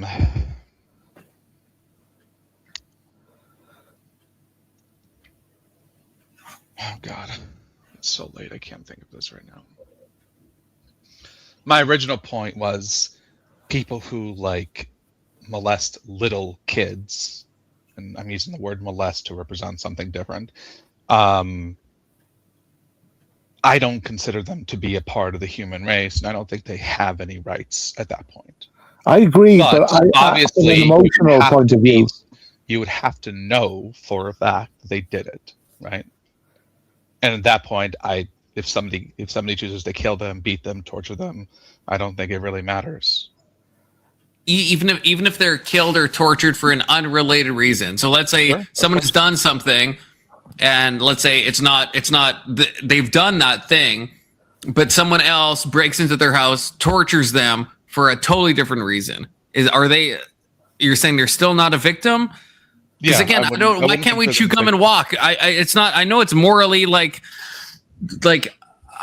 confusing, but I feel like it's fair to say that you could be a perpetrator of a heinous act. You can also then be a victim of a heinous act. And I know I feel like it's just an emotionally uncomfortable thing to acknowledge, but I think it's just true. Hitler a victim of? Was he a victim of having an invasion? No, but that was a direct result in my example, right? It's someone. Let's say no one knew. Let's say Hitler escaped to Argentina, and let's say no one knows who he is, and some random guy breaks in and like tortures him to death, and he doesn't even know it's H-Man at all. He has no idea. Then H-Man, in that sense, would be a victim of that, right? You could say maybe in a cosmic sense it's deserved, but I don't know why can't we just say it's a thing that both those things can be true? Because I don't consider them to be the same. But Alex, even if all your rights are taken away, right? Can't you still be a victim? Isn't that the definition of the word victim? Is you're at the other end of a bad act? It doesn't mean anything else attached to it. Choose in. Yeah, choose in. Hold on. And Mo, I have a question for you before we get too far away from it. You were talking about which crimes have different weight.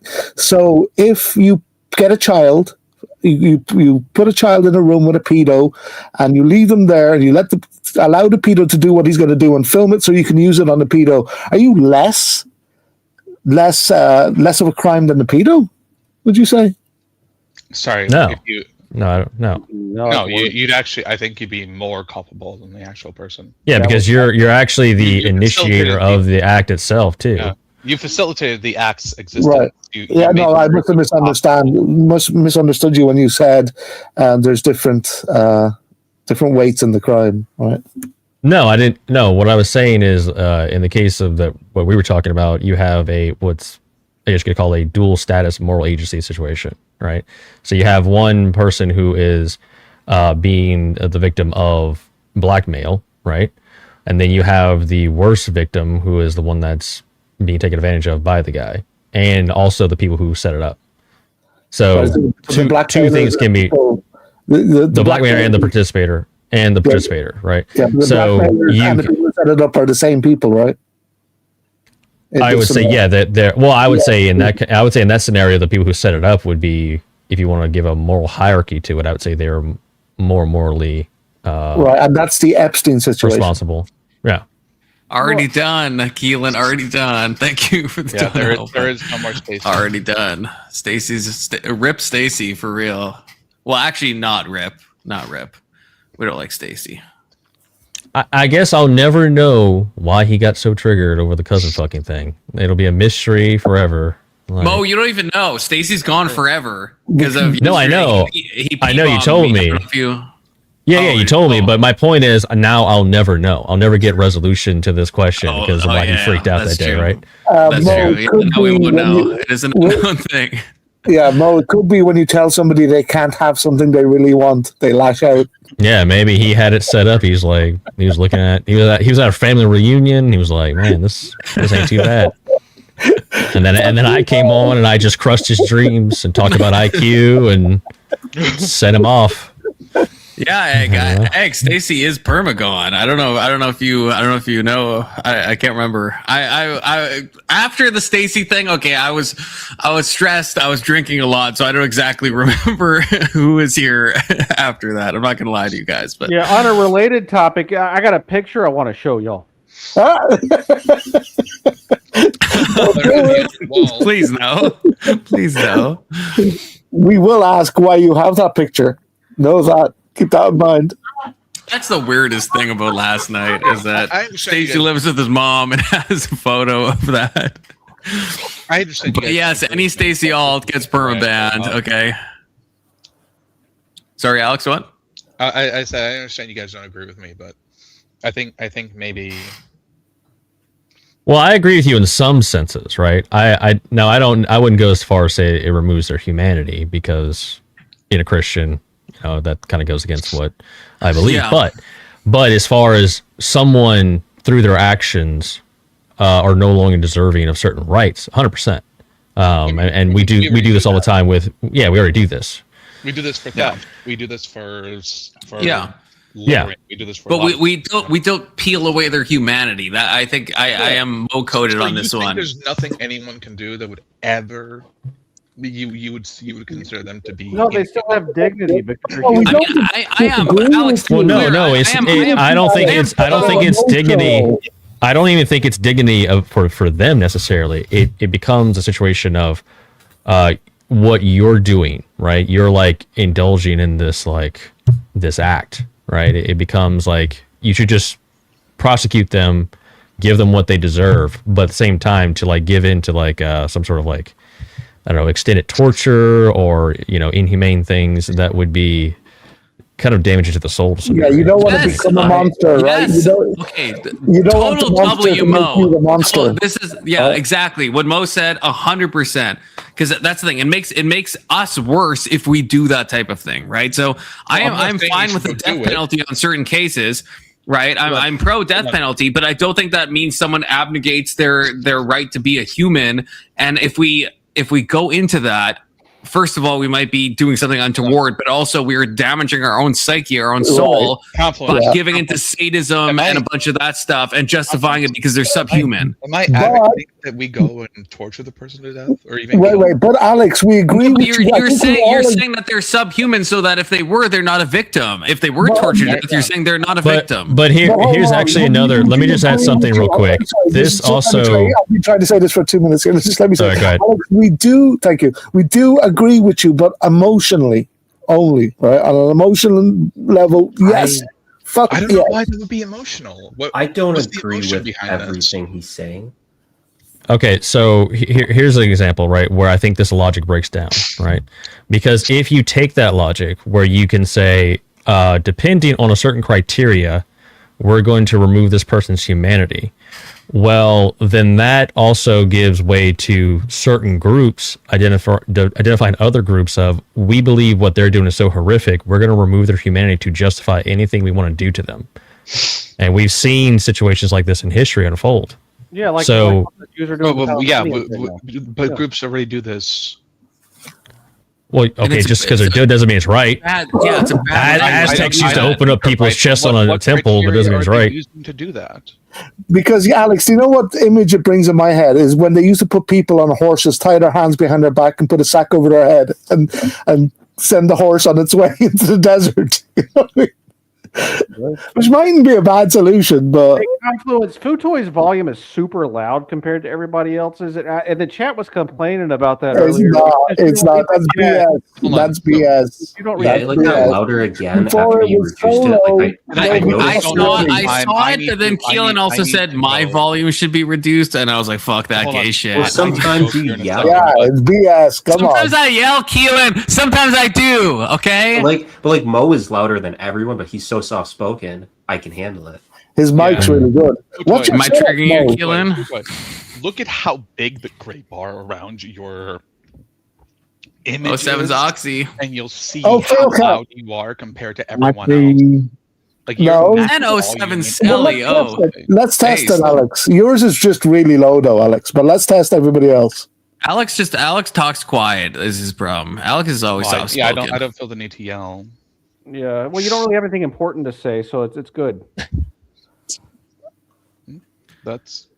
Stacey was cool until Stacey, from Alex's point of view, Stacey has seceded his humanity. I actually agree with Alex on that one. Okay, I actually agree. I've changed. I'm on Alex's side now. Do you guys not have any standards? Is that what it is? Or is that the problem you like conceiving that if you admit that there's maybe something that results in this, that Alex, these are all still that people. Other things should also be included? Like what? What's up? These are all still people. You have to recognize these as people and then fix the system by saying that's what's getting me, Alex. It's the subhuman thing that's like that. I feel like from the exact reasons Mo said, I think it is scary, both historically and in the terms of that it will damage our souls if we see other people as subhuman, even if they've done something terrible. And again, I'm pro death penalty for a lot of things, but saying that if someone has done an act, they're now subhuman, and now nothing that happens to them makes them a victim. I don't like. I think that's not How do you good. justify killing people? It's very H-man coded, Alex. It's not okay. You can justify killing. I mean, we can. How do you justify the death penalty? But not by saying they're subhuman. Definitely not that. Like there's some actions that I could take that I think, if I did those things, I deserve to die. I'm still a human, and I'm going to be killed by the state, and it could be just. I'm still a human. That's insane. I'm not less than a human. I feel like you're even worse than I am at this point. And what? Say more. We're gonna kill people. Maybe we're not understanding, Alex. Alex, what does it look like? Right, you've got your pedo. Hold on. Alex said I'm worried. So Al, I want to. You're saying this person is human and deserves rights. You're saying this person is not all right. No, not all rights. Some rights. Right? Yeah, some. Yeah, they have some rights. Yes, but one of their rights is not to live. Yeah, you can forfeit your right to live. Yes. Their right is to be injected with some sort of cocktail that causes them to die in intense pain. Well, yeah, they can lose the right to be a functioning person in society, and sometimes you kind of hold on, wait. You kind of snuck in intense pain there. Sometimes that does happen, but that's a fluke. That's not supposed to go that way. Right. There's no intention there. That's why they use a paralytic to stop you from thrashing in your death. Right. No, no. Hold on. Okay, no. There's a lot of ways to the death penalty. One of the ways is mass amounts of Dilaudid, aka hydromorphone, right? And so we're using these things because our intention is not to create intense suffering. So when intense suffering happens, no, that's not the intention. I agree. Right. So we're not meaning. So again, I would be anti-torturing people to death. I think that's untoward, right? To put it mildly, I think it's untoward, but. Yeah, I think that you can forfeit your right to be on this in this mortal coil, right? But that doesn't mean I see even Jeffrey Dahmer, right? I don't think he's less than human. And I mean, sometimes I might use that language, maybe, but not in an ontological sense. Every human is a human. You can't take that away. That we're all made in the image of God. Killer. I see what you're talking about. Well, wait. Maybe if you want to clarify what you mean by less than human, what does that mean to you? I think that the way they act, the way they behaved, the way they see humanity, the way they are, somehow it doesn't. They are so alien to human beings that I don't see them as actual human beings. Yeah, but what does your scenario look like? Just to understand you. I'm trying to understand him, right? I really am. So, if a pedo's walking down the road, anybody can just wail on him and just kick the shit out of him, cut limbs off, that sort of thing. So, in the situation that I gave, how does your idea? I'm trying to understand him. Okay, please let him answer it. I don't think we should let people do that. I just wouldn't consider them to be a victim of anything. Right. So, but it'd be like catching someone torturing a dog, right? Or a cow. We don't want people to act in ways that just bring suffering to living beings needlessly. But I actually be less than a dog or a cow, I suppose. So what would it look like? Give us the scenario. I can't understand what you mean.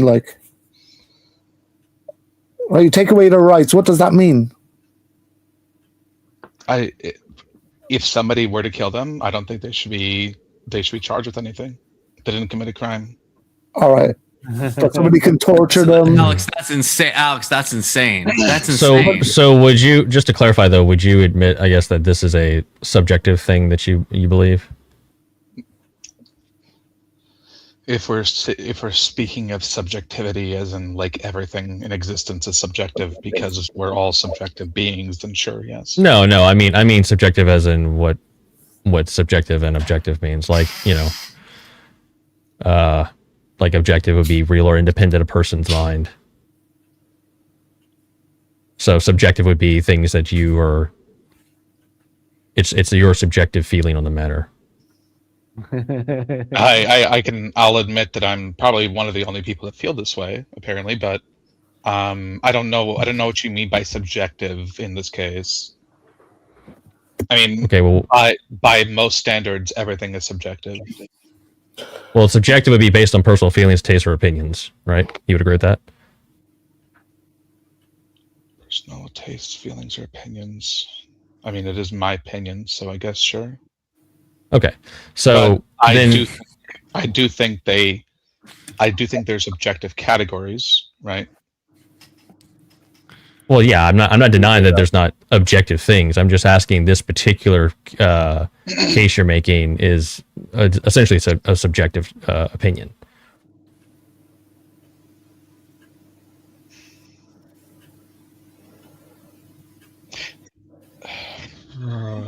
I don't know how to answer this. Because I understand the way you guys are seeing it.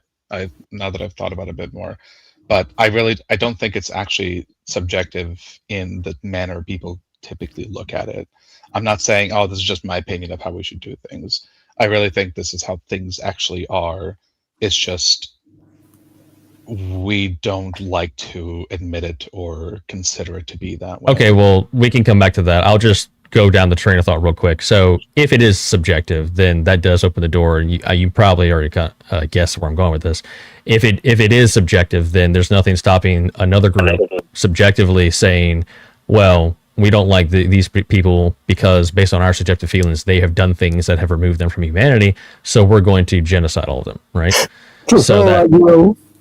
So that would be the problem if it's subjective. So that's kind of a self-defeater right there if it is a subjective idea. So let's go back to what you're saying. You're making the case that it is indeed actually an objective opinion. So can you demonstrate how it's objective? I think I appealed to nature here, didn't I? Well, nature's brutal. Nature eats each other. Yeah. So. Well, I mean, I don't think we want to appeal to nature. The nature of if you're gonna, I'm saying, like, what is the nature of man? Oh God, you guys are gonna make me fucking go into all of this. We're in the weeds now. I want to go. I'm tired. My wife's waiting for me, so I'll give you like a few more minutes to iron this out. But all right, one thing, just real quick. Aren't you saying the same thing as Khan, except Khan is saying kill them in a legal way rather than some random person on the street killing them, right? You both agree they should die. Well, no, Khan is I don't think. Khan is saying that they are human beings. It's just that it's okay to kill them. But the end result, kill them, right? He wants to kill them, you want to kill them. It's just how. No. I'm not saying I want to kill them. I'm saying that it's okay if somebody kills them, right? No, he's making a declarative claim of the worth of a human, like humanity. That's what's in question here. Yeah, that is exactly what I'm making, I guess. I'm not saying they should be killed. I'm just saying they're not worth being considered if they are killed. Alex, if you have limited time, I want to hit you with something. How do you take this from, well, I guess what Mo was saying, from the religious point of view? Because even though, people do despicable stuff and I want them to be unalived, I still, from a Christian point of view, they have to be capable of being redeemed. Like we're conceding so much like of our own humanity if we say that's impossible, right? So I guess sometimes that redemption is sending them to Jesus, but so yeah. But like Alex, you're saying they're like subhuman and stuff, and I get the impetus to want to say that. I fully understand that, but from a theological or religious point of view, like how do you take that? Because no one is beyond redemption, right? Is I guess that's a thing, unless you disagree with that. I don't know like if we had a pill that could like fix whatever's wrong with their brain that lets them behave this way, then maybe you could call that some level of redemption, I guess. That's cucked though. That's cucked. To say I'm that talking about like a spiritual awakening. You don't think that's possible? You think it's only like brain states that could change it? Like, do you think that you could ever trust that they are redeemed? I don't know, but that's an epistemological gap. I don't know if I would know that, but I think it has to be possible that every human, no human is beyond redemption. No. It's impossible to know because you could never trust it. Right, that's the epistemological gap I'm talking about. Yeah, I can't know unless it. You're saying that God you would trust one of these people around your kids. I'm not saying that. But for me to say they're subhuman, that they're you said they're no longer human, right? That's what I guess is what's getting my panties in a bunch. Okay, I feel like I wouldn't be comfortable saying that because like I don't know. Because again, like what is the line where someone is beyond salvation that even Christ himself cannot save someone? I feel like I feel like we can't draw. There's no line we can draw. I'm not saying Christ can't save them. I'm just saying we can't tolerate their existence. Okay, well, I agree. I mean, okay, I agree with that because I'm a pro death penalty. But it's the subhuman stuff, and you're saying you don't consider them humans; they're beasts. That's where I'm like, I guess they're probably less than beasts, but in terms of Jesus Christ, you've made friends with Emmett and Oxy, so I don't know if it's strange bedfellows, strange bedfellows for you, Alex. But yeah, I don't. Yeah, there's like I don't consider their behavior to be within the realm of humanity. It's as if you can imagine that the way they are no longer fits within the category of what I think is actually human being, right? Okay, Like, but what is the objective criteria using to remove their humanity? The action they take. Okay, but Alex, are you talking like just to be clear? Are you talking ontologically, or are you saying like societally? Because societally, I think I understand what you're saying. If you're talking on that level, that way they should be removed from human society. Ontologically, if you're saying they have somehow lost their nature of being made in the image of God or being human, then that's what gets my hackles up, and I'm like, well, I just don't think that's. I don't think because we can go that way. if it removes their humanity and you're saying that they're basically beasts or even less than beasts, then what would be wrong with eating them? I mean, they're still. That's a great point, actually. That's a good. Well, it's not cannibalism; they're beasts now, right? Well, yeah, that's the thing. Is it ontological or what is it? They're still Homo sapiens, right? So is it the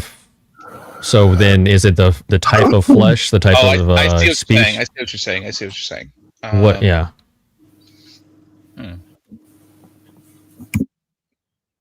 Maybe then the category of human is not the right way to frame it, I guess.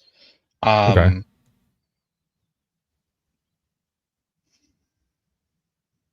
The way that I'm kind of I'll try to give you what like I envision this as, like if a human being suddenly evolved down a different path, that they're no longer the same, like they no longer fit within the same category as every other human being in the world. Like let's say if someone just suddenly became, or somebody gave birth to a fish, would you consider it to be a human being? Well, if that was possible, definitionally no, but that would be some sort of weird, like, Frankenstein situation. I'm not following, though. Yeah, it would be. Because, so, like even in evolution, let's say you have, like, some weird strain of evolution. Well, maybe de-evolution in this case, but yeah. Okay, let's just use as an example. Then, is it the genetics that makes them non-human, or the act? The act. Well, then it can't be evolution then. No, I understand. I'm saying that whatever they are, they cannot behave, or they cannot be considered to be human before the eyes of other humans. I think people who have kids of their own are really going to feel that strongly, right? Well, I've always thought this way about it. Well, I have kids, but I'm more interested in the justification of the argument. That's where I'm coming from. I'll need to flesh it out and actually like bring you to justification. It's hard to think under this.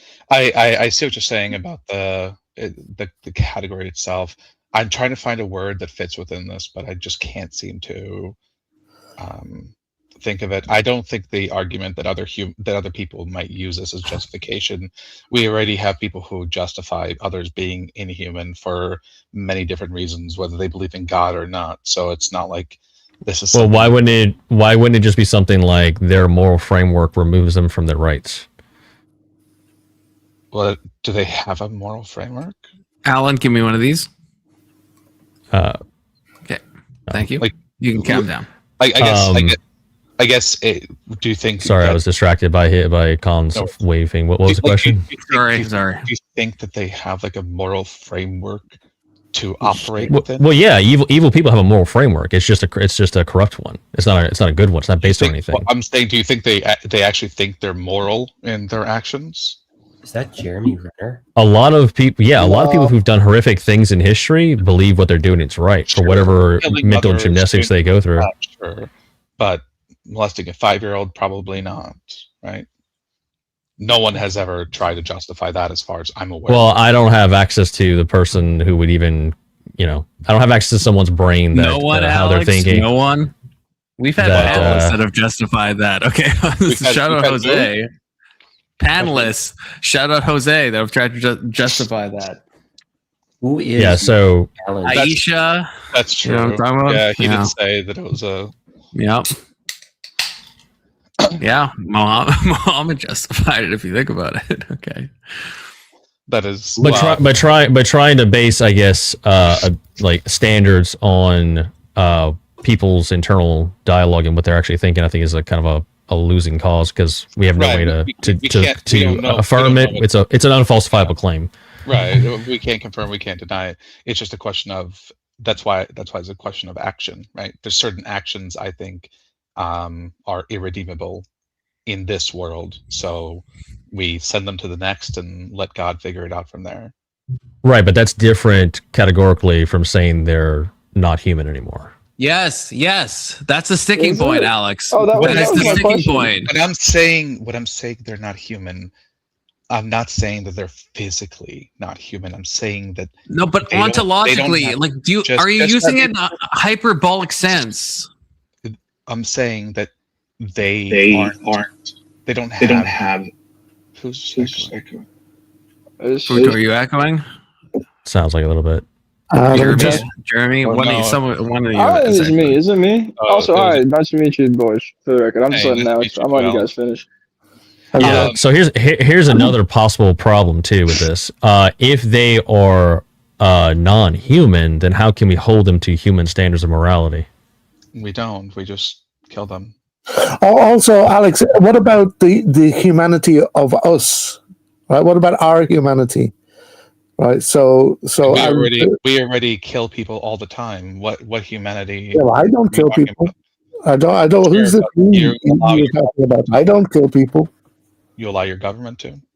Okay, wait, but Alex, I know you have to go soon, but you can separate yourself as much as you want from it, and we do because don't we have to have our morals intact? Don't we have to say, look, we've got a prisoner of war, for example, we're going to treat them properly, even though they're our enemies, right? We all like to pretend like we don't have any part to this because it makes us feel better. But in truth, we facilitate immoral actions all the time. What I'm saying is how we treat them is about us, not about them. Out there that are willing to bear that weight to deal with a problem that has to be dealt with. I say kill them. Sure, I say kill them, but do it properly through the legal system, through the systems that we have set up that we have deemed to be moral. That keeps us morally intact. That makes us not the monsters. Death in a way that lets us say that it's not really killing anyone. It's just the justice. It's just the justice system doing what it's supposed to do. That's a state killing people. It's not us. We didn't participate. No, we don't disagree with the killing part. We disagree with how you're going around it, Alex. You're at fault because they can't do anything wrong because it's a state justified. So it's not if you're saying we can just treat them any way we want, anybody can treat them any way they want. We kind of disagree on that part, but the killing part, sure, kill them, fucking kill them. What do we do to people in prisons? Well, we take away most of their rights, yeah, but they still have basic human rights. Hold on, have you looked into U.S. prisons? We're not just taking away their rights. We're stacking them with other inmates who beat them, rape them, kill them all the time. Like this is. Well, it has to be a deterrent, right? It can't be a holiday camp. So why would they care if they go to prison if it's a holiday camp? Give them an Xbox, give them their own room with their own shower. It would be a deterrent that prison has to be a deterrent. They walk up to you and shiv you, and no one would care because they don't consider it has to be. Well, no, people care, but it has to be a deterrent, right? Well, the deterrent can't be a nice place. Prison can't be a nice place to be. Otherwise, who cares? The deterrent let prisoners grape each other. That's a deterrent. Well, they don't actively allow it. I mean, it happens. Sure, that shouldn't be a deterrent, in my opinion. No, but I'm saying they don't allow it, right? The prison system doesn't say go ahead, fucking rape each other. No, technically they don't. Yeah, technically they don't, but yeah, I mean, we all know that it happens all the time. Prison in America is different from most of the world. Now you have to think about it. It's hold on. a huge prison. Stop these things from happening in your country. Say again? When was the last time you tried to stop these things from happening in your country, or brought up as an issue to be taken care of? Well, you see, Ireland's very different from America. Like our government don't kill anybody. How is an individual citizen supposed to do that, Alex? Yeah, and also we don't have an army. We don't have. We complain about all the immigrants, and we have people fucking shuttling them out to other countries, but we can't complain about the prison system because. What? No, I mean many people do, but it's just like everyone has their special things, but it's not gonna. When was the last time an election considered anything but making prison systems more abusive and more bad? Yeah, but but that's because we have a terrible criminal justice reform shit going on. So it gets people being paid and people. And prison is very much an industry in America as well. It's a fucking industry. There's so many people in jail. Like the jail rate in America is the highest in the world. Definitionally an industry. I mean, that is. Well, yeah, but this is also two separate things. What you're describing is an institutional issue that needs to have some sort of reform to it versus a moral claim against someone's human soul or not. They're human. What makes them gives them humanity. Goated Mo. Coated Mo. Admitting the truth, you guys. No, you're very coated. Like, okay, tell me, if you take one of these people and you throw them in a prison, what's going to happen to them? They're probably going to end up killed if they don't go to solitary confinement, right? Eventually murdered by their fellow inmates. If they don't go to solitary confinement. Alex, I think that's untoward. I don't know if that makes me soy. I think that's a little untoward. I don't think we should allow people to be raped and just like mob justice in prison. Even if they've done a bunch of bad shit. I feel like that makes us. But Alex, are you happy about that? Are you happy about prison justice? That's something I think you would agree with. I'm not happy about that at all. But what if they're pedos? It's like there's one thing, like we don't care. Like Jeffrey Dahmer was murked with like a barbell in prison, right? I don't give a fuck because I don't care about Jeffrey Dahmer, right? So so go ahead. But it's also untoward. I don't want that to just be an accepted thing that if you go to prison, you get raped, you get hit. I think that's not something we should be like championing, I guess, right? It's one thing. I'm not saying we should have sympathy. But we shouldn't set up the system in this way, and we shouldn't justify it. Hold on. I want to say a couple of things, okay? Before I head out, and I'm going to kind of throw out a bomb here, but it's okay. These prison systems have been like this for what, 50, 60 years now. We fought against people being openly gay 30 years ago, but in prison we let them do whatever the hell they wanted to each other. And most people laughed about it or just didn't think about it because it was inconvenient, right? We had the state kill people in some of more vile ways than I can actually give, like electrocuting them to death or injecting them with things that cause them to suffer immense pain and suffocate. Like these things, we do this all the fucking time. I feel like you don't understand lethal injection. I feel like you don't understand lethal injection, Alex. I feel like you don't understand it. Gives a shit about any of it, right? And even the bleeding hearts care about all of it. Right. What's the last person that ran the platform of making prisons better? I mean, I don't know. It's not. I agree. It's not like It's not a. It's not a. It's not a run upon. People say they care. No, wait. If you're of the opinion that certain acts strip them of humanity, why would you not be for throwing these people into the fray in prison? Let whatever happen. Well, if these are the only people getting thrown into the fray in prison, I wouldn't care, obviously. But these are not. Okay.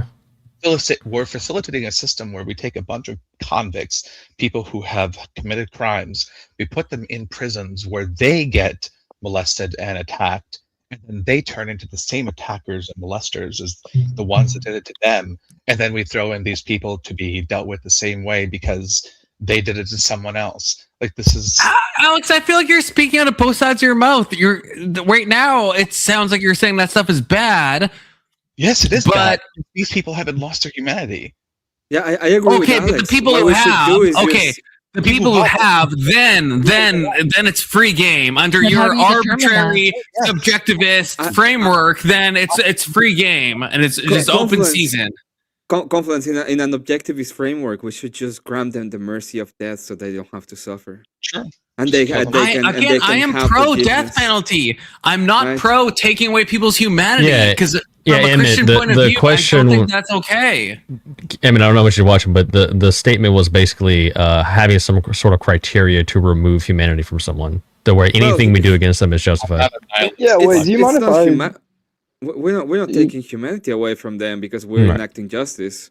It's not like they're stop being human just because you're. No, but Alex, that's the thing. Alex is saying this is why, and I feel like Alex is. I feel like Alex is on some crazy shit. Right, I don't think Alex he's thinks like this. they're acting like subhumans. They're acting in a way that is not. No, you can act as subhuman, and I've called people subhuman in a hyperbolic way.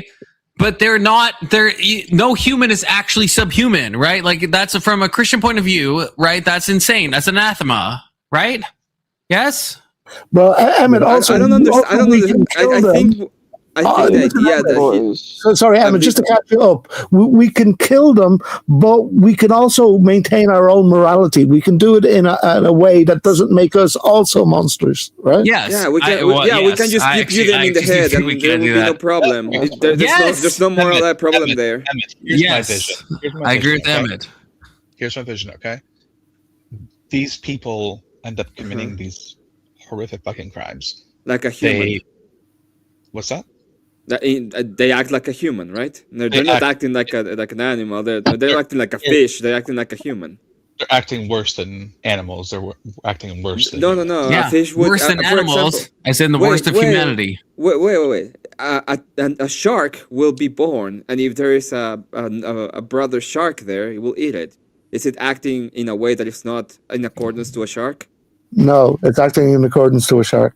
It's acting in accordance to a shark. So these humans, they're acting in accordance to their nature too. This, would you say that's acting in accordance to a shark?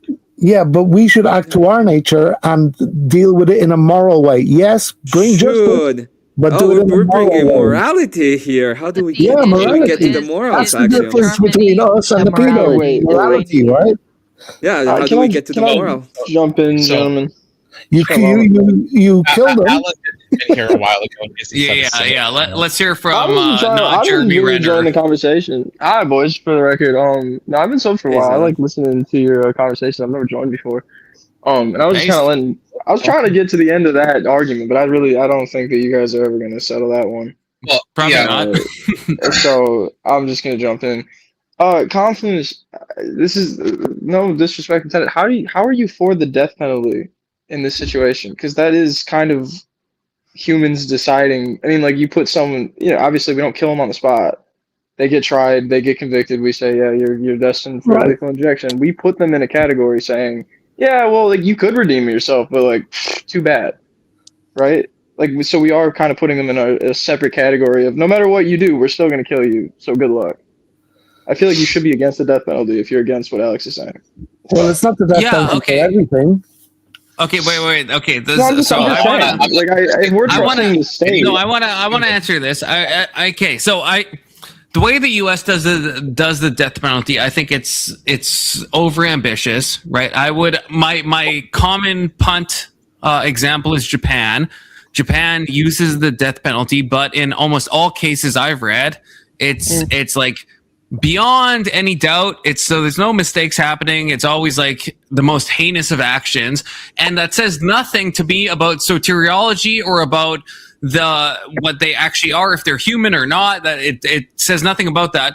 But I think there are actions you can do that mean probably you shouldn't exist in this physical reality that we call the universe, right? So I think this is what Emma was saying, right? We should not be cruel. We should not be inhumane. But I think there's some actions you can take where you get put down like a dog, but that isn't saying anything about what I think about them as humans or what God is going to do with them or anything like that. Yeah, that's totally fair. I guess I don't know. I'm 100% think that some people should be taken off of this planet. I'm not for the government deciding it.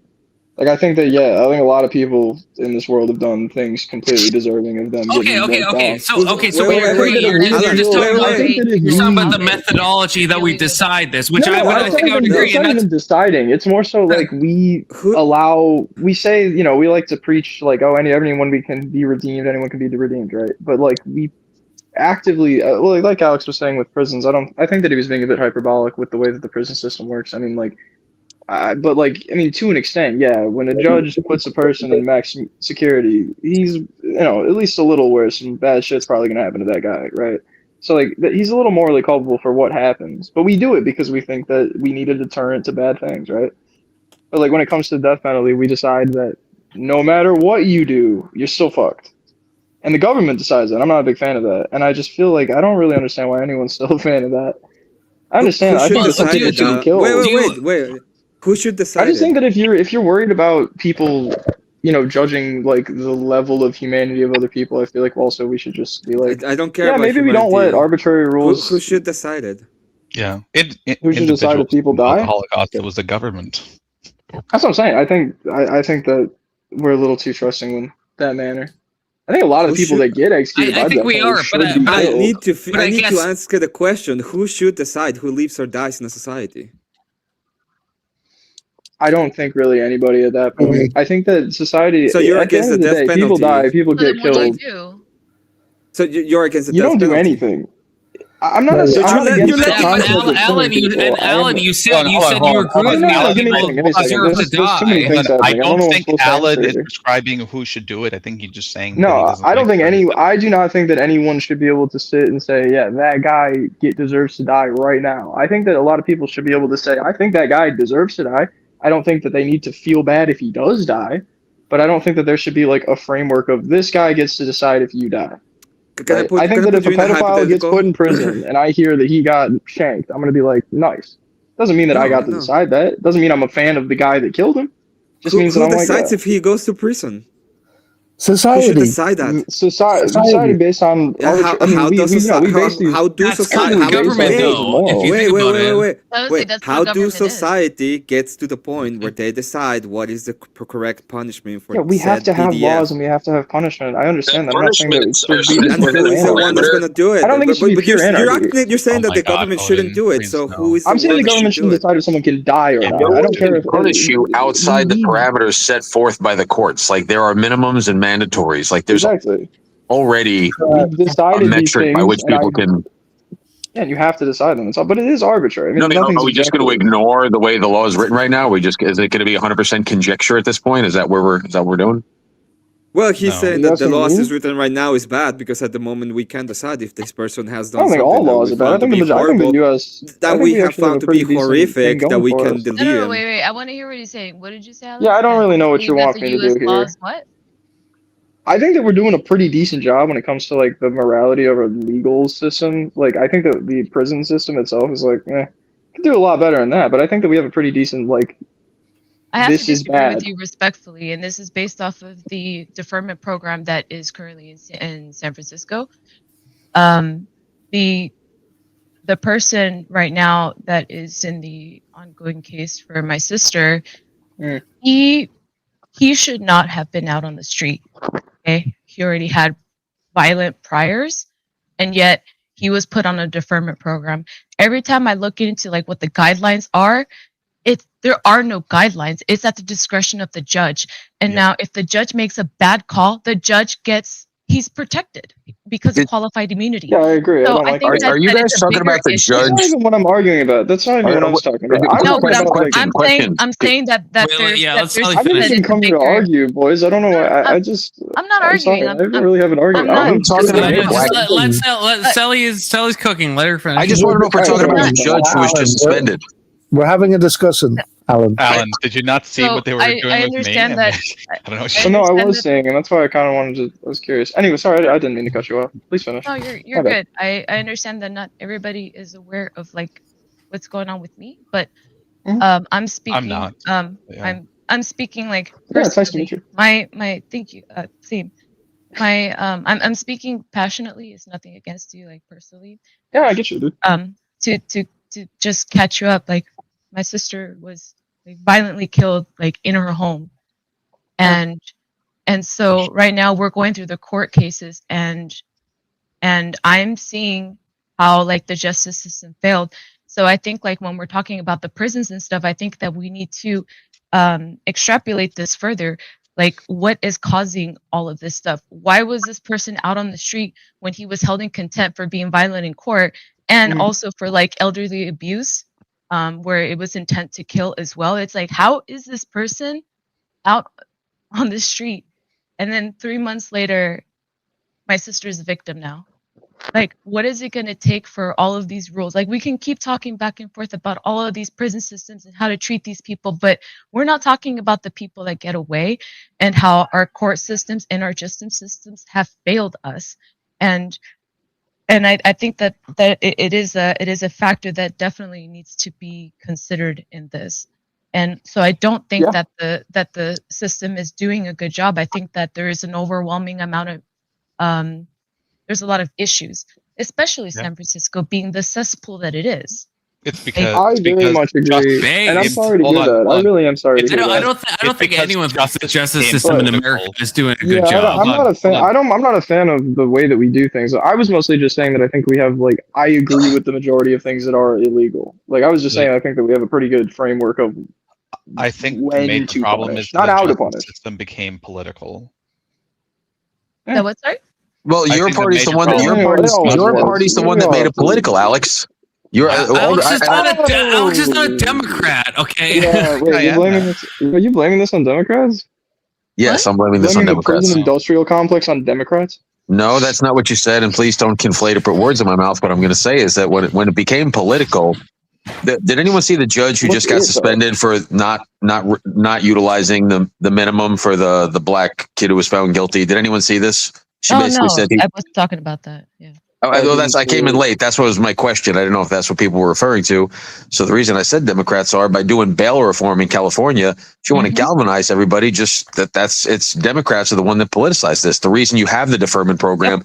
Pull up a statistic right now and see how many people are on probation, on parole, on deferment, on pretrial intervention, or on drug court that are not currently incarcerated, and you will be aghast. You will literally be aghast. It's bad. Talk to me, dude. That's real. Black Circle, your ability at guesswork is fucking horrible, man. My ability at guesswork? Black Circle in the. And the only reason I say this, I kind of mentioned the Confluence. I've got which do you bench? How many houses? What I work with is mostly the guys getting out of. These are the guys in my life, and they're the ones telling me front line and center that being on the deferment plan is what made them catch extra charges. Sometimes they say they need to be. You talk to anyone that's gotten out of prison that committed a crime and turned their life around, they say it's probably the one and only thing that would have corrected them. But a bleeding heart, soft, feminine liberal with no spine will tell somebody, "Hey, we love." It's when you can literally love someone to death. You can coddle somebody to the point that you take away their ability to grow. Yeah, I agree with that. Yeah, that's actually really fair. Thank you for articulating that. And really quick, one more point. Just one more. Just one more to Emmett's point. To Emmett's point, when he said who sets the morality, it's actually a great question. It's a jury of one's peers, and a judge, if they're a fair and ethical judge, can opt. They can't decide what the punishment is. A judge has minimums and mandatories, at least at the federal level, and they cannot operate outside that. They have freedom within that those constraints, but there's checks and balances within just the judiciary branch. That's not what we're seeing. That's what I was saying. Was that that's not the question. He says that nobody should be able to judge if a person should live or die. The government. No, I'm not saying that no one should be able to do that. I'm just saying. Wait a moment. You said that the government shouldn't. You said that, right? The government should not decide whether somebody lives or dies. I'm not a big fan of it. No. It's not the government that's doing it. It's a jury of your peers. The government gives the opportunity for the jury of your peers to decide.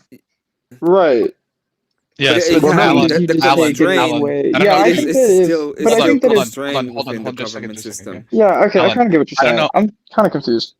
Yeah, so I don't know if you understand this, but usually when there's I'm a listening. death penalty case, the jury is informed that it is a death penalty case, and they know that if they find them guilty on certain charges, they will be killed. Or he'll be eligible to be killed. Yes. Or he'll be eligible to be killed, right?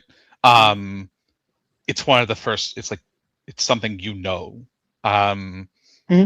So the jury is saying they're certain enough of their guilt that they're okay with that death penalty happening. So it's not the government necessarily. Yeah, I guess it's not. I get what you're saying. Yeah, I said it's the people that are deciding it, but the government's giving the opportunity, and I just think that's. Yeah. Confluence, can you Google how many people were executed last year by the government? I'm genuinely curious. Was it more? It's not many. Well, the majority of states are outlawed at this point. I believe that they were also running out of the countries that make it don't want to send it to us. That what? Sorry. I think the country that makes it doesn't want to sell it to us, or the companies that make it don't want to sell it to the government, something like that. The dude looks like 1,500 is what I'm reading right now. 15 death sentences were carried out by the. In America, 1,500. That's what I'm reading. I'm just Googling quickly. No. What I'm saying is like 25 executions carried out in the United States in 2025. 1,500 worldwide, 47 in 2025 in the U.S., and 24 in 2024. So there was 11 in 2021, 18 in 2022. Yeah, we're doing okay, sorry, I'm retarded. I was reading. I missed the word globally. Boo this man!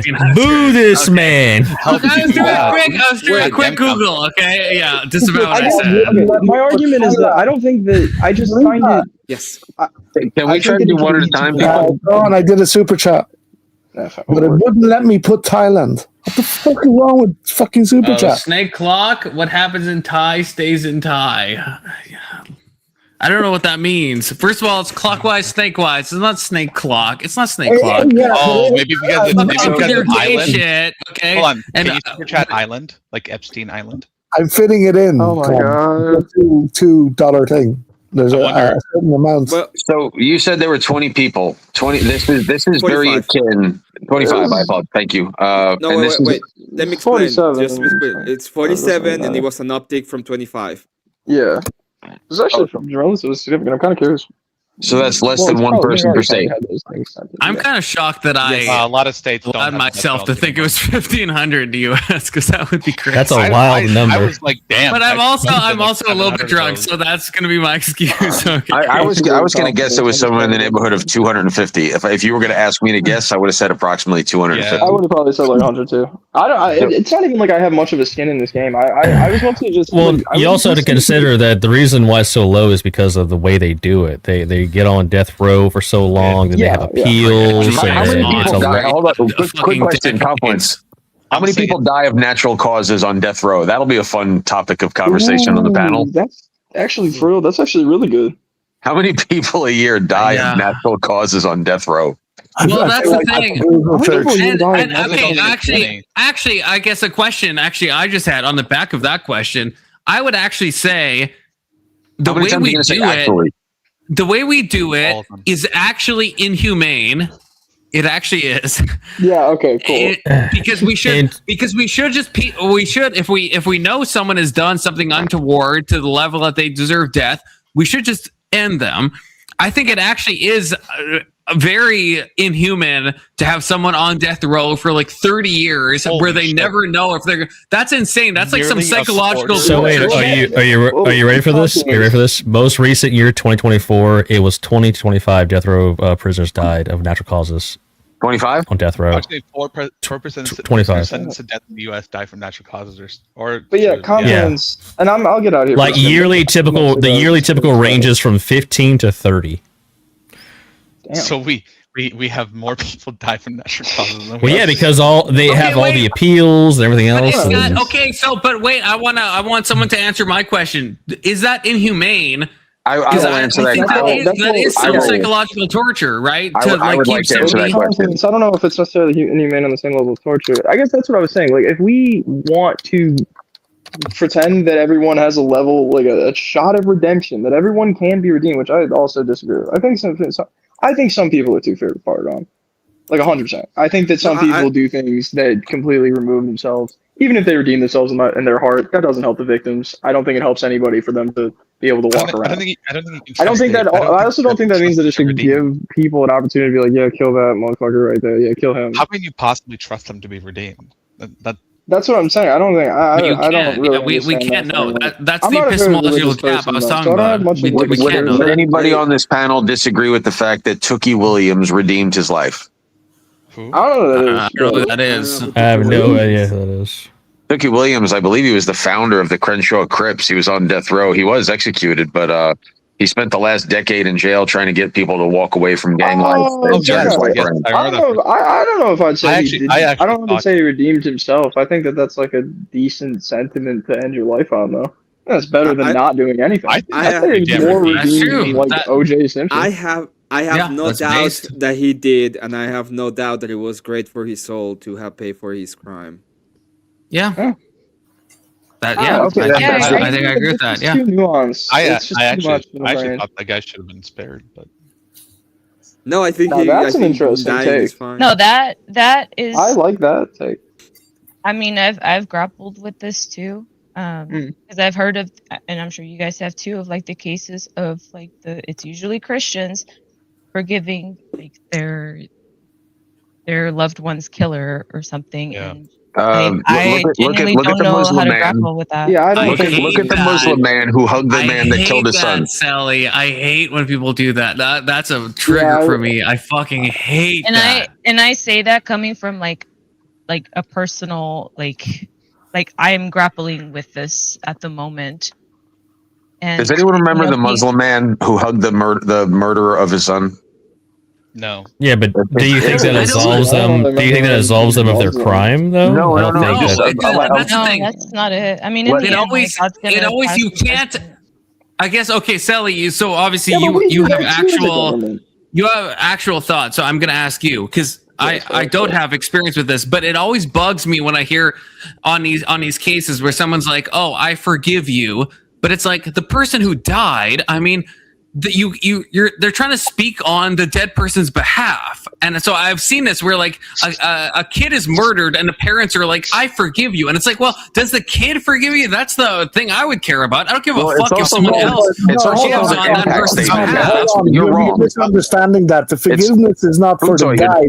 The forgiveness is for the people themselves, not to hold the hate with them their whole lives, because it can destroy people. But if you're gonna say that, because I've seen this in a courtroom where like a family member says, I forgive you, and it's like the dead person isn't there to forgive. So I think it just strikes me. I hate it when it's like someone else is forgiving on someone else's behalf. Confluence, I'll ask you a question, then you'll answer this.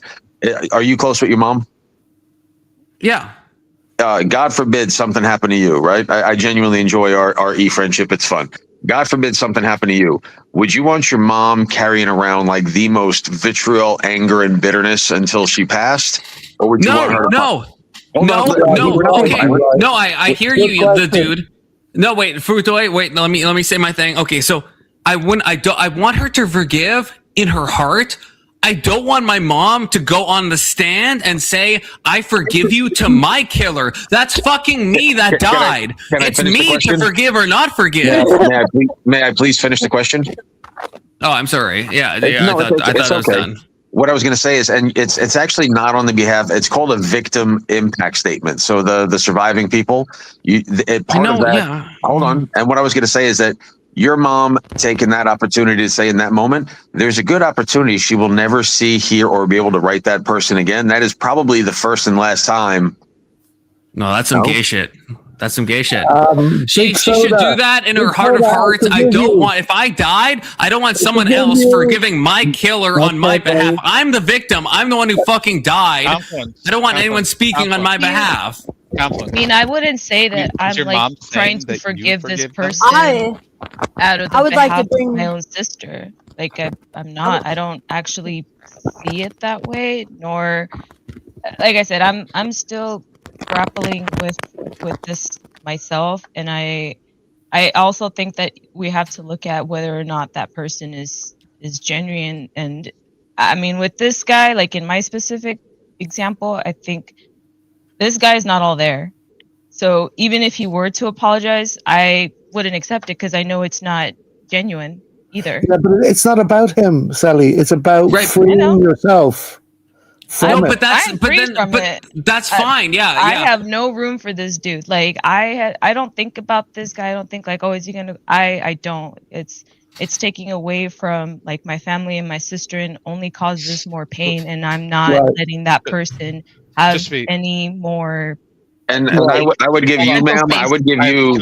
Can I say something real quick? I would give you the lateral width to grieve and to move on. However, that's a very personal, individual thing. I wouldn't forgive someone. I'm actually in agreement with Confluence. I would not go on the stand and say I forgive you. But if that's I wouldn't. I'm not doing that. Well, I'm not saying like, oh, I'm contemplating. No, to do that. just really quick. What I was is anybody who takes it upon themselves to judge someone else for the manner in which they grieve. There's a lot of hubris in that. There's something really wrong when people tell someone else how they're supposed to deal with, one of the 3 most traumatic things that will ever happen to them. And then when I saw what they did to, and I'm not the biggest Erica Kirk fan, but like 2-3 days after, and the entire, like, imagine going on YouTube, you don't even get like a 2-minute momentary reprieve from the loss of your husband. Now it's like Erica Kirk love affair, pregnant with JD Vance's baby. Did Erica Kirk murder her husband? The way she's crying seems false. I just watched The World and I'm like, what's wrong? Shit. I hate all that shit. I agree with you, dude. She's what? What? I think she's pretty guilty. Rage. No. It's an I'm opinion just you can saying. have. No. For whatever reason. No. Rage, Sally, Rage, please, no. my guess is you probably don't what? Like, you probably don't have like all-consuming hatred for the person that did it, right? I don't have any feelings towards him. I don't feel anger. I don't feel sad. I got nothing for him. There's nothing for you to forgive. What Futo is talking about is people who, like, it's usually because somebody is like truly cruel or truly what's it called? They nefarious? No, they didn't pay attention. They were dismissive. Callous. I would say like cruel or callous, and so you like spend your life hating that person for what they took from you, and that's the kind of time where you might need to forgive, to let go, and because it can eat you up inside, eat people up inside, right? But if that's not your grieving process, if that's not whose microphone is getting all chopped up. It's Rage Page. She's on a fucking Chromebook. If that's not you, then yeah, you absolutely would have no reason or even need to forgive anyone. Does anyone Confluence? Are you familiar with the 5? Yeah. But I just want to say, like, I appreciate you saying that. It is something that I haven't considered, and I will internalize that. Are you familiar with the 5 stages of grief, ma'am? Loosely, I think like we've all seen some type of media interpretation of it. No, there's 5. Emily Kubler-Ross wrote them, and it sounds to me where you're at is acceptance, which is actually it's the most evolved. It's denial, anger, bargaining, depression, and acceptance. So when you say that he neither exists nor doesn't exist for you, I don't know your sister. My heart goes, I have no idea what happened. It's not my business, but I'm sorry. I would say that's probably the healthiest reaction that a human can have in the wake of a horrible event. Absolutely. Thank you.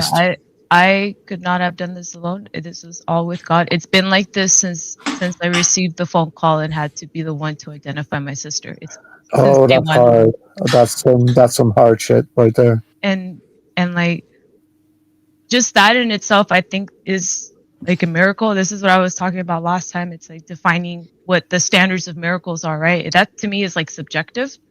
But like you obviously, like, you guys don't know everything that happened, but even with my mom, I've heard of cases, and I've heard other people's like their side of things where they had like they would tell me about how something like that happened to them and their family never came back, or like it broke the family. And this has honestly like made my family, like through God, has made my family a lot more united than before. And my mom, she's been smiling since like day one as well. And I mean, she was loopy on the first day, but after that, like she has no real recollection of that day. And to me it's biblical. It's in Matthew 5:4, like, blessed are those who mourn, for they shall be comforted. And that verse has brought me like so much, has eased me in like the toughest times. Who's typing like Adolf, like doing a speech on stage? Probably Confluence. It's usually Futoy. It's always fucking Futoy. Sounds like a 1980s keyboard. Okay, Alex. You guys. Alex, what do you? Hold on, wait! You're adding a weapon to my toolkit. Does it annoy you guys? Can I ask Emmett a question really? Emmett, are you anti-death penalty? No, I'm pro. I think we should use it a lot more. What is? Oh, hey. Oh, hey, Emmett, how's it going? Hey, Witch. I mean, hey, Confluence. Hey. So Alex is paid for a 5-minute conversation, but About I feel like penalty? Yeah, but I feel like penalty, don't you? I agree on the death penalty. So I'm not exactly sure.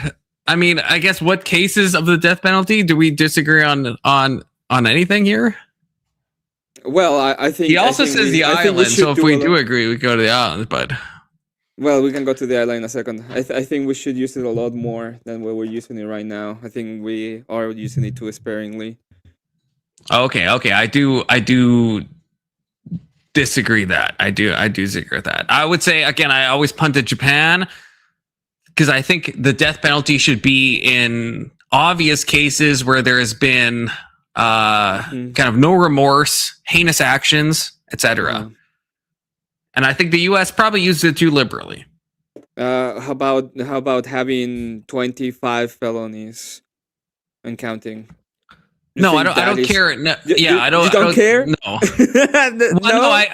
for the death penalty. Not for the death penalty. A felony could be. There's like felonious like tax evasion. So I don't think you should be killed if you've done like 25 counts of like, why not? I don't know, wire fraud or something. I don't think so. Okay. Let me put it this way. Let's talk about taxes. Let's say blue collar crime. You go on and you create a company. You take away the savings of 200,000 families. You became extremely rich. You spend all of their savings. You're not repentant about it. In fact, you feel very happy for doing all of that. They caught you. Should you be put to death? No, absolutely not. That's fucking absolutely insane. Yes. What are you talking about? That's mental. That's actually mental. He destroyed the life and the savings for the retirement of 200,000 families. 200,000. That's why he's not even repentant. That's why prison exists. Again, now.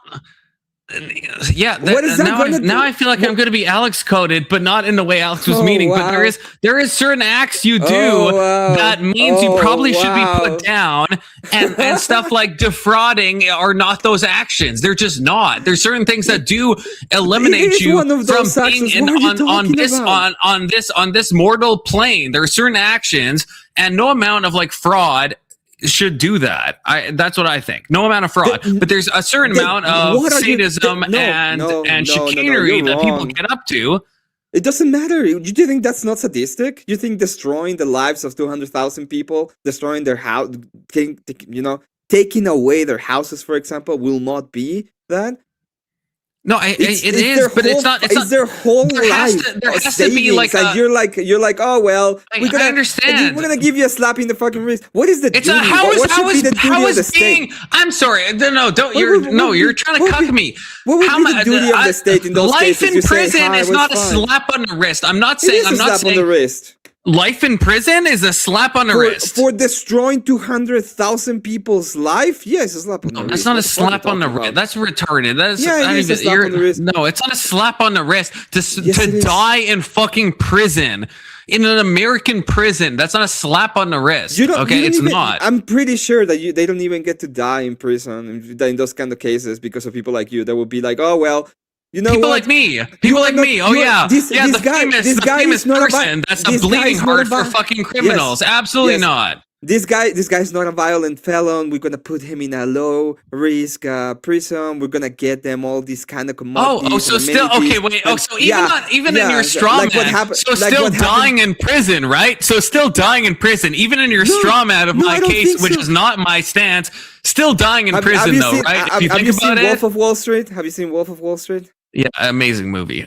Amazing movie. I go to. Yes, you know what he did? He did exactly that. He took away. And he shouldn't be killed. He shouldn't be killed.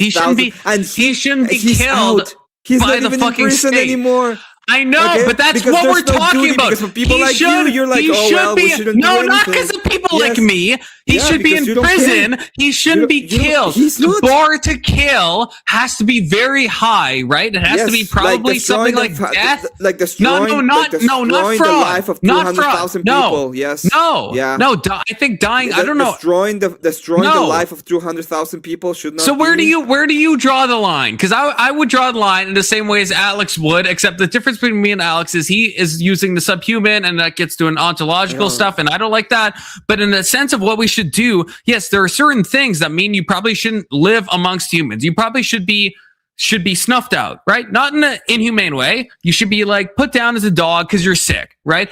I don't know if fraud amounts to that level. If we're talking about like torture, grape juice, murder, right? Those are the things that like, and especially if it's sadistic. Yeah, not the fraud. I don't know how. Do those not register as different categories to you? Going to a specific island in the middle of the Pacific and doing horrible things to kids. Right. Yes. Yeah. I said that. Yes. Yeah. And it should be the duty of the state to do that, right? Should be the duty. Yes. Should be like, yes. I'm pro death penalty. Yeah. But it's the question is right. Which is Alex is asking is what right? Is I don't think we should use it as much as we do. No, insurrection. No, I don't think it should be. 47 people. What is the percentage per capita in the U.S. that it's being used? Yeah, I think it should. Again, I punt to Japan. Japan uses it in the right way. Let's see it. Let's see how Japan does in a court. Every case I've read of Japan using the death penalty is based. It's based, and I would personally pull the trigger on all the Japanese death penalty cases. I would fucking own that morally. U.S. I can't say the same. I can't. Japan uses a very high bar to execute. And every case that I've seen is a goated case. America, it's not the same. If you actually know the cases in Japan, there is a specific case, I know you know it, where the guys were just a little bit under the age of 18, and I wish they all died. Out. And we're talking about the same case, and I wish they all died. But that's because they were underage. I don't and they care. Should die. They all should have been executed. I would personally execute all of them. So and some of them I don't care about Japan. Don't give a shit about it. When that happens and you have people outside when that happens, they can go fuck themselves too. Yes. They can. Yeah. They can go. Yes, so that's not the best. That's not the best solution. You fucked. Hold up. No. We're gonna go. Pause. What I'm saying, you're making a fallacy here. I'm saying every case Japan has killed someone. I agree to. It doesn't mean that there's people in Japan that have done heinous crimes. People that have not been killed, that should have been killed. Yes, I agree with that as well. But that's a different. Then there's more people here in the US that should have too. Yeah, probably. But there's people. We do it a little. We do things a little sketchy. Give me a case. There's people in the U.S. that probably shouldn't be killed. Give me a case. Do you? I don't know. Look, I hate the Innocence Project, but there is some people that have been killed. Then we get DNA evidence. I do hate I actually hate the Innocence Project. If you know about it, I think they're omnicucked, but I think there are some cases, and our time is up, so I'll bring everyone back. Otherwise, because I do want to keep talking about this, and we can. You really are like, yeah, they should be allowed to destroy the lives of families, and there's not going to be any problem. Yeah, I'm not saying for fraud. Sure. I don't think we should kill people for fucking fraud. Why not? I'm sorry. Why not? Tell me Wait, why. wait. Do you believe that the people, like the fraud that was committed in Minnesota, do you think that what type of punishment should be received there specifically? It depends. It's 10 billion. Yeah, of course they should be put. They should be. If it was another time, they will be in a tree and playing very happily outside of the okay. Disavow outside of the courthouse. Disavow the racial. It's dangling their feet and being very happy about it. I don't think there's gonna be any problem with it. If you rob from people, if you rob 9 billion from people, that's a stupid amount, and you should probably think about doing that again to every people who tries. And it's a reminder. Yeah, I just don't know if they're gonna get prosecuted. But you want to do a poll in chat? I think the chat is merciless. We can do a poll, but I think the chat's gonna want everyone killed. I think. Confluence, why are you so influenced with AOC? Why are you simping for that? I fucking hate it. How's it going, AOC. I fucking hate AOC. Okay. But you told me you want her to be. You want her to be handled around and to bury all of the Epstein files because you think she would do a better job. You said that. If I recall, I'm asking you. You said that you would like it. No, I did not. I didn't. Yeah, you said that she's gonna let me see everything. You were probably thinking about the boobs. I was responding to your chat, and I gave a joke response because you said I want AOC to handle the Epstein files, and I said, yeah, she's probably incompetent enough that we would probably all see it. Okay, so we'd probably get more information only because she's a fucking dumbass. Okay. No, I think he was saying it in a suspicious manner. Like, Big Soda is muted from Futoy. Big Soda catching strays. I mean, Big Soda's already muted, so maybe he muted himself on that. I'm not really sure, but yeah. But no, we shouldn't kill people on fraud. And I'm hesitant to post a poll because I think a lot of my chat is going to say, yeah, kill everyone based on fraud, which I feel. What is the difference between the I'll do the poll. Trump saying we need to release all of the files and Obama saying, oh, we're going to close Guantanamo base, and none of the two happen? What's the difference between one and the other? Just a sec. I'm writing the poll. I want to see how black-pilled my chat actually is.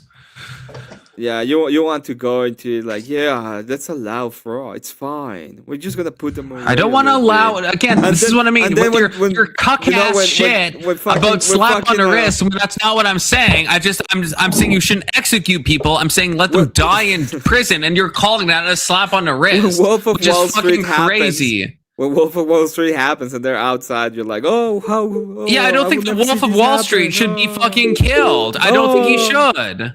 Why not? That's crazy. Destroy the life savings of hundreds of thousands of people.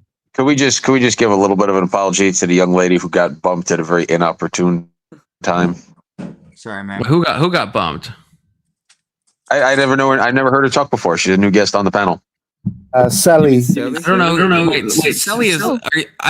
Sally is not a new guest on the panel, and neither is Rage Page, and those are the two women right now. So I've never spoken to Sally before. Oh, okay. New to you, new to you, the dude. Oh, I don't. Yeah, we're good. We're chilling. By the way, Sally, I apologize, but I'm really sorry for your loss. I hope you find solace. But yes, just want to say that. Alex made a public apology in the back chat. Just the timing was off, and I just didn't want you to feel. I'm a dick most of the time, but I don't think anybody on this panel is bad people. Oh, I would not have used that word to define you at all. I think everyone is. If you have an opinion about something, like I think that you should be prepared to speak on it. And that's all you're doing. This is what Did you know Confluence has Peyronie's disease? I do not, and I will. The dude, check your Discord because I have sent a photo to prove that I don't. Okay, so check your Discord. Sent him a photo. Yeah, okay. Maybe Okay, maybe Alex is saying he should have waited. It didn't need to be an immediate thing. So if I did end the conversation too quickly, I'm sorry for that. Confluence. Elheem doesn't believe you're circumcised either.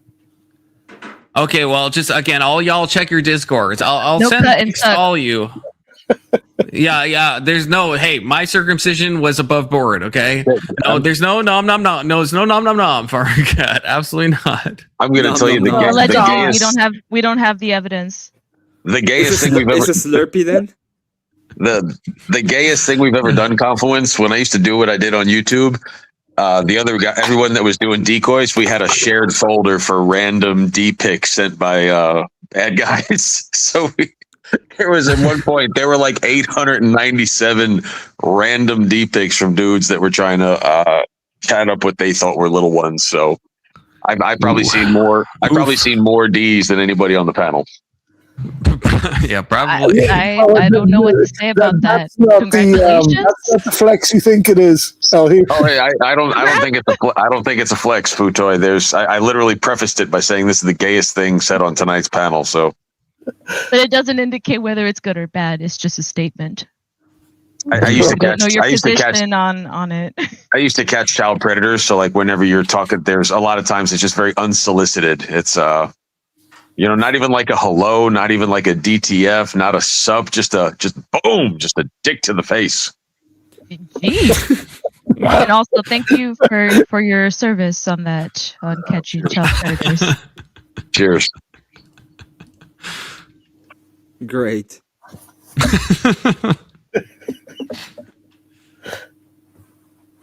Sorry guys, I'm cooking here. Okay, no dead air. I'm getting us in. No dead air. Oh yeah. So I talked about Okay. dicks to the face, and it triggered your oral fixation. Not in a gay way. That's literally what just happened. I talked about 874 dicks to the face, and you're like, I need something in my mouth right now. Need something to Let's make it 875. Shut up. How many balls, Confluence? How many balls? Doomerang has correctly put oral fluence. Oral fluence.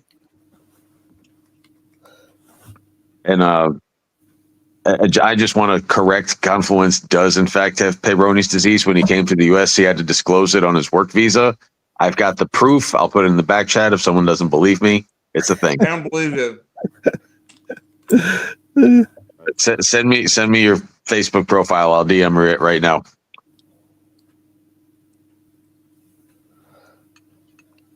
He's not saying he doesn't. Just let that sit for a minute. Your fearless leader, Confluence, is not arguing the fact that he has Peyronie's disease. You know Fearless leader. I don't even know what that is, being honest. I don't know what you mean by fearless leader. Confluence. Just something we were talking about earlier. I don't know if I feel that prison justice is so much of a bad thing for certain crimes. Which crimes? I think pedo, going to grape, play with a tree will be better. especially pedo, but grape and all that. There's I don't work for money. Like, I volunteer with a lot of my closest friends or people that have spent a lot of time in prison. And there seems to be like an honor amongst these with them, where if a criminal harms a criminal, they kind of, they can don't ask, don't tell. But there seems to be something about defenseless, like crimes against the elderly. That's something that doesn't fly in prison either. Right. I don't know. I think I'm not so against it. You know what I mean? I think you're. I think the world is self-cleansing. Even if the government fails, I think that the spirit of the universe, whatever you want to call it, has a way of balancing the scales. Yeah, the spirit of the universe, fucking the U.S. penitentiary system. What the fuck? That's crazy. That's crazy. But the amount of times that I heard that like, oh, you're like, when this dude goes to prison, which he's expected, we'll see, to do life. I mean, many different dudes were telling me that women and children are usually it's called like kiting or something, where they make people like show their papers and yeah, I've heard that. They call it a driver's license. When you show up on the yard, they say, "Show me." It means is your paperwork. Do you have good or bad? It'll show you what your charges are. I think it sounds like there's different names because I've heard different. Like I've heard kiting, I've heard papers, I've heard. I think those are the only two that I've heard so far, unless I'm forgetting any. There's a funny one. Can you imagine what a prison pocket is? A lot of things are transported illegally in prison. You're talking about your ham wallet, I don't think it's healthy to take solace in that, though. Dude, I don't know if you deal with a lot of the prison population. I feel like it's not. I think that they're willing to do things that we're going to sit here up on a panel, as a bunch of unexceptional whites waxing poetically into the midnight. They're willing to do kind of like the Punisher, like they're willing to do the things that. And a lot of us know that it happens. Let me finish. A lot of us know that it happens. We just don't want to know. We turn a blind eye. Well, that's what I mean. And is that should we take solace in it? I guess is my question. I like knowing that if somebody's selling FET to pregnant women, that someone out there is they're gonna reap justice. Yes, I do take solace in that. That's a pretty nasty thing to do. Justice is the fucking Lord's, okay? Justice is the Lord, right? It's not us. It's not but us. if you say, Tupac said that, only God can judge me. Tupac said that, but then you can't have prisons and stuff if only God is going to judge you. I don't know. Yeah.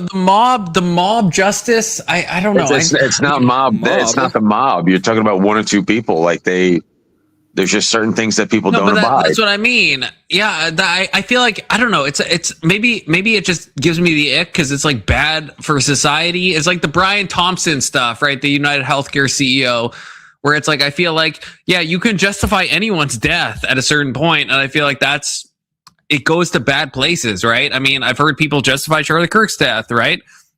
And I feel like people tried. Nobody justified it. People tried. I can agree with that. Well, yeah, but that's our opinion that they have failed in that. But people in their heart of hearts will justify that. That's what I'm saying. Yeah, and I just want to clarify, like I'm not saying that I seek comfort in this because God is ultimately the ultimate comforter, and all I like whenever people would tell me that, I would just say like, look, that's out of my control, and I'm not going to be looking into it, and it's not. I hate to say maybe it's crass, but it's not my problem at this point because he made decisions, and there are consequences to those decisions, and people have free will to act as they wish.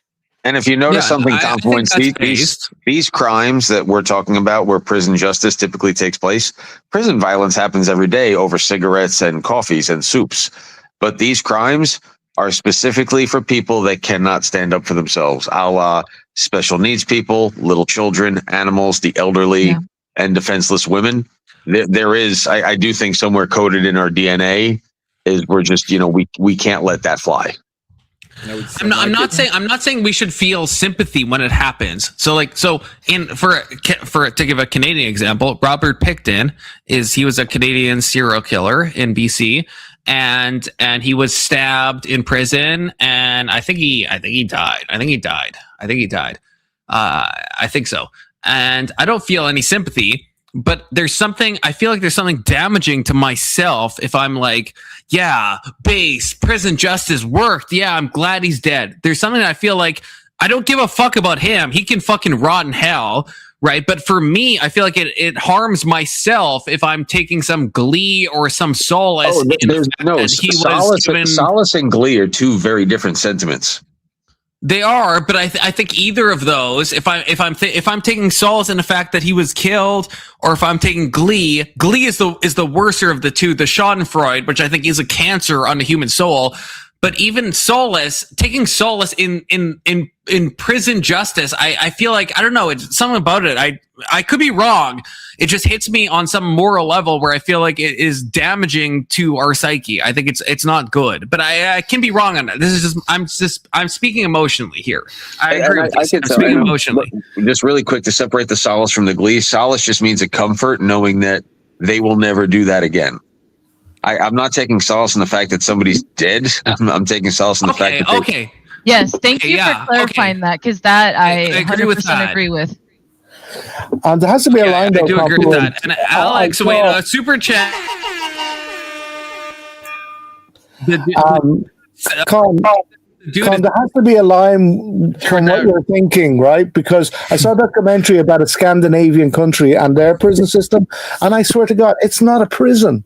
It's like an apartment. They all get their apartment, and they have a stereo system, a TV, They even have a job. Yeah, game system. They get out. Yes, but there is a. They have. Can we recognize the super chat really quick? Alexander Wren says, "El him, I am vindicated. Yes, you are, sir. No one thought you did it on purpose." Said, I'm not sure what the. Do you know the dude? What does Alex feel vindicated? When I wrote in the back chat, like he actually took the ownership and he said, "Hey, probably poor timing because Miss Shelley was saying what she was saying, and then you put it. We're beating off a dead horse here. We don't need to do that." So this is against me. Okay, I already said. If I did the thing at the wrong time. Okay, so fine. So, Carl, do you agree in that type of prison? Right? They have a Is no one going to reference the fact that I said beating off a dead horse? I heard it and I appreciate it. But no, there is a Futoy. There is a degrees between these two things. So I don't think, the Scandi prisons, I feel like they're too nice. I think of Anders Breivik, who is responsible for Utoya, where he killed 50 kids or something on the famous Norway case, where he went onto the island of Utoya and he killed the politicians' kids of the Liberal Party or whatever, right? And now he's in prison and he's complaining that he doesn't have enough video games and all this shit. And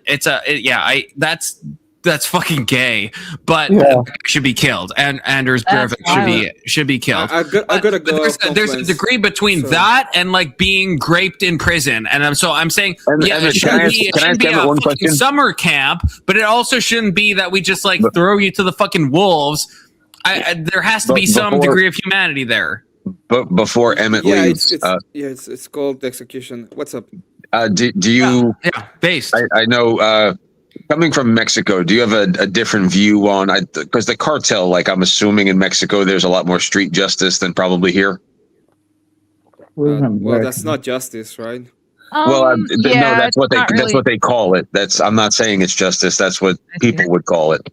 I wanted to know your opinion on that. Is it ethical? Is it more?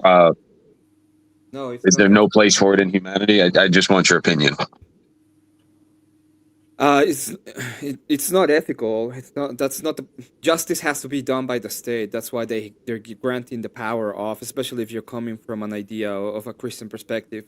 The idea is the state is the reflection of the moral of the people, so they're doing as the people should do. The reason why in Mexico, for example, death penalty there's no death penalty at all.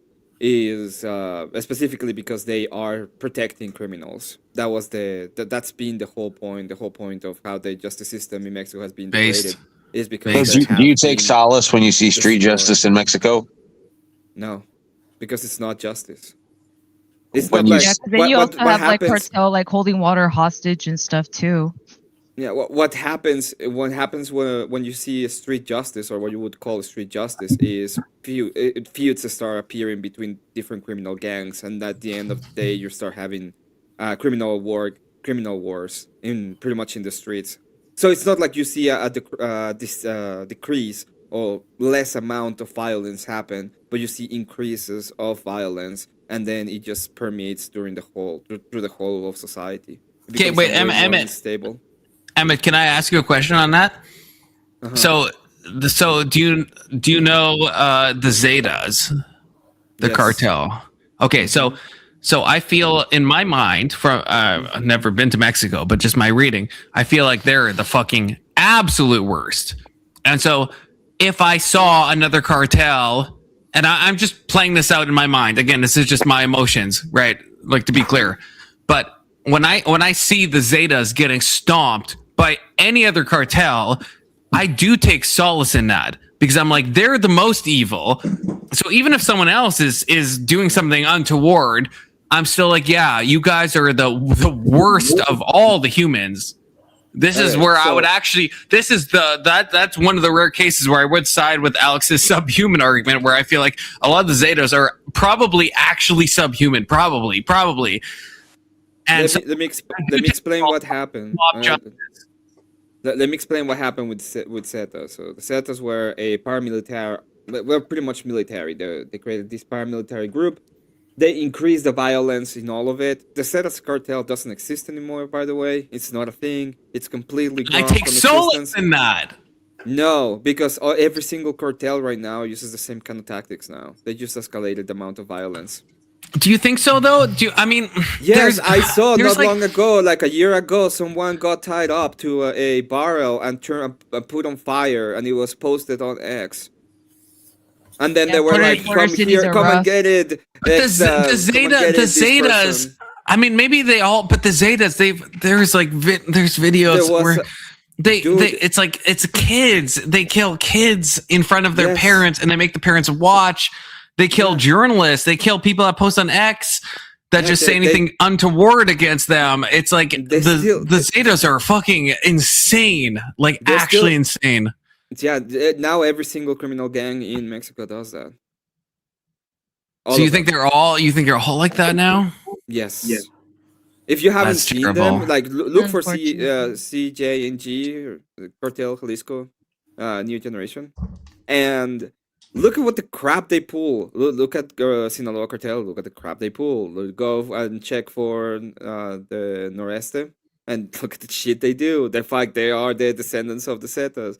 You can go to the Gulf Cartel, same shit. You can go to there is an interview of a guy who worked for a branch of the Sinaloa Cartel. They asked him, how many people have you killed? And he was like, well, I executed about 150, and I ordered the killing of another 150. And this happened like 10 years ago. The violence has escalated. It has not decreased. It's an escalation. It's because but do you think, no actual wait, actually, so this is me actually asking, because the Zetas, again, like the stuff with killing kids and stuff. Are you saying all the cartels do that? Yes. Can't we send Sons of Anarchy to go deal with the cartels? Because if that's the case, then that's. I thought the Zetas was maybe a special degree of. They escalated the violence. They escalated the violence at the beginning, but that doesn't mean the other cartels just do it the same way. They escalated with them. Whoa! Confluence, you're in a contradiction here. Earlier, you were just talking about the other guy, how, oh no, you can't remove someone's humanity to justify horrific things, and now you're talking about watching snuff porn of like one gang versus another, and be like, oh, this is great. I'm so happy they're getting tortured. No. Okay. Explain yourself, sir. Never happy with the torture. Never happy with the torture. Okay. I'm saying, and I agree, this is me and my fifis, but when I've seen like there's one video of like a kid asking for water as he's being. I won't even say. I won't go in details. It's very untoward, and I feel like, that is hyperbolically that is subhuman. But I still think but not on an ontological level. I still think those people probably have humanity, and I think they're just like broken, and I think they should be executed. But I wouldn't. So this isn't a contradiction. When I'm saying they're subhuman, I'm meaning in a hyperbolic sense. I think they still are human. I don't think they've actually abrogated their dignity. Humanity. They acting as humans. No, I'm responding to Mo because I don't think there's a way.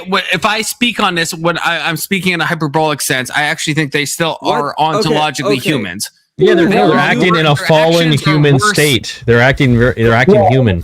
I think they're not less human or more human. They're the same human. They can do as humans do. like there's an emotional response to this and a rational one, and we have them both. Emotionally, I think on saying I want bad things to happen to these fuckers, right? But rationally, he's saying no, they're still human. We got to put them through the system. Yeah, it's possibly death at the end, but we're going to do it in a humane way. I want them to be playing with trees, dude. That's what I want. The only difference is who is supposed to be doing that, getting them to be playing with trees, and the ones that should is the government because they have the authority, and that would. Yeah, I used to be. I wasn't sure on the death penalty. I went back and forth with it, but now I'm completely on Emmett's side. Couldn't prison justice? I get what you're saying, Confluence. You don't want to become the monsters you're trying to deal with, right? I get that, but. But listen, prison justice, and the worse, couldn't it be argued, the worse that prison is, the more of a deterrent it is? I just like the way does anyone disagree with this? The way I see things is everything should be a bullet to the head, right? We shouldn't want people to be raped and tortured. That makes us the monsters. What you said, Futoy. It should be. It should be a bullet. We can be tree. I'm a fan of the gallows. Gallows are really easy to build. We can bring back gallows. We can, but it should be a swift. It should be. Trees are cool, Emmett, but lavish in it. We shouldn't lavish it. I think that the cool thing not because it harms them, because it harms us.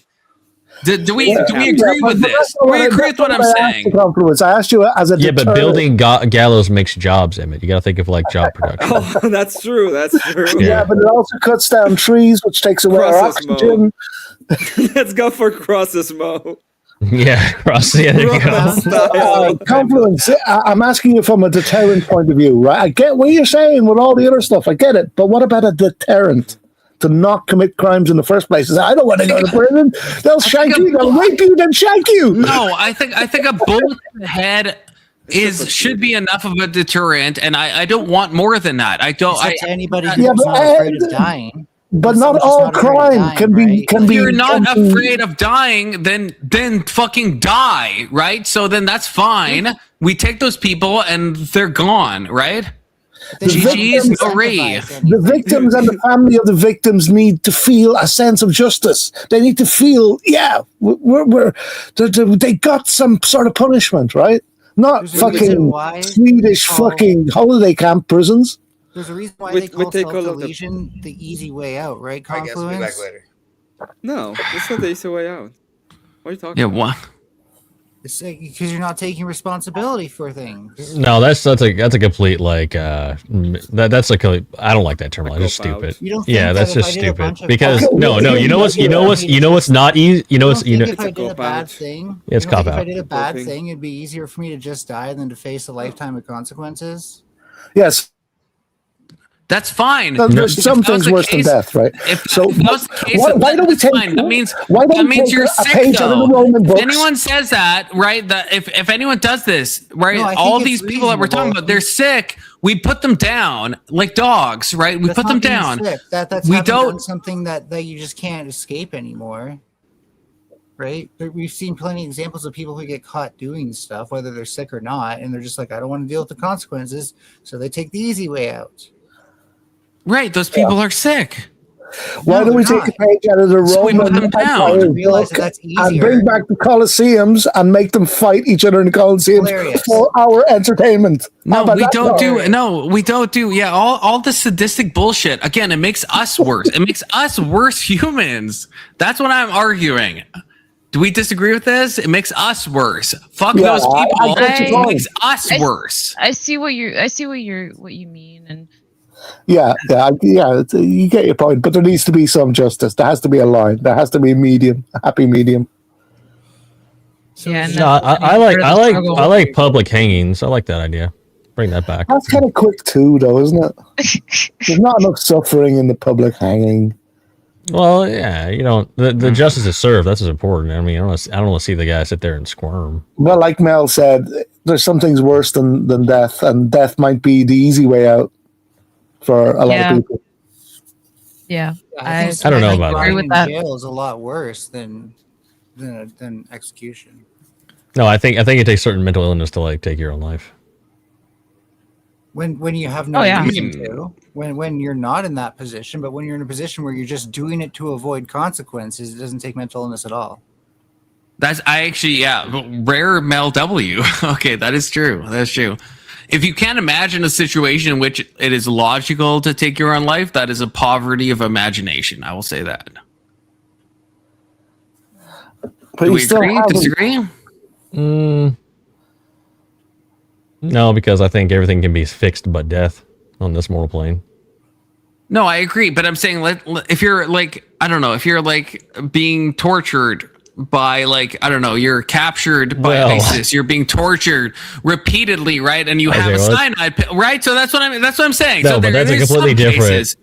That's a completely different scenario. There are Holy some shit! cases where you should. We're talking about like someone like being sad because like their band broke up and they're like mentally ill. They take their own life. That wasn't. I'm sorry. I don't think that was specifically sad. I mean, that wasn't on the table at all.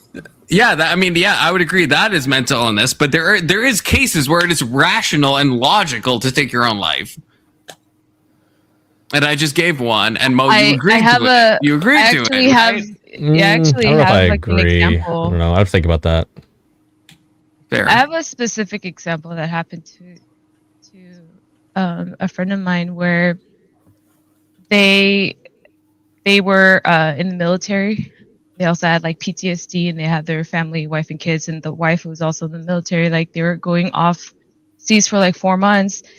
So dad had to take care of the child or children, and the mom noticed that there was like weird behavior coming from the dad, and only to find out that the dad somehow blacked out and like abused this kid, where she had like a burn mark. Like I saw the pictures of like all the bruises on her face and her body. She's 2, and he like has no recollection of it. And when the mom like found out, she had the cops come in, and the guy must have thought that like there's no, like he felt like there was no way out, and he pretty much just had like the cops like kill him, or he committed suicide that way. And death by cop, right? Yeah. Blue suicide based for that guy, because that guy should actually die, if I'm understanding. Yeah, I think story with this correctly. one, this is where like the compassion comes in. This guy loved his kid. He was, military and had severe PTSD, and like nobody knows specifically like what set him off. And didn't you say he burned his 2-year-old? There was some like a but burn he mark, didn't remember doing like, it. Yeah, that's my point. Yeah, he had no like recollection of it, and I mean, I feel for him because he felt. But in that scenario, that sounds like something that I would think that would qualify as something mentally ill. Definitely. Yeah. He didn't have the mens rea to do it. Yeah. But if somebody's going to do that, should he slowly skin them alive? Well, see, no, I wouldn't say that. I would say that guy is sick and he should be put down. But like, I wouldn't. But that's not being like. I mean, if you know about PTSD, like I've looked into it, and there's different grades of it. Where like some people can like they like choked out their partners by accident in their sleep. I've had it happen to me before, and it was like totally by accident. Sally, I get. I'm not making a moral judgment, but I'm saying if you are, no matter, I don't. There's no moral stance from me on this. I'm saying if you're at the point where something has happened to you, schizophrenic or otherwise, where you're burning a child, right? Then you should probably be put down, not in a sadistic way, but just like you're sick. You're sick. Oh, I see. You're just saying like you gotta go. What if it can be treated? Ask something for a second. What if it can be treated? So then this could be a snake-wise thing, but it is mainly just for Confluence at the moment. Confluence, do you think which do you think? Oh, Mal, you cut out. No sound, Mal. No sound. Oh, yeah, gotta go, guys. Have a good one. See you, Emmett. Have a good one. 07's brother. God bless. Later, Emmett. So Confluence, if the guy can be treated, do you still think death is the only option?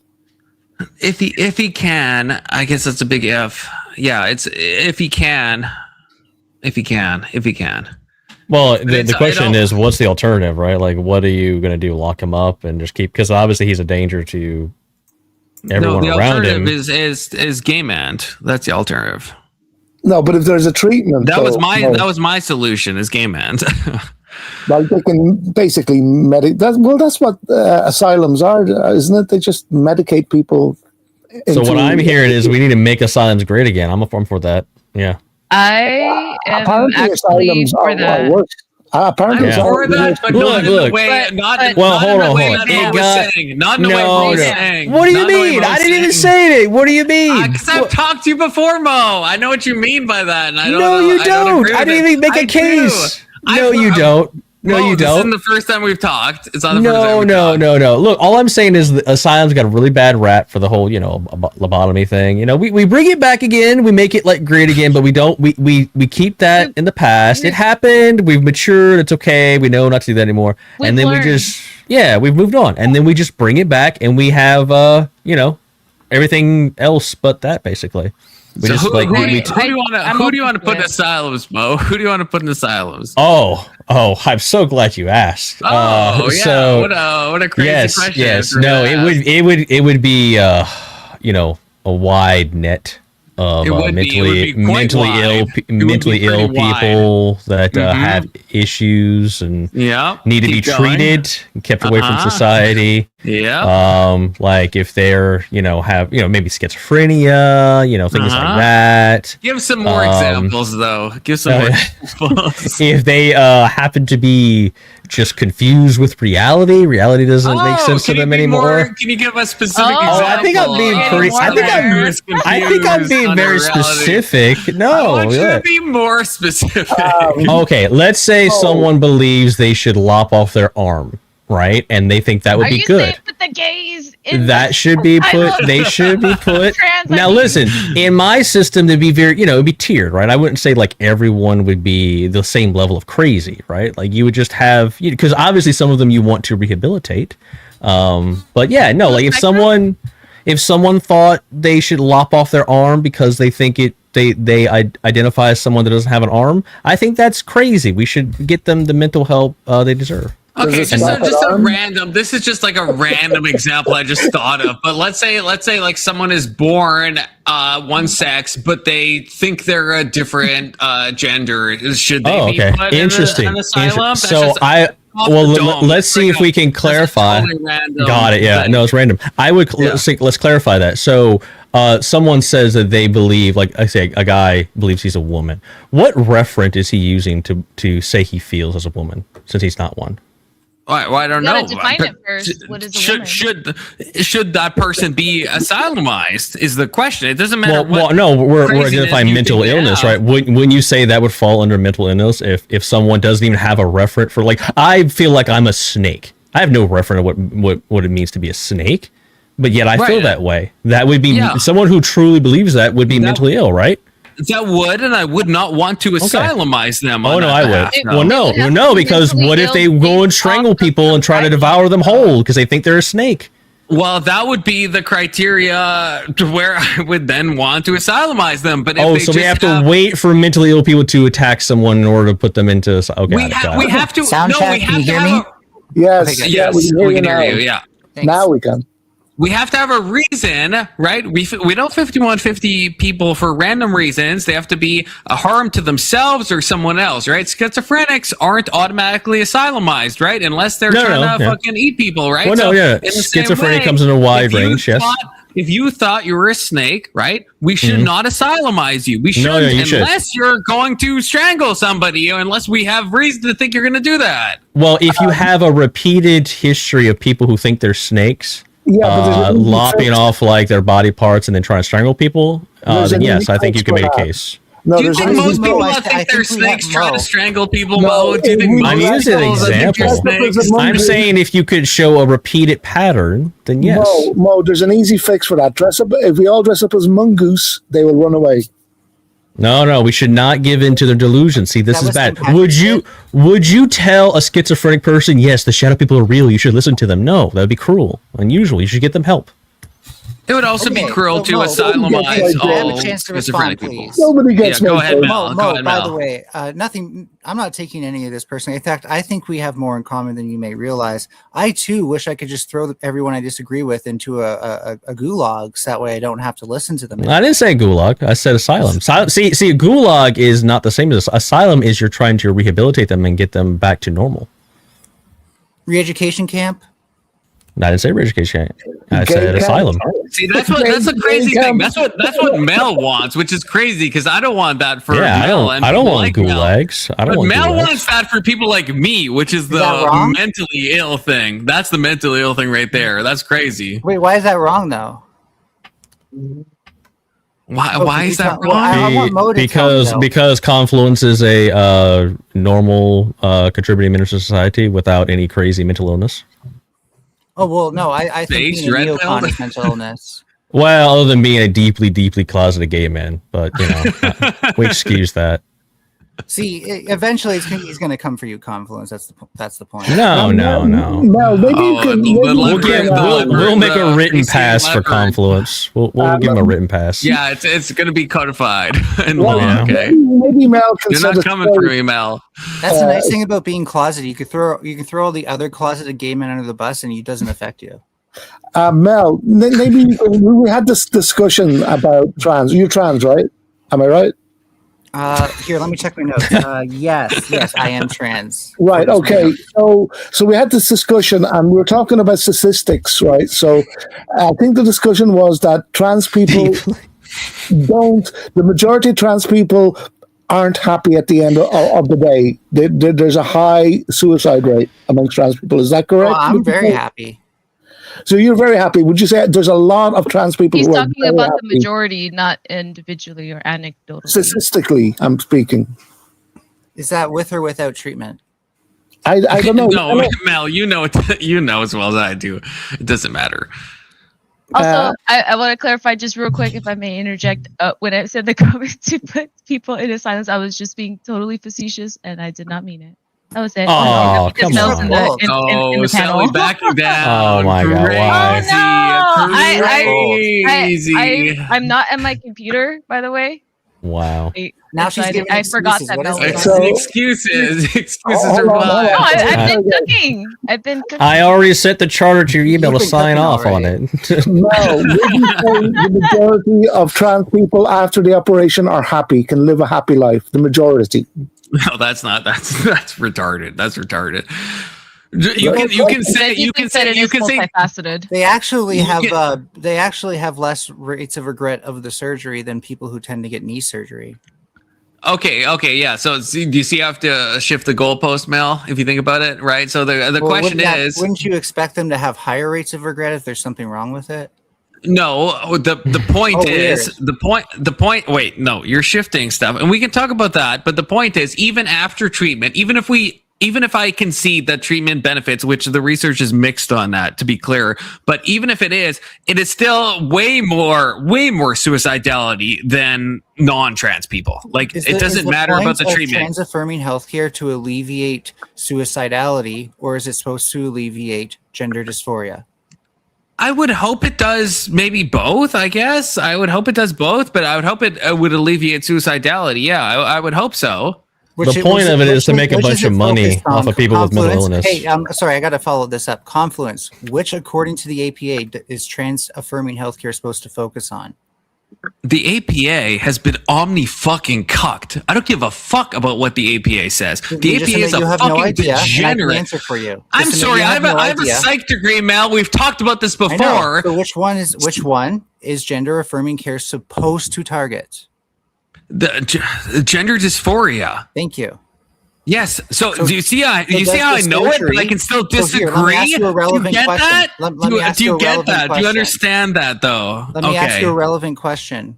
Okay, trying to fucking info cock me. Does the surgery successfully alleviate symptoms of gender dysphoria in the majority of patients?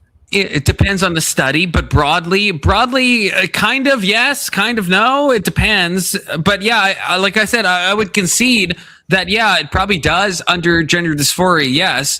But that's, again, this is a major pivot. We're talking about, are they still mentally ill? And I think one of the criteria would be suicidality. And even if it decreases a little bit, it's way higher than non-trans people, right? That still is, that's like just, you can't deny that, Mel. Even you wouldn't deny that. Mentally ill, or because people like their families won't accept them, or they can't get access. Yeah, I know that's the common cope. No, but I'm just it's asking you, what have you seen?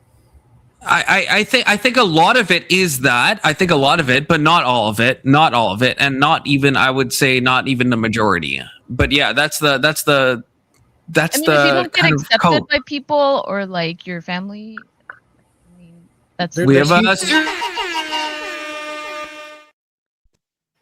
I don't even know this from what's the bigger fraud? Is this statistics? I don't know. What? Statistics or transmissions? I don't know what this means. Fucking too rarefied for me. He's probably trying to dodge the TOS because it doesn't let you super chat. But I'm not exactly sure what the question is. Confluence. Can we at least agree that there is robust data? Yeah. That there is robust data that trans people who have families that accept them and people around them accept them and have stable access to treatment tend to have better outcomes than those who don't. Yes, absolutely. Yes. Okay, but so here's a question then. Let's say you have a group of people who believe that they shouldn't have arms. They want to cut them off, and they want their family to accept it. So should they? Hold on. Let me finish. And so they want their family to accept it, and if they don't accept it, it makes them unhappy. Like, should we just affirm it and take their arms off? But that's not the same thing, though, right? No, it is exactly the same thing. It's exactly the same thing. No, it's not. If I have a mental, yes, it is. If I have a mental illness that says I think I should lop something off my body, what, and that would make me happy. What's to stop people? Why should I not have my family affirm it and like cut my arms off? Because it's not the same thing, right? It's the exact same thing. I can even answer that. Granted that it's not the same thing. We didn't just decide one day, like, oh, we're just going to give trans people what they want. We realized, especially after gay conversion therapy proved itself to not work, that maybe we should rethink trans conversion therapy because it also doesn't seem to be working. And study after study showed that when you do trans affirming healthcare, you have a better chance of having people who don't report distress, who don't report suicidality, than if you try to put them through conversion therapy. Yeah, but they still have the highest suicide rates, some of the highest suicide rates post or pre-op. Yeah, but that night, right, my argument was that if you accept these people, right, and accept them rather than point them out and say, you're evil, you're bad, you're nuts. Did I say that? Do I think schizophrenic people are evil or bad? That's not going to help, right? No, hold on. Do we tell schizophrenic do we tell schizophrenic people that they're evil or bad, or do we get them help? You affirm them, right? That's what you said. You said don't affirm them. You don't affirm schizophrenic people. They see shadow peoples and voices. Should we affirm? Yeah, they're all real. You should listen to them. Well, if we had data, Mo, if we had data that showed that actually did help them, and maybe for some reason they stopped believing it, then it might be a treatment. But that's a fictitious world that you're making up that doesn't exist, and we don't even see this with the trans movement. I've got it for you. I've got your answer. Prove to me that they aren't. Prove to me that Mel isn't a woman born into a man's body. Okay, because Mel doesn't have a referent for what a woman is. Futoy, you're stepping over me, but can I just have it back for Mo for a second? Sure. Mo, when you say gender affirming healthcare isn't successful, what do you mean? I'm saying it doesn't fix the mental illness that they're experiencing, which it was classified as mental illness before the woke nonsense came around and they had them change the definition. What is the name of the mental illness? The name gender dysmorphia or whatever. Dysphoria. How do we know when someone has gender dysphoria? How do we know? Yes. From what I can tell, it's usually just them coming out and saying it. Well, they'll usually talk about having a distress that's lasted for some amount of time that's persistent, So saying it. Well, no, the persistence would means that you can't just say it one Persistently time. saying it. Persistently saying it. Right. But Let me ask you this: what referent are they using to know they feel that they're the other sex, since they're not their sex? Referent that we use to figure out if someone's depressed. They're self. No. How does a person know what it feels like to be something else without being that thing? Well, let me ask you: how do you know what it feels like to be a man? Because I'm a man. So if I have a dick. Hypothetically, if that were to disappear, you wouldn't be a man anymore. No, I'd still be a man because my structure of bone structure, ligament strength, testosterone. Well, if I didn't have a dick, my testosterone would be cut. My balls. If I didn't have my balls, my testosterone would be cut. But the overall structure of genetic structure of me being a man would still be true. The point is that these people don't have a referent to say they feel something. If I come out and say I feel like I'm a snake, I have no referent to make that claim. Before we get too into the weeds, let me ask you: do you think identity comes from like the core essence of your being, or is it something that is psychological and that we form? Well, that's the biggest argument, right? Before you have a gender, right? You're not male or female. What makes me male is that I was born into a male.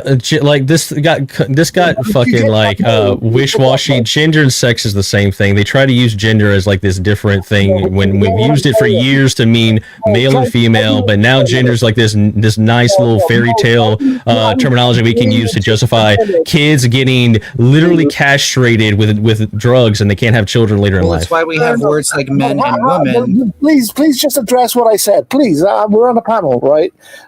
Before I had a gender or a sex or whatever the hell word you want to use, it all means the same thing. Before I had physical parts that made me male or female, I was not male or female. As I see it, what has made me You mean when you were conceived?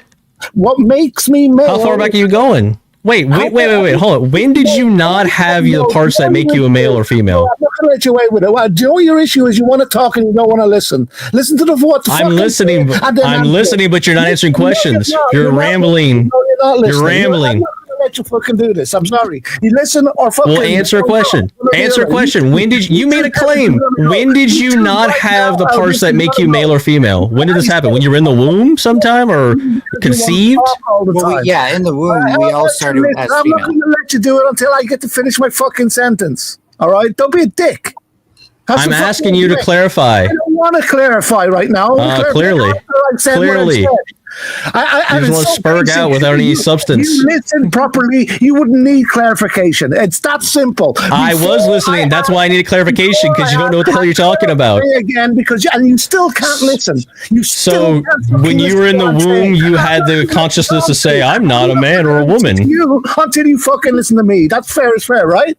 Is that how you want this to go, or can we have I'm waiting for you to make a clarifying statement to your argument. No, you're not. You're talking over me. Yeah, because you're not making any sense. I'm trying to get an answer out of you. You're an intelligent guy and you're a good guy in the conversation, but this is your one fucking hang-up. Listen to what other people I have a hang-up when you have an illogical argument and I ask a question, you don't want to answer it. Very simple what I was saying. Very basic. You shouldn't need clarification if you were listening properly. It's a basic thing. You couldn't misunderstand. So when did you not know you were a man or a woman based on what you just said? I already said it. If you had a listen, no, you didn't. You would know if you had a listen, but you didn't. Okay, listen. I'll give you the floor. Answer. When did you not know you were a man or a woman? Tell me. No, I'm not going to answer your fucking questions. I'm going to say. Okay, but you said you answered it, but you don't want to. Okay, got it. So you don't have an answer. That's the only way this is going to continue. If I'm allowed to fucking say my fucking statement. Okay, spurg out.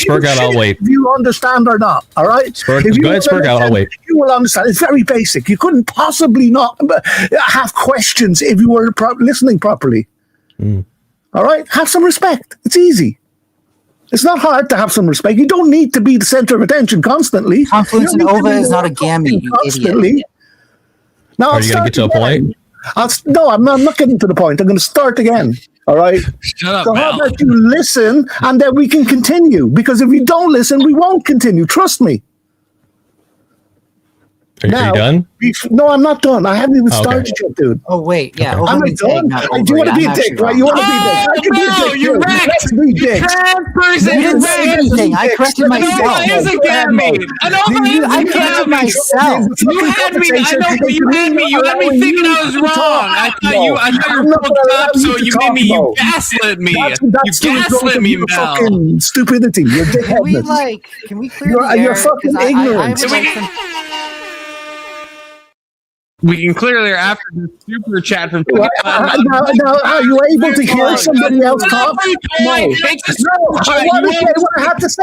Then you're muted. You're muted. The super chats take precedence. Okay, this is how Confluence does these panels, Futoy. If you understand. Sorry, I apologize. I'm just triggered. Thank you. I understand. I'm triggered too by Mel, but that's okay. On behalf of the Irish, I apologize for our potato picker. He wasn't good at that either. If it helps, we know sex weeks after conception. That's not what I was saying. How stupid are these people? Listen, before I had any fucking gender, sex, or whatever word you want to use, you got hung up on the fucking choice of words. Oh my God. Before I had a pee-pee, before I had private parts in the womb, right? Before that, I don't believe I was male or female.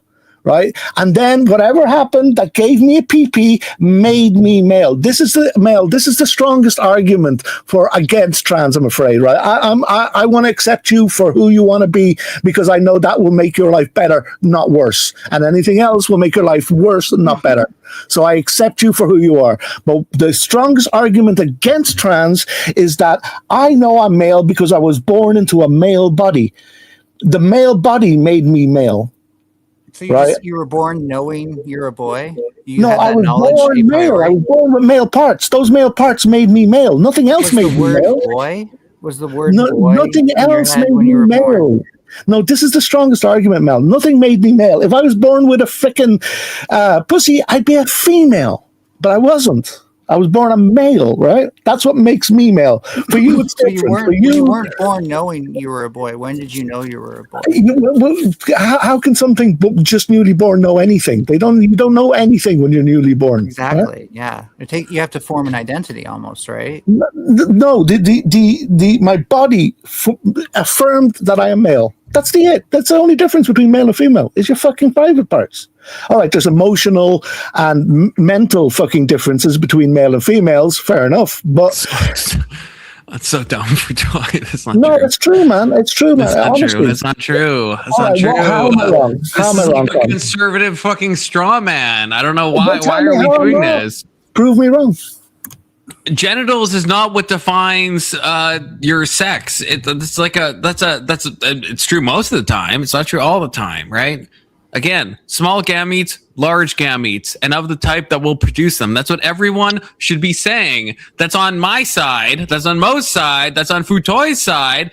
That's what we all should be saying. Any talk of chromosomes and genitals, you're opening something up which you don't want to open up. You don't want to open up necessary conditions. Well, what I'm saying is yes. See, this is where me and Mel are weirdly on the same side on this thing. But if Mel was the steel man, my side, right? You should be looking at the gametes. That is the best indicator, right? But Colin, that's you what shouldn't be looking at chromosomes because then you get into Klinefelters, you get into all sorts of fucking chicanery, and you get into intersex people, and it's just like, why go down that path? There's no need to do that. No, you're not really saying anything. I opened up. I'm saying a lot, Futoy. If you can't comprehend it, that's a skill issue. Really. I do want to comprehend it, but it's a skill issue on your side. In fact, it's not. I'm sorry. I opened up by saying, listen. I opened up by saying, I have skill issue. That's all ego bullshit. I opened up by saying.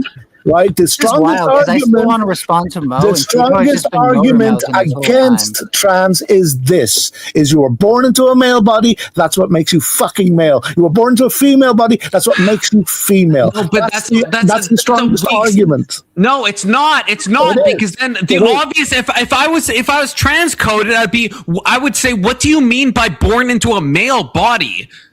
What do you mean by that, Futoy? Now you're making me steel man the trans side. Good. Conversation is a good thing, not a bad thing. No, but I've already gone down this road. I've already thought about this. You apparently haven't, Futoy. So what do you mean by being born into a male body? You got male parts or female parts, right? See, there we go. Yeah, just scientific illiteracism, which is fine, but that's what I mean. You're giving a weak argument, Futoy, and you're making the conservative side look terrible. You actually are, because it's like it can be so knocked down.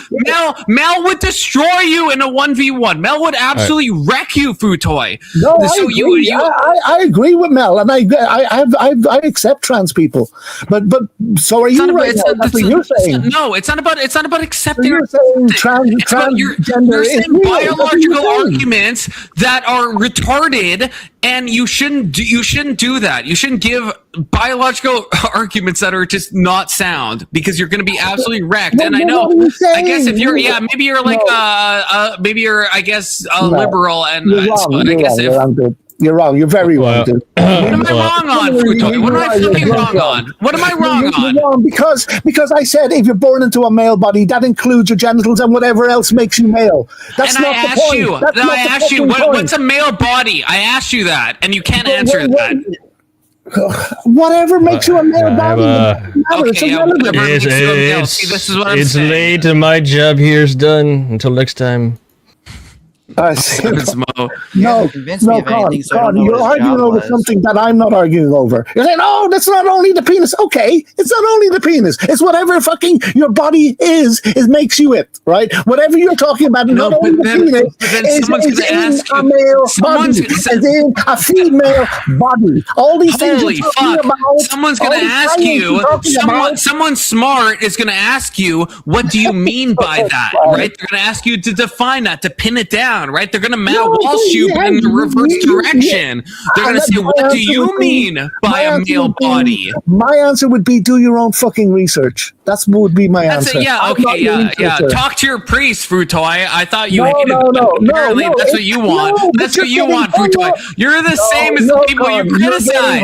You're the fucking same. No, you're completely wrong this time. You're getting hung up on bullshit that is irrelevant in this discussion. It's irrelevant. Whatever is in your male body that makes you male, all those things, right? That's what makes me male. All those things make me male. You can't just say all those things. I was not expecting another question. Just listen. When I was at a certain point in my development in the womb, right, I didn't have genitals or those things, right? I wasn't developed enough. But the development, right, developed me into a male or developed me into a female with all the things. And somebody goes, oh, pin down the process. No, fuck off. Go do your own research. I'm not really interested in that. I'm not really interested in the biological way it's done. It's the whole point. Here? Right, it's the whole point that we're having a discussion. I think we are having a discussion, but I'm trying to put a point across that's being fucking flung across the misunderstood, and I'm being told to pin down stuff that's irrelevant.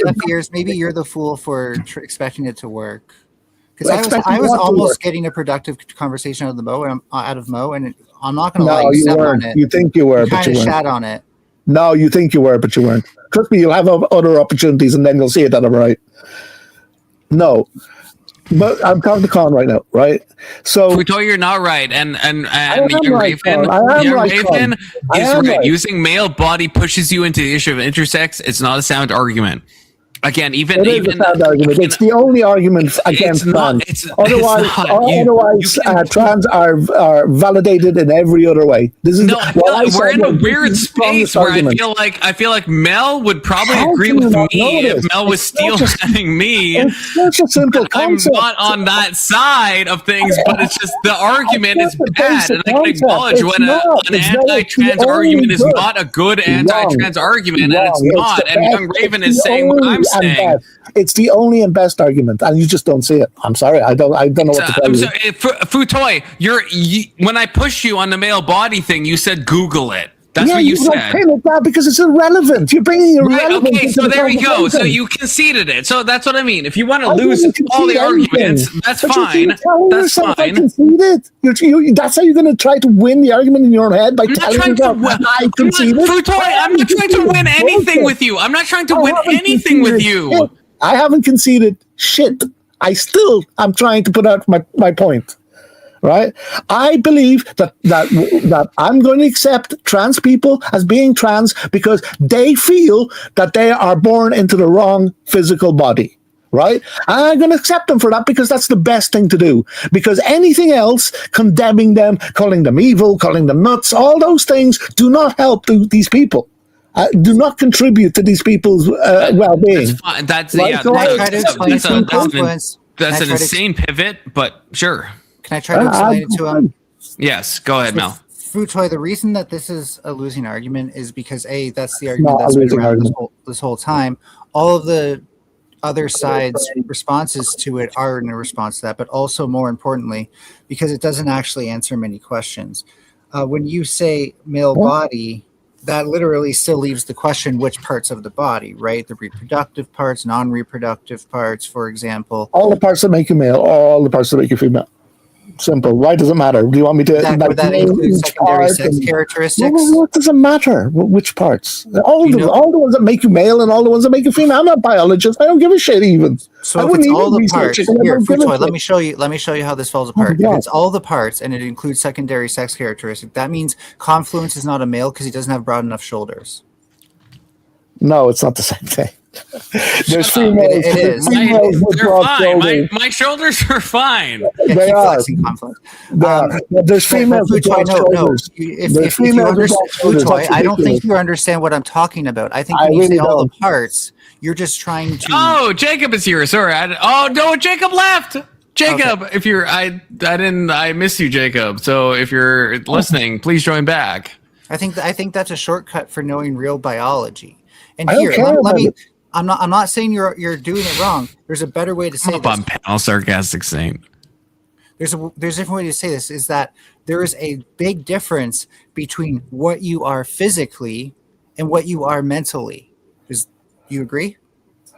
I do agree, but to bring it back to our point, what we're talking about, when you're in the womb, like just everything at the beginning of its embryo life looks all the same across species. Even is all the same fucking little relatively tadpole. the same. We're Sure, all the tadpole.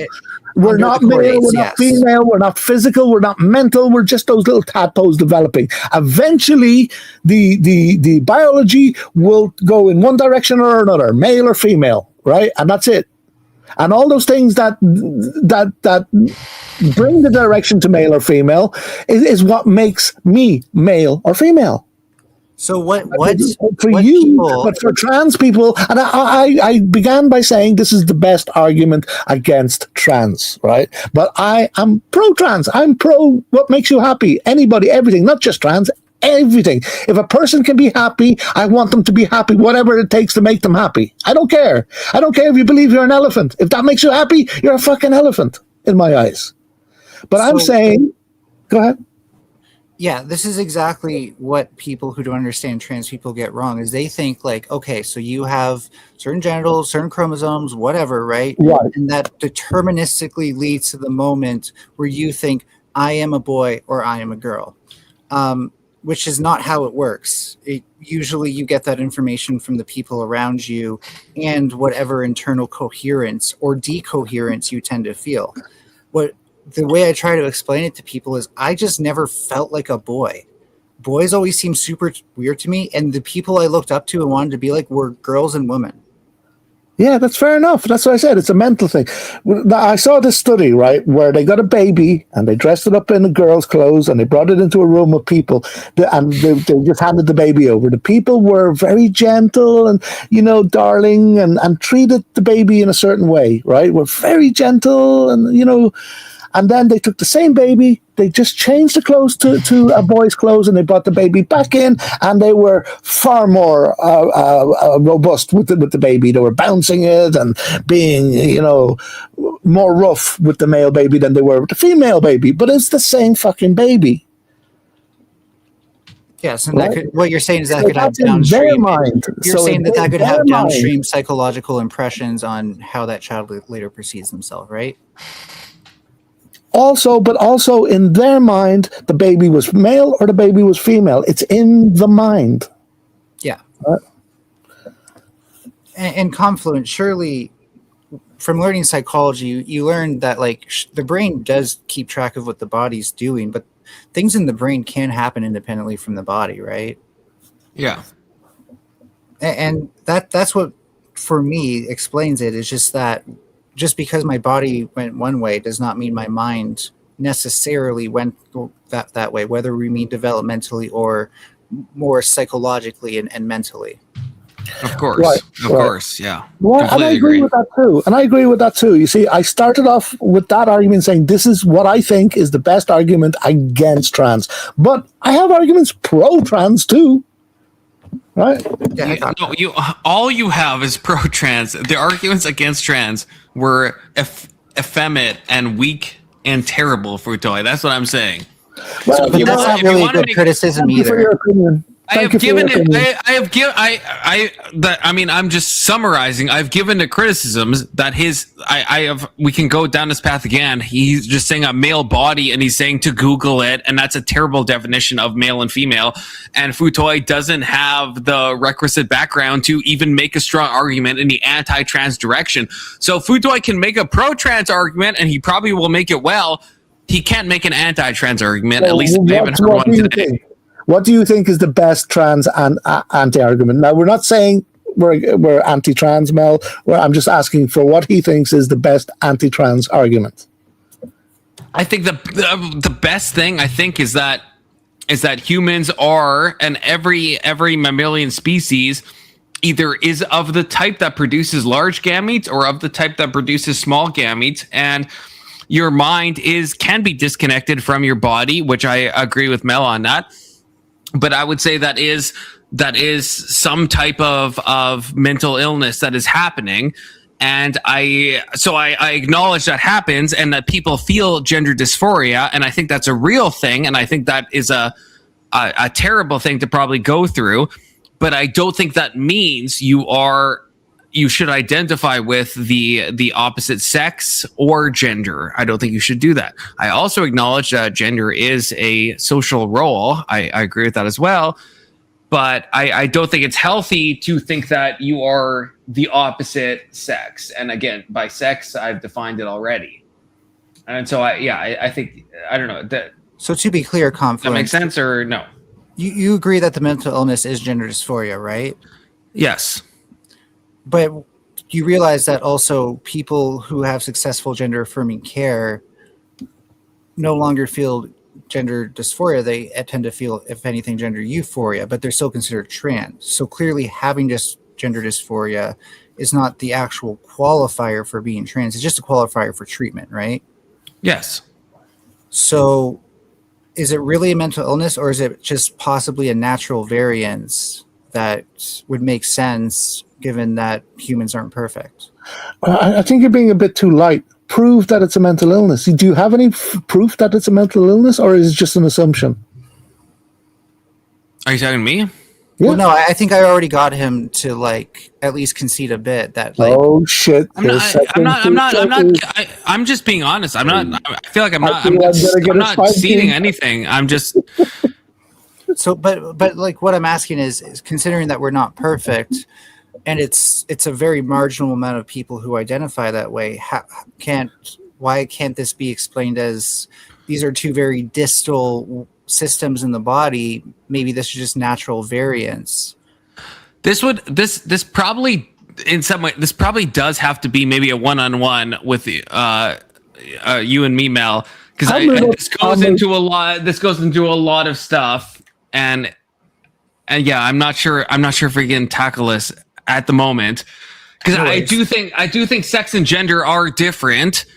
I do think gender is performative, but we'd have to go into a lot of stuff on that fact. And yeah, I don't know. I mean, we can try.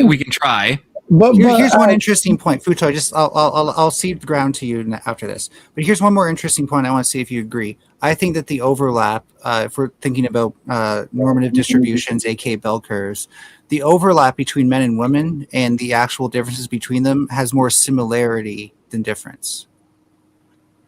Wait, say again? So try to understand that when I'm talking about this, I'm talking about bell curves, and I'm saying that the difference between men and women has more overlaps than actual difference. Yes. Yeah.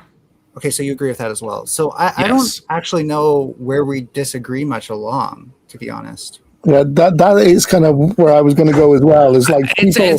Well, that's what I mean. Like I think we should, Mel. I think we actually should hash this out because I feel like my main problem is the ontological stuff and saying that a man is a woman.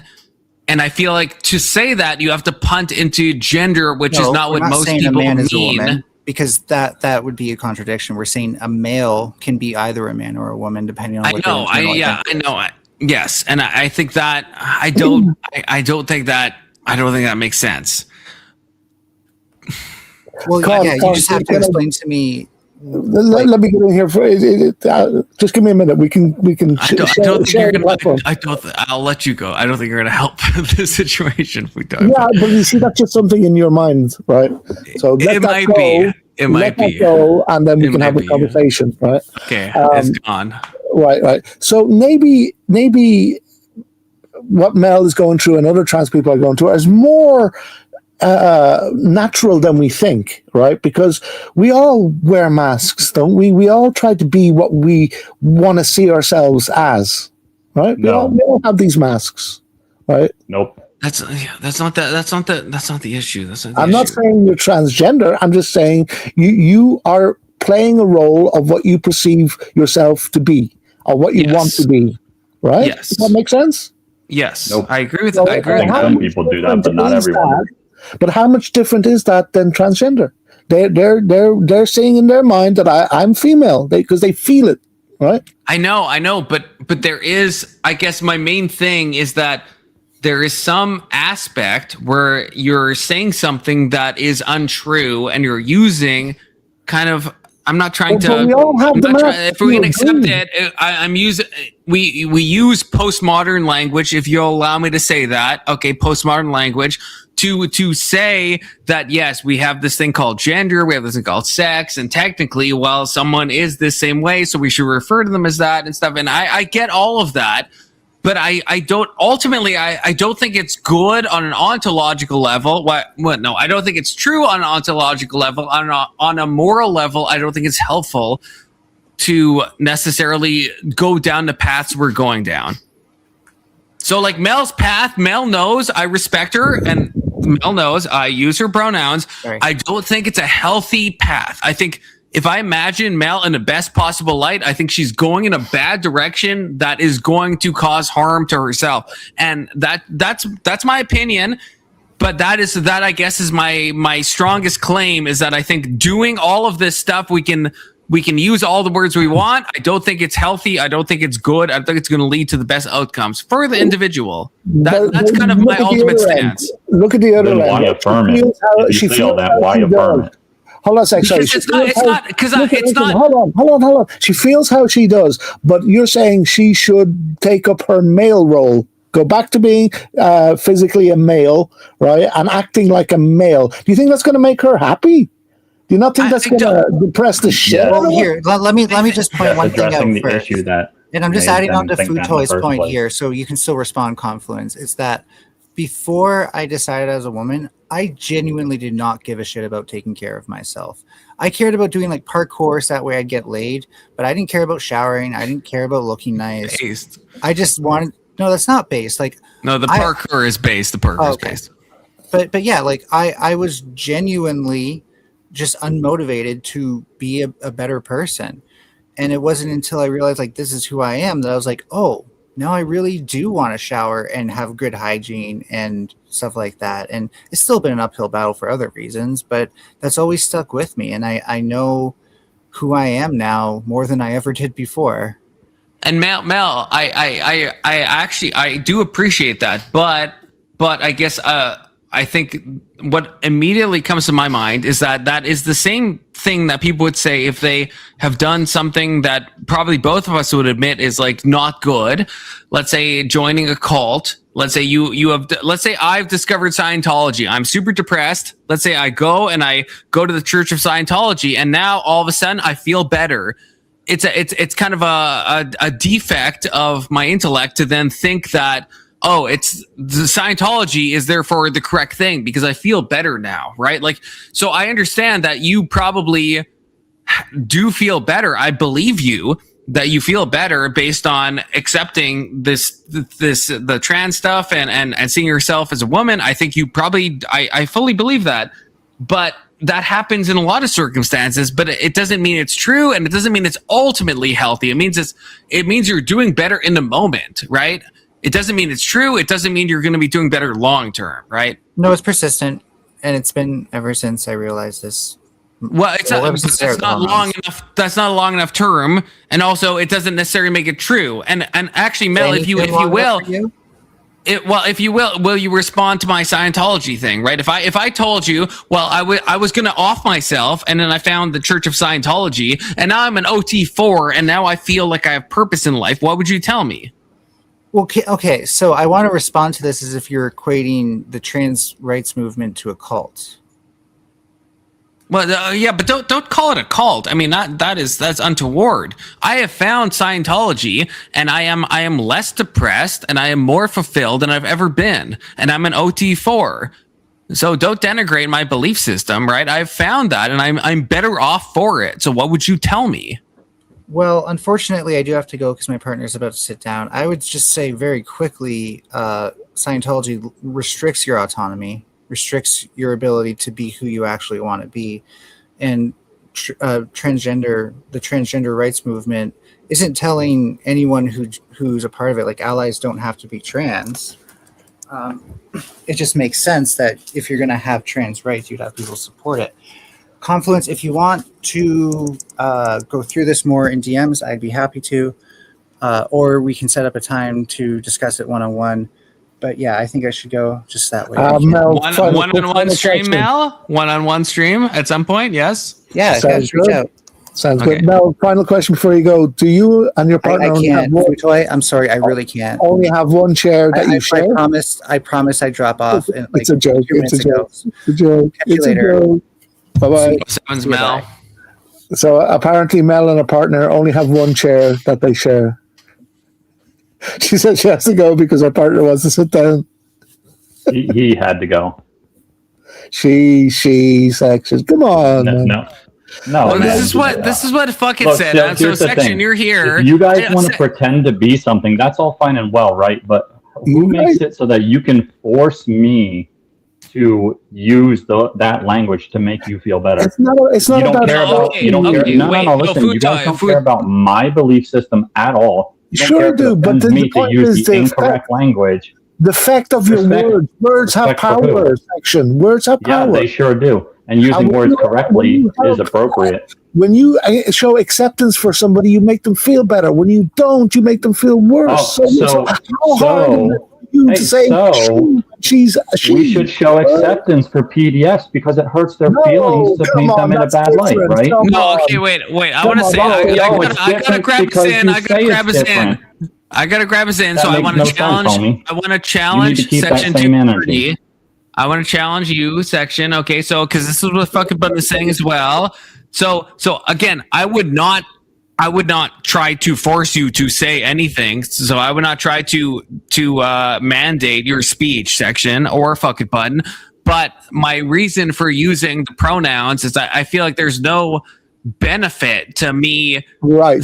He to Mel. I feel like there's no benefit. That's not going to do anything good. And I think it's kind of accuracy. Is good. you can say it's accuracy, but I'm saying on behalf of the person I'm talking to, I don't think any trans person, if we all say they're a man, they're a he, I don't think that has ever made someone come back and then be like, oh yeah, okay, you were right the whole time. I don't think that's ever happened. You don't so I think it has or it hasn't happened. It causes harm. I've never seen it happen, and I feel like none of the detransitioners ever got told, "Hey, look, man, you are actually a man, and we want to get you help and treatment because we actually care about your future, rather than your temporary feelings right now. So That's you're never gonna going get- I don't think it's ever. Detransitioners are absolutely a thing, and I hope there's more of them. Yeah. But I don't think any of them have been changed by people misgendering, quote unquote, them. I don't. You don't think? I don't No, think no, that's it's happened. accurate gendering them.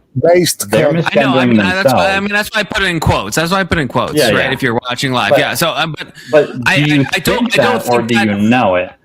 Well, I don't. None of us know it. I haven't seen it. I haven't seen it ever. Right, so, and but see, I'm have not seen making a claim that I examples. don't have anything to support. Well, what? But It's just okay. as likely either way, isn't it? 50-50? I think No, one it's of not. the No, we I would say not. I would say not because I've seen it go in the Based on what? opposite direction. I'm just So saying this is anecdotes? just my. I've seen it go in the other direction. Now we're back at square one. Have you though? Yes, I have. You have. Yeah, sure. No, see, I'm telling the truth. You're lying for a hypothetical. How I'm do you telling know the that I'm truth. lying? Well, What do you base The way it you're on? talking. The way you're talking. I'm talking Are you? normal. No, I'll let Is you. it because I'm... Wait. Then you can say it. The way I'm talking, is it because I'm black, Confluence? I've always felt that I wasn't white. I don't feel See, right in my this- white see, body. I I'm think- black. Okay, So you have to now tell me. So it was a and lie. admit It that was I a am lie. black, It was right? a lie. It was a lie, right? So you No, you I'm haven't jumping you haven't topics here for a personally I know, but you haven't personally seen someone misgender repeatedly and them I then actually change I their have stance. seen people doing documentaries and stuff where they admitted that people Okay, you've who seen supported them into documentaries. coming Okay, back you've into seen, it. yeah, Yes, you've seen so their you've seen personal accounts. YouTube videos. So yes, that's anecdotes fine. like You can yours? see. No, I've talked to actual people in real life, right? They were That's what actual I'm people saying. too. Do I have to talk to them in real life for their statement to be true? Section, I'm going to Just phone the saying, there's police a difference in your there, area right? and tell them that you're black and to beat you up more, just so to help you show Yeah, acceptance. for your I blackness. appreciate that. Yes, yeah, You're because I welcome. never You're felt welcome. right in my white body. You're welcome. So you have You're to welcome. affirm me. I'm black as shit. I see what you're saying, but listen, Shit. you know, like look at the outcome. We were of You what gotta you're drop saying. a couple of N-bombs. No, just don't do that. Don't tempt me with a good time. Section, you're not going to help. You're not going to help Mel. You're not going to get her whatever. Oh, so here's the thing. Mel specifically, it's not my job to help Mel, and that wasn't my goal here. I'm proving a point. That was your argument that you were saying that. No, I'm not for Mel. I'm not going to accept calling her female because I want to help her. But you're not helping her. No, You're that's not what I hindering her. said. What did That's you not say? what I said. What did you say? I said that I don't think that it helps them either way. And I think that it's more important to be accurate. And another thing that you guys don't seem to understand is every time you affirm someone into their delusion, other people around see that and it becomes normalized. And normalization is actually the bigger issue of all of this problem. I don't know if it like Mel knows my stance. I mean, Mel's not confused on what my stance is, right? But is it not a good thing for me to try to show respect? And Is if it people respect? know my stance, to me, I don't want to go out of my way to cause like psychic harm to somebody, right? So like that's where I'm coming from. That's my side of it. But listen, we got to give it up to Mel because she didn't get triggered from this whole conversation. I got more triggered than she did. She didn't get even triggered. Mel's faced a lot. She definitely would have if I was up here. She put She out gets her triggered in the argument, chat all the time talking to me. I mean, I don't know. Dead air. Not on panel, no. Mel has faced a lot worse. Okay, from Anson especially. Okay. Yeah, I kind of feel bad about that. I wish people wouldn't do that, you know? Confluence, you threatened to punch me. I do think, I think we did July 4th, I think, Rage Page. I think we're supposed to fight. I can't remember who else is fighting, Speakeasy and somebody. It's all a blur at this point. Speakeasy and OG. That's who the one. Yeah, okay. Section and Cat, and then me and Rage Page. Okay, so we're the undercard, me and you, Rage Page. And Paige, after you beat Confluence, I'll fight you in the second round, okay? He gave me the second round. He gave me the second round. But I'm not going to lose to you. You're talking about Speakeasy and Orthodox Man having their fight? I don't know, man. Yeah.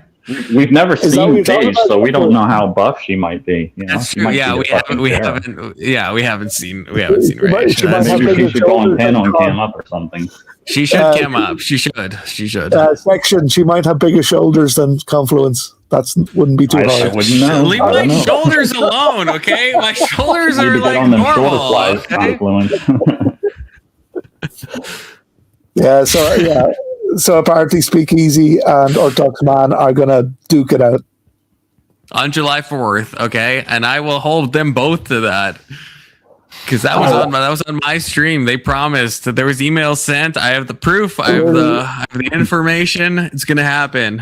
I think Otherwise, one of them is a coward. Orthodox Man is definitely down, but I'm not sure about Speakeasy being down. See, I have the opposite. I think Speakeasy is, and I like OG. I like OG, but I think Speakeasy is definitely down. And OG, I don't know. I don't know if he's actually.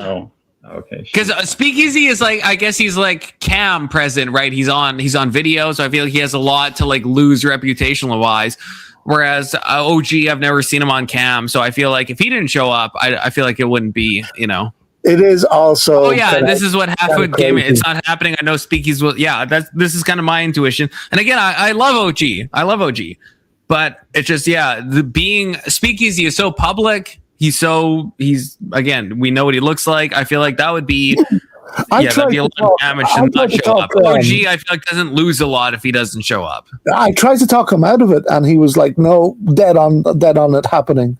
I was telling him that accidents can happen. People have died from one punch. Even it's kind of silly to not be a trained fighter and to get into a ring with somebody. The shit can go wrong. Well, I thought this was a boxing thing, right? Boxing is a lot more safe. I didn't think they were like bare knuckle fucking going at it, I mean, maybe to be safe in a fight. What are you talking about? Yeah, boxers have died in the ring, man. Yeah, I mean, fight is not synonymous with safe. Yeah, definitely not. Boxers have died in the ring if they're like, incredibly trained, right? Not random people. Yeah, random people. People have died from one punch. Definitely. Notice how you had to change that though. Not boxing. Boxing and professional boxers have died in the ring. Yes. But random boxers, like if you took me and you took Section and you gave us boxing gloves, we're not gonna die. We're just not gonna die. That's the boots on the ground reality. Sometimes I don't hold back. And if anyone is going to die, it actually would be Section 230. If you think about it, it actually would be. Because I got that reach. I got that reach on Section 230. Okay, I got that reach on him. I'll give you it's rare, but I wouldn't say never. How tall are you, Section 230? How tall are you? 6 foot. Yeah, get fucked, Short King. Terrible time. What are you, like 6'1"? 6'2", motherfucker. Okay, that's fine. That's what any extra inch is what I fucking need. Quarter of an inch, maybe of reach. Yeah, that's what I need. Look, I have spacing down. I'm like a space master. And even if you have a quarter of an inch of reach, if your punches are like a woman hitting me, what is that going to matter?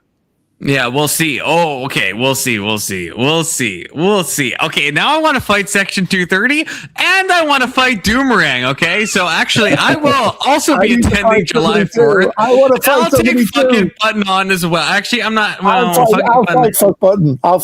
No, fucking Button. I've seen. He looks fucking Button. I'd be afraid to fight fucking Button. No, I'll fight him. Yeah, I'm not sure if I want to. I will take on Doomerang and Section. No, I will. This is a fucking Button. I have to think about it. No, I said I have to think about it. I have to think about it. Okay, I have to think about it. Button, whichever one of us goes first. We'll fight for a toy, and then I'll see how it goes. Okay. If you go first, I'm not going to get a chance. I'm going to play the Rocky tune, and you're dead. You're dead, fuck bucket. I'm going to knock your head off. Oh yeah, CEO. Exactly. This is what makes me. This is what makes me nervous. I've like 3 years under my belt, and fucking says yes 20. So that's 3 years versus 20. You're getting wrapped up. Yeah. But I haven't done MMA, but I can do crazy. I don't got MMA, but I got crazy. 6 foot. Okay, fucking Button is changing his height. Okay, so he's trying to bait us. Because what did you say? You said it earlier. I haven't done boxing, but I did Brazilian Jiu-Jitsu, and I started, I want to say about 14, and I'm 37 now. That's kind of... 23 years. You have to lie on the ground, and you have to get the guy down on the ground. No, you don't. No, you can strike just as easily in Brazilian Jiu-Jitsu. But the thing is, that's my main training. To take me to the ground, okay? That's my home field now. On the ground, but if you're up against a boxer, standing up boxer, you've got to get the guy down. No, if you're doing jiu-jitsu right, you train. You have a fundamental. Yes, it's a misunderstanding. Of Brazilian Jiu-Jitsu. I have purely grappling. My main it thing excels is. In Yes, it's true. I don't know a lot about it. I don't. It's true. When I did jiu-jitsu, it's mainly the ground, but there's also a lot of striking that I learned as well. Okay. Like the gist about Brazilian Jiu-Jitsu, it's basically the same as any other fighting as far as strikes go. But the problem is you don't want to take a Brazilian Jiu-Jitsu person to the ground because that's their home field advantage now. Right. The only thing I've heard about jiu-jitsu is that it's the art of folding clothes with people still in them. I don't even know what that means. I can't even parse that. The art of folding clothes with people still in the clothes. Yeah. No, that's fair. Yeah.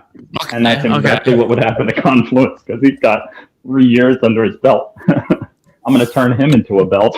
I'm sorry. What belt do you have, Section? I'm a black belt. In jiu-jitsu? You're fucked. Yes. You're fucked. Are you actually? Yes, actually. And have been for over a decade. Okay, well then, I would lose. Okay, I'm a blue belt. So yeah. God, what do you think? We call this fight off. What do you think? When I was a blue belt, I had to train with the instructor because none of the other people wanted to train with me. Okay, and how much do you weigh? Right now, 165. And your height? 6 foot.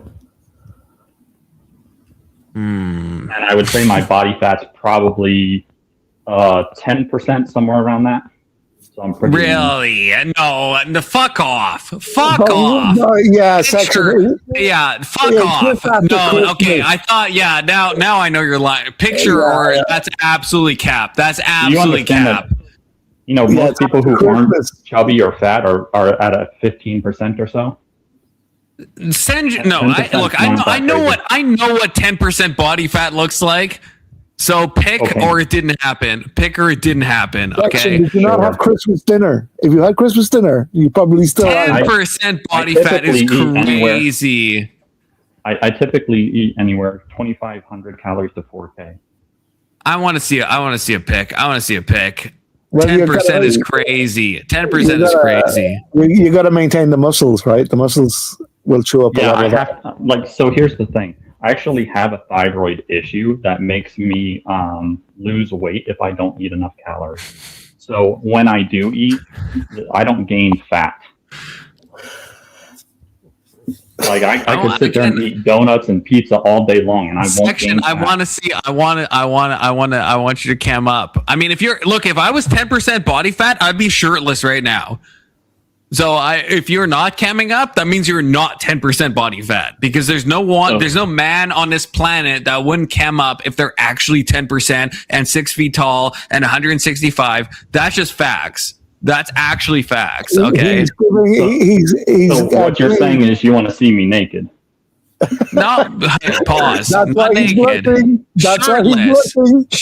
You're trying to get your stream shut down.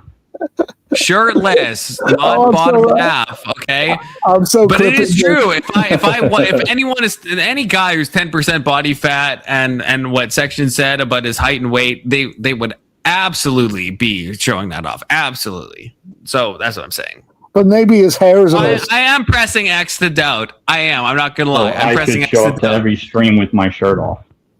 No, I'm saying if you're not camming up right now, you're obviously not 10% body fat. Well, that's a crazy claim. That's a crazy claim. Confluence, quick question. Does your female's shoulders help you in jiu-jitsu? They kind of do if you think about it, because I am lanky as fuck, and I can kind of use my lankiness to get behind people. That's actual facts. That is actual facts. I got really long arms. Okay, I'm like fucking Lanky Kong. You ever play Donkey Kong 64? Okay, that's me basically in real life. Yeah, and it's to be a benefit. I think, if I remember correctly, what I was hearing about jiu-jitsu, right, that it's on the ground and you have to get the opponent on the ground. But if you're up at like a trained boxer, right, you got to get that guy down. It's not an easy thing to get that guy down, right? So his advantage is standing. Your advantage is on the ground, right? Well, I've done both. I've done both. So but I don't think jiu-jitsu has a strong standing game, but boxers do. That's the whole game. Well, yeah. I mean, yeah. Ultimately, you want both. You want both, right? You want both. That's why MMA is so popular. Yeah. It is. But it's a confusion to think that if you're doing jiu-jitsu, you don't actually do striking or takedowns and stuff like that. Yeah. What So does MMA stand for? Mixed martial arts. Right, and so what does that mean? Mixed martial arts. That's why I'm saying it's probably so mixing something with Brazilian jiu-jitsu would be mixed martial arts. Yeah, jiu-jitsu. Brazilian jiu-jitsu is a great boxing and jiu-jitsu is typically what people go with, right? Yeah, or kickboxing. But you can mix something like kickboxing or even street fighting if you've been in a lot of street fights and you do that on a regular basis. Yeah, no, it's just the guy. I watched a video on it. It's this guy. You probably know him, right? And he's got blonde hair, and he goes around testing different martial arts. You know that guy on YouTube? You'd have to say. Watch a few. If you know the name, I think I'd probably know it. The name, but he was talking about this. That's where I got that thing where you have to get them on the ground. So he actually went to a jiu-jitsu competition. He's not a jiu-jitsuist. I think it was Japanese. What do you call it? The Japanese stuff, and a lot of Japanese martial arts. He did really well in the jiu-jitsu competition, and he was like, when he was explaining it to the people, what he did was he said, "This is a jiu-jitsu person," and he got down on his back, and he's like, "Right, let's go." Which is it's funny, but that's jiu-jitsu, which was okay. Not a great representation. Yeah, he goes around the world testing out different martial arts. It's quite interesting. I have to know who it is. His blonde guy, his whatever you call it, dojo suit is white mostly. If you type doesn't really narrow it down. Testing out jiu-jitsu, something like that. You're not talking about the guy who was like an Aikido guy who switched to jiu-jitsu? He might have switched. I don't know. He might have found it good and switched eventually. I don't know, but I don't think Aikido is the only martial art that absolutely does not work at all. And there was a guy that was like, that actually, to his credit, was a Aikido black belt and then became jiu-jitsu coded when he realized it didn't work. Yeah, like isn't Steven Seagal Aikido? Yeah, and I mean that says all that needs to be said if you think about it. Aikido is absolutely Aikido is the maybe like I guess Tai Chi probably if that even counts, but those ones don't work. All right, let me try to find it. It has to be pressure tested. Section 230 would agree with me. Any martial arts that isn't pressure tested, bullshit. Yeah, you could learn all the moves all you want to, but if you haven't actually used it on anybody, then you don't know shit. Let me see if I can find the guy because he's got a pretty big channel. I would argue some of the only ones that you should really show any respect for would be jiu-jitsu, boxing, and Krav Maga. And even some of Krav Maga is just kind of stupid shit. Guys, I found him. It's Jesse Enkamp. Have you heard of him? 10 million views. No, Jesse Enkamp. I actually found that actual video. I don't know him by name. I would have to see, and I would remember if I saw a clip of it or not. Oh, it doesn't ring any bells. Are we able to review a video? Confluence. Oh, he's having a Zenny or whatever it's called. He's probably getting a Zen or wanking it. Yeah. But anyway, all those other ones are basically like Steven Seagal bullshit. Yeah, I put this guy's video. My foot in the air and you grab your knee and fall over. So the name of this video is "I entered a jiu-jitsu tournament to prove it doesn't work," and it's Jesse Enkamp 1.5. That's fair. Button, fuck it, button. Judo is decent. There's definitely some utility in a lot of the things that they do. I would say someone who only does judo Muay Thai is at a section and disadvantage, Muay though. Thai and Muay Thai. You're gonna law and not Muay Thai. The problem I have with Muay Thai is they get really good at kicking, but that's basically all they're really good at. No, that's a misunderstanding of Muay Thai. Absolutely.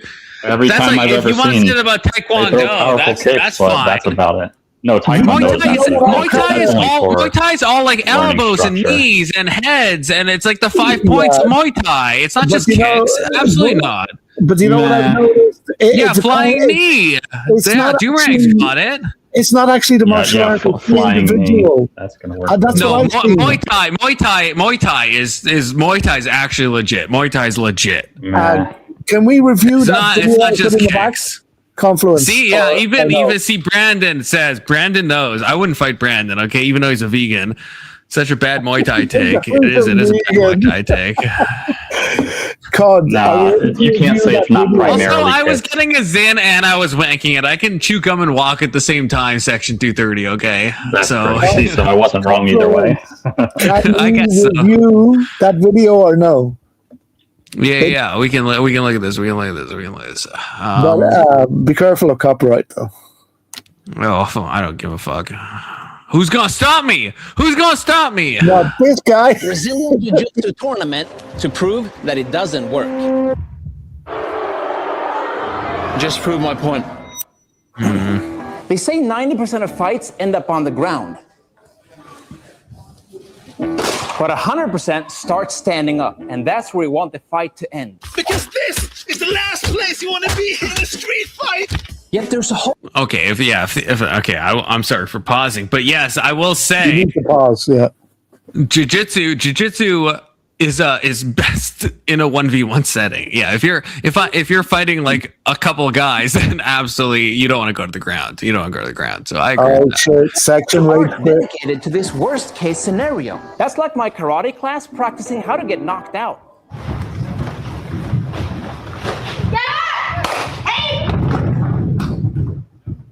Just makes no sense.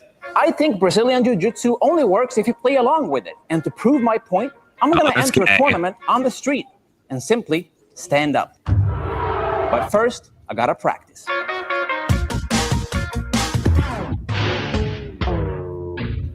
Okay, turns out standing up is much harder than I thought. Especially when somebody wants to hold you down. I want a new opponent. My next opponent is just a brown belt. Section 230, come back. Chokes me out. They call this an Ezekiel choke. And now that I know how it works, I can easily avoid it.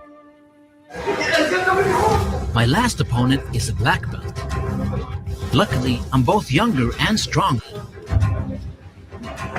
But every time I try to stand up, it ends the same way. This is not what I had in mind. That's when my brother Oliver appears. Not as easy as you thought. Welcome back. As a professional fighter, Appreciate he it. knows what works and what doesn't. Do we need to pause it and talk for YouTube? Or in BJJ. No, I mean probably. This is a review. Yeah, Not we're a reviewing. test. By the way, most fighting styles suck against multiple opponents. So Yeah, but I would say bring it to the ground is a bad strategy against multiple people. I mean, you're probably gonna all die. fighting to multiple instructions people tell you normally. to back away when there's multiple opponents. They don't tell you to Yes. engage in any of them. I would rather I'd rather be a boxer if I had to pick. I'd rather be like trained as a boxer than trained in jiu-jitsu if I was going to fight maybe people. Yeah. But MMA is going to be better ultimately again in every situation. Yeah, right? so boxing plus Brazilian Jiu-Jitsu. That's why it's the most popular crossover. Yes, if you wombo combo all the best stuff of all the best martial arts, and obviously it's the best, right? Just definitionally. And Heath got a plan.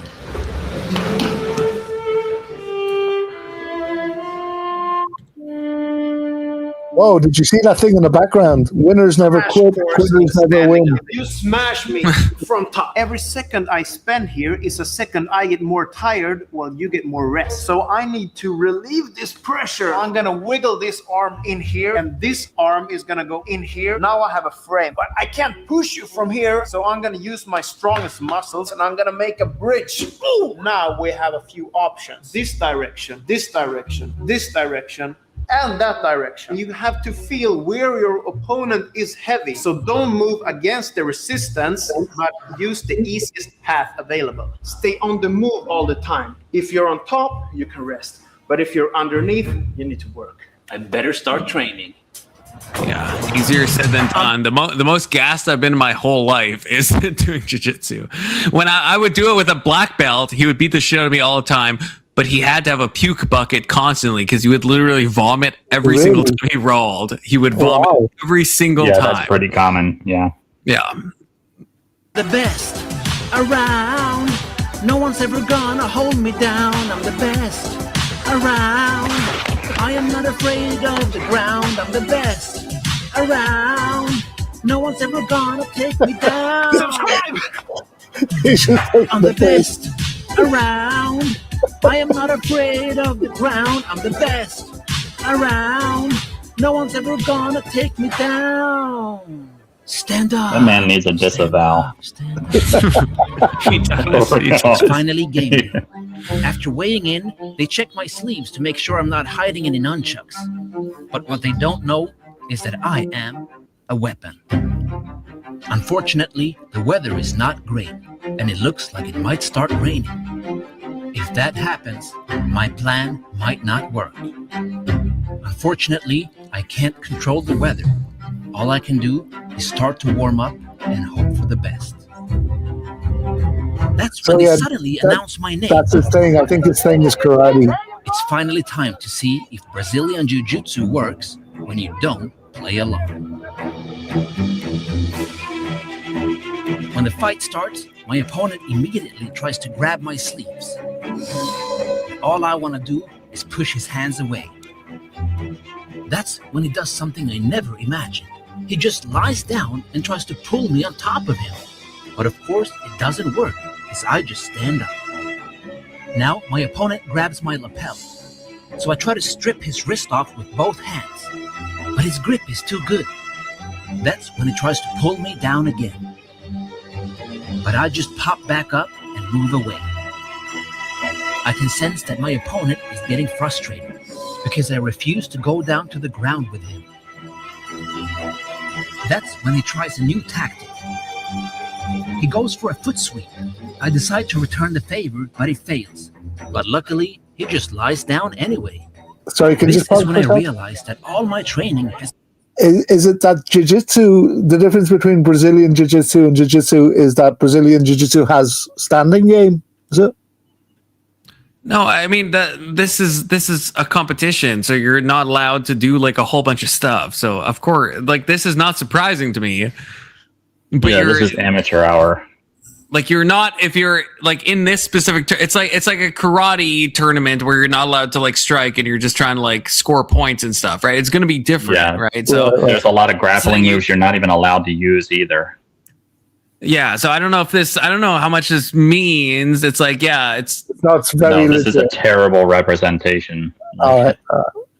Terrible. Yeah, like it's for a competition, it makes sense, but yeah, like for an actual fighting thing, I don't know if it really holds much weight. Yeah, I would honestly fight both of them at the same time. He's supposed to be really good at karate, though. Like they're really I don't know. I can't judge any of them because they're just in this competition. You're not allowed to strike. You're not allowed to. So you have to. So I don't know. I mean, if I mean, even their leg sweeps were fucking pitiful. Like everything they're like. Oh my god, dude! There's so much to critique about it. Everything they're doing on there is just pitiful, and that's fine because I'm sure they're both amateurs at it. But it's so terrible, dude. It's cringe to watch. Yeah, see, I don't. Look, I'm only a blue belt, so I'm not sure.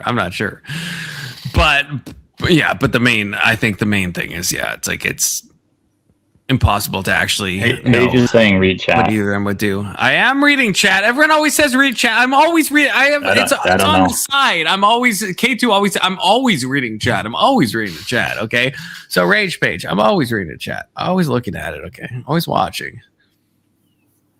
Always watching. Always be watching. But yeah, I don't know. Yeah, I don't know if that video. You should have watched a bit further, or I'll skip a little bit because he does go up and up and up like.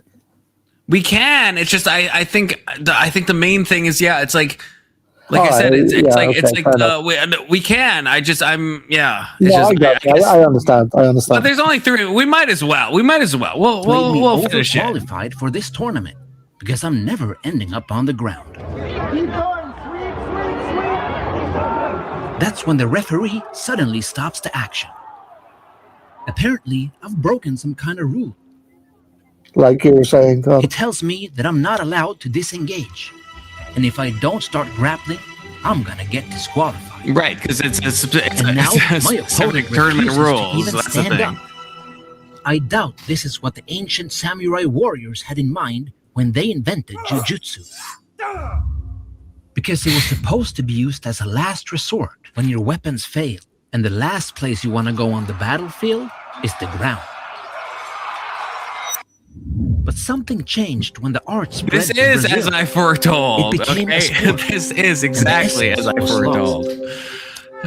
This is the exact same thing that happened to karate. Today, you can even become an Olympic champion by getting knocked out. So now, I am left with no other choice but to finish the fight. It's time to put the martial back in martial arts. This was not part of the plan, so I have to find a way to win. Luckily, my opponent gives me his leg, so I try to break it. But the referee tells me I'm not allowed to do that. So I have to try let to go. break it. How about a Trying my submission best to hold? avoid my opponent's attacks, but I'm afraid that if I'm too passive, I will get disqualified. So I'm left with no other choice but to go down to the ground. And luckily, I know exactly what to do from here.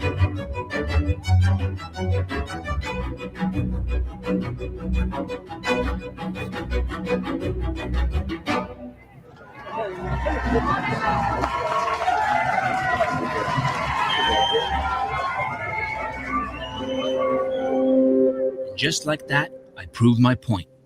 Because no matter what martial art we practice, it's important that we don't lose sight of its original purpose. If he would have just stood up, that would never have happened. At the end of the day, it's not what you do, but how you do it. Because every martial art has its time and place. Oh my god, I hate this guy But so one thing much. is for sure. He's just a Those who jiu-jitsu don't hater, learn from the right? past are doomed to repeat. Yep, it's real. There are no second places on the street. Oh my god, I hate everything about that. I hate you, Futoy, for making me watch that gay shit. Yeah, that was terrible. Enter a tournament that you don't understand how the tournaments work, and then declare victory. Okay. Well, yeah, he won a medal. Yeah, did he end up using jiu-jitsu to win the fight anyway? After saying he wasn't going to. Yeah. Oh, interesting. Against another amateur. And None of this was the serious local at all. tournament with amateurs to prove that jiu-jitsu doesn't work. Yeah. Fuck. I bet you he should have fought the instructor. I bet you he would have got wrapped up in like 3 seconds. Yeah. Rage. Oh, you have to. Only mods can post links, so you can send it to me on Discord or join the panel. Crazy thought, Rage Page, and they can put it in a private join chat the so I can panel put and it. throw it in the back chat. Yeah, there we go. And cam up. Futo's gonna think twice If when you think recommending about it. videos now. No, I mean it's a good video to post because it allows us You to should think explain twice. how it's After that, it doesn't really make sense. It doesn't really make sense, and it doesn't prove what the guy was setting out to prove, which is fine. I mean, hey, we all learned something. Maybe I didn't learn a fucking thing from that video. Listen, guys, I will say, just to be fair, don't judge his channel based on that video because he has some really good videos, like really good ones. because he goes around the world like learning different martial arts. He'll meet an expert in that whatever local martial art, and he'll try to pick up things and see the difference between their martial art and karate. It's quite interesting sometimes. It's just Yeah, it's funny, the funny, framing bugs me. Yeah, the framing of it, like to say, like to enter a spit. Like again, it would be like if you're doing a points fighting sparring match, and you're like, oh hey, oh wow, we're barely striking each other, and look, I'm in a karate points fighting. Well, it's like, yeah, you're in a fucking points fighting match. I mean, yeah, you're not gonna. What do you expect? It's just it's bad framing because it's not you know. Yeah, but I think it's you would actually be using that martial art, right? It's in a tournament sports fighting context where you're supposed to be grappling and stuff. You know, there's a lot of problems. But also the title is clickbait. I think it was just a clickbait video, right? Yeah. Welcome, Rage Page. Click the link. I posted it in the back chat. I see no links in my back. Oh wait, no, I do see a link. You Sorry. did. Never mind. Okay, what are you about to show me? What are you about to show me, Rage Page? Stacy coded. Yeah, you want to be Stacy coded? Okay.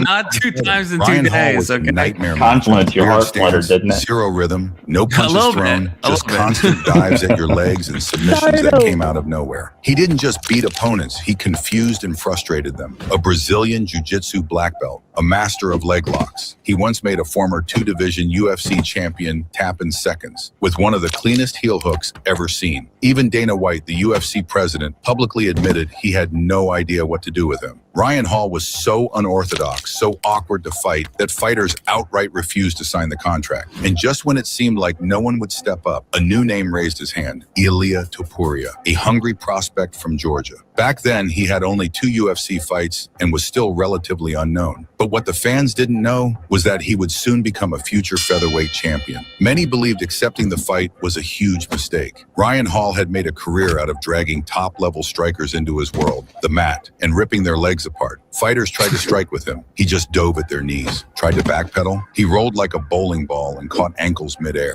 How do you knock out someone who won't even stand up? But Ilia had the answer. He studied Hall's every move. He didn't fall for the bait. He stayed calm, composed, patient, and then Hall made a mistake. He tried to roll into another Imanari attack, but this time Ilia saw it coming. Instead of backing off, he jumped into Hall's guard and began unleashing hell from the top position. Punches, explosive ground and pound. The jiu-jitsu wizard had no time to set up his defense, no time to bait, only time to survive, and he couldn't. Ilia hammered away until Ryan Hall's body went limp. The ref stepped in. The hype was over. Ilia Topuria didn't just beat Ryan Hall. He solved the puzzle everyone else avoided.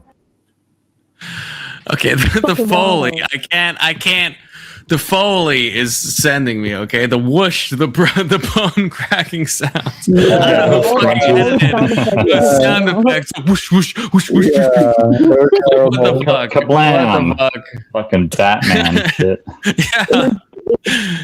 I hate the sound effects, but Wabam. it's still a good video. It is if I muted it, it would be a better video. It's The so AI much better than voice and Discourse. the Foley really sent me, okay. That looked a lot more like capoeira, to be honest. It kind of did. As much as he was rolling, that was crazy. Yeah, at the start, he was doing the kind of capoeira dance thing. I do wish that was the most effective martial arts. I actually do wish that because it does look the coolest. And I want to live in a world where the coolest martial arts is the most effective, okay? Yeah, Steven Seagal does too. I prefer. I prefer what Same with the Doom said. Bushido, all that stuff. That's what I want.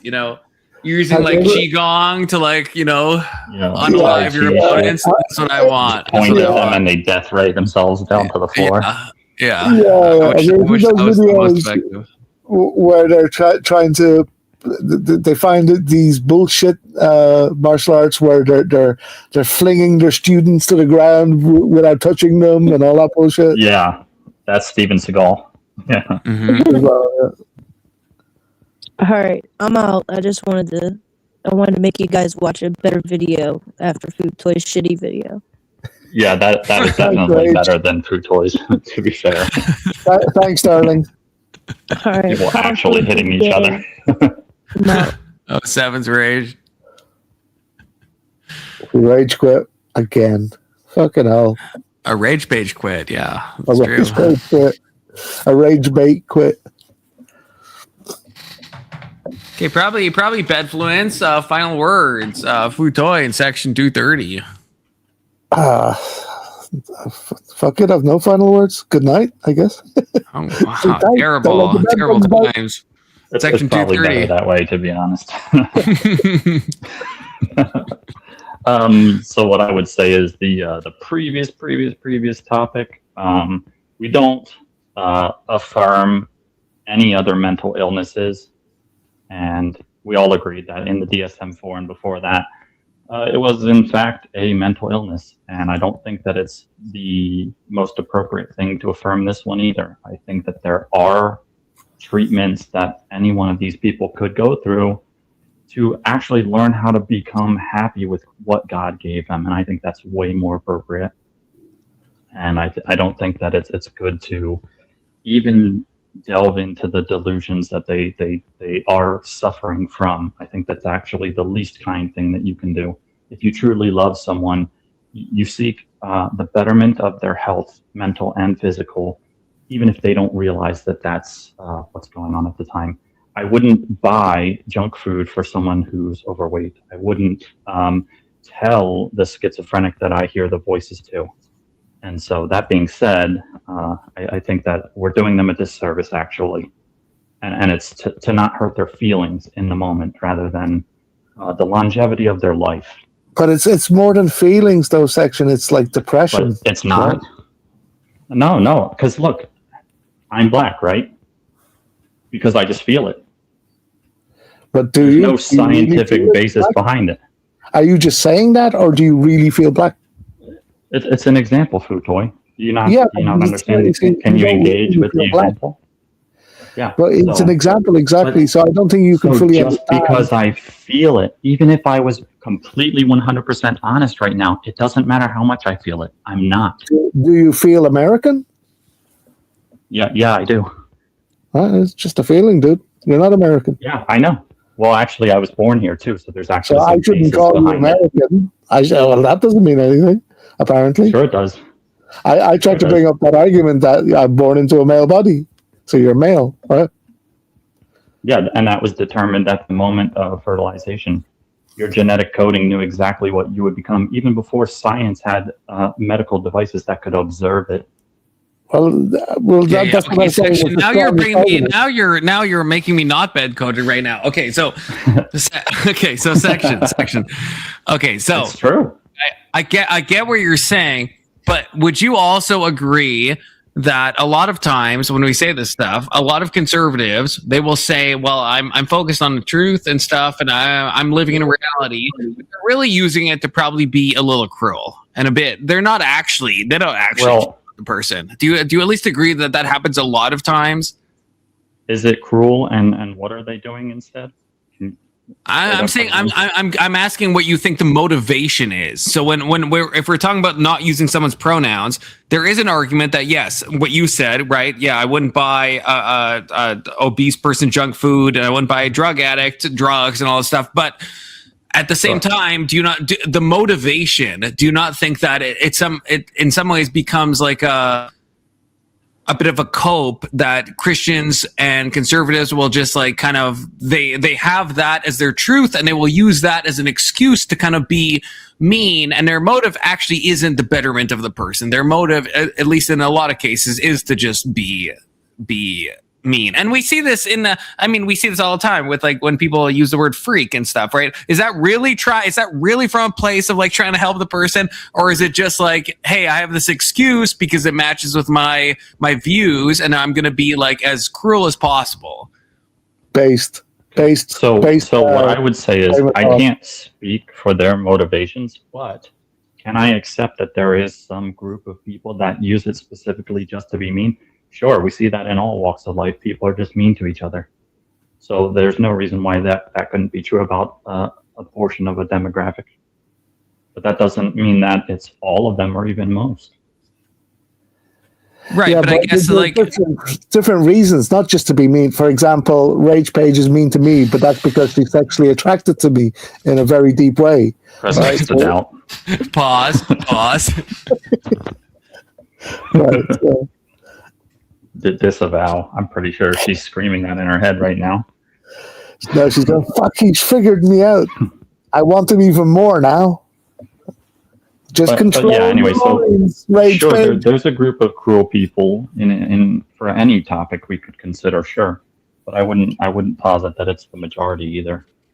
I think that for the majority of Christians specifically, but then maybe even conservatives, not necessarily Republicans, but conservatives and Christians, I would argue that the most of them don't want any negative ideologies to degenerate society and their moral structure, which they find to be the best for human flourishment. And then we know that all of the statistics surrounding, we'll just say the rainbow people, actually do degenerate society. The medications that they have to take in order to, quote unquote, affirm the gender that they want to be, actually harm them. You guys know that, right? I wonder, can we look it up, like the amount of transgender people compared to the amount of people with schizophrenia? I mean, like, is there like a small amount of people? I'm sure. Like, you could probably find it, and a lot of them are actually going to have comorbidities. So a lot of people who have schizophrenia and other mental ailments will actually become trans or otherwise. And one of the also sick things is the more you normalize a thing and the more you broaden the scope of a thing, the more people start identifying with it because they have one or two of the symptoms. And I think that's a huge disservice because there's a bunch of very vulnerable, we'll say, mentally handicapped people who actually have started identifying as trans and even wearing different clothing, and actually they were pushed into it. And I don't think that's appropriate. I'm not sure you can be pushed into being trans. No, I can't, but someone with Down syndrome probably could be. Well, yeah, I don't know how many Down syndrome people are becoming trans, actually. You should look it up. Down syndrome people? Is there a down? Don't. I mean, Bro, that's gonna blackpill me. Is there look, Down man, syndrome trans people? Look it up. I wouldn't say look it up on stream because I don't think anyone wants to see it, but it's actually really sad. You see, but that's a real thing. That's really sad. That's really sad. Anyone would think that. I swear, dude, when you see the first Down syndrome guy that you see dressing up like a woman, and you know that someone, obviously he didn't have that idea himself, someone had to influence him into that. And once you see that, the concept of all this shit starts getting more ridiculous by the day. It's like, who could be fucked up enough to push someone into that? Someone as vulnerable as that. That's pretty messed up. I mean, that's the same when we see, like, I guess parents with, like, 6-year-olds that they're saying are trans and stuff, which is like really exactly disturbing. And so the more we normalize it in adults, the more people outside of those categories start also identifying with. I mean, I agree, but do you disagree with, I guess, my stance? I'm not sure if I asked you this. Maybe I already did, but like if I use people's pronouns that they want to use. But I'm clear, like Melanie knows my thoughts about trans, but I don't find it helpful to just call Mel a he. I think that's not productive. It's probably causing some type of it's being mean for no benefit. So, like, it's not like I'm not lying. It's like Mel knows my stance about trans and knows what I actually think, but I'm choosing to offer some respect. And do you see that as, I guess, affirming something? Do you think that's a bad thing? So I would say you are affirming it, because here's the thing. You know what Mel was born as. You know what the chromosomes in Mel currently. Whoa, that was crazy. I just got echo. Anyways, you know what the chromosomes actually dictate that Mel is. So the moment you say she, when you know someone is a he, you are affirming the gender dysphoria that they are experiencing. You see, Conflict, that's what I was saying was the strongest argument against trans is the body you're born with. Yeah, and don't you think that it would be more loving? You can't justify that. Help Is my them problem. accept what they were born as? Wouldn't that be a better outcome? Right. Section just said that, right? But you're not seeing it, I don't think. I feel, first of all, I feel like you and Section are saying completely different things. To be clear, we're not. I'm saying that's their that's the greatest argument. Just what Section said. It's your body you're born into is what you are. Yeah, I can lie about all things about myself, but my DNA doesn't lie. Right. The strongest argument, Con. You see? No, Futo, you're trying to wrap your. You are trying to. Because when you were pushed, Futo, you couldn't actually explain it, and you said to Google it. Well, I get Section is saying a different thing, and he's saying that he's not saying a different thing. He is saying it. Well, I hear it as different. I hear it as different. Can I explain what I meant by Google it? I meant Brandon, you should join because Brandon says retarded semantic dispute not being recognized as such. This could be toward me. This could be toward anyone. So I'm not really sure. But Brandon, you should join. Brandon, you should join. Okay? Clear the air. The reason I said Google it is what I meant. I probably chose the wrong words because I was getting frustrated. But what I meant was it's irrelevant. Whatever it is that you make in your body that makes you male or female, it doesn't matter what it is. It's all those things, right? That's what you're born into. So that makes you male or that makes you female. And I'm saying that's the greatest argument against trans. And that's what Section's saying. Section sees that I'm saying the same thing as he is right now. Right? Yeah, so but I would agree. So yeah, you are what you are born as. Right, but he doesn't see it. He doesn't see that I'm saying that, and I don't get it. Well, and I think the thing is, I'm bringing it a step further to the genetic level. Right. That's all. I'm just bringing it a little further. Your mic's going into a little bit more detail. Oh wait, can you guys hear me?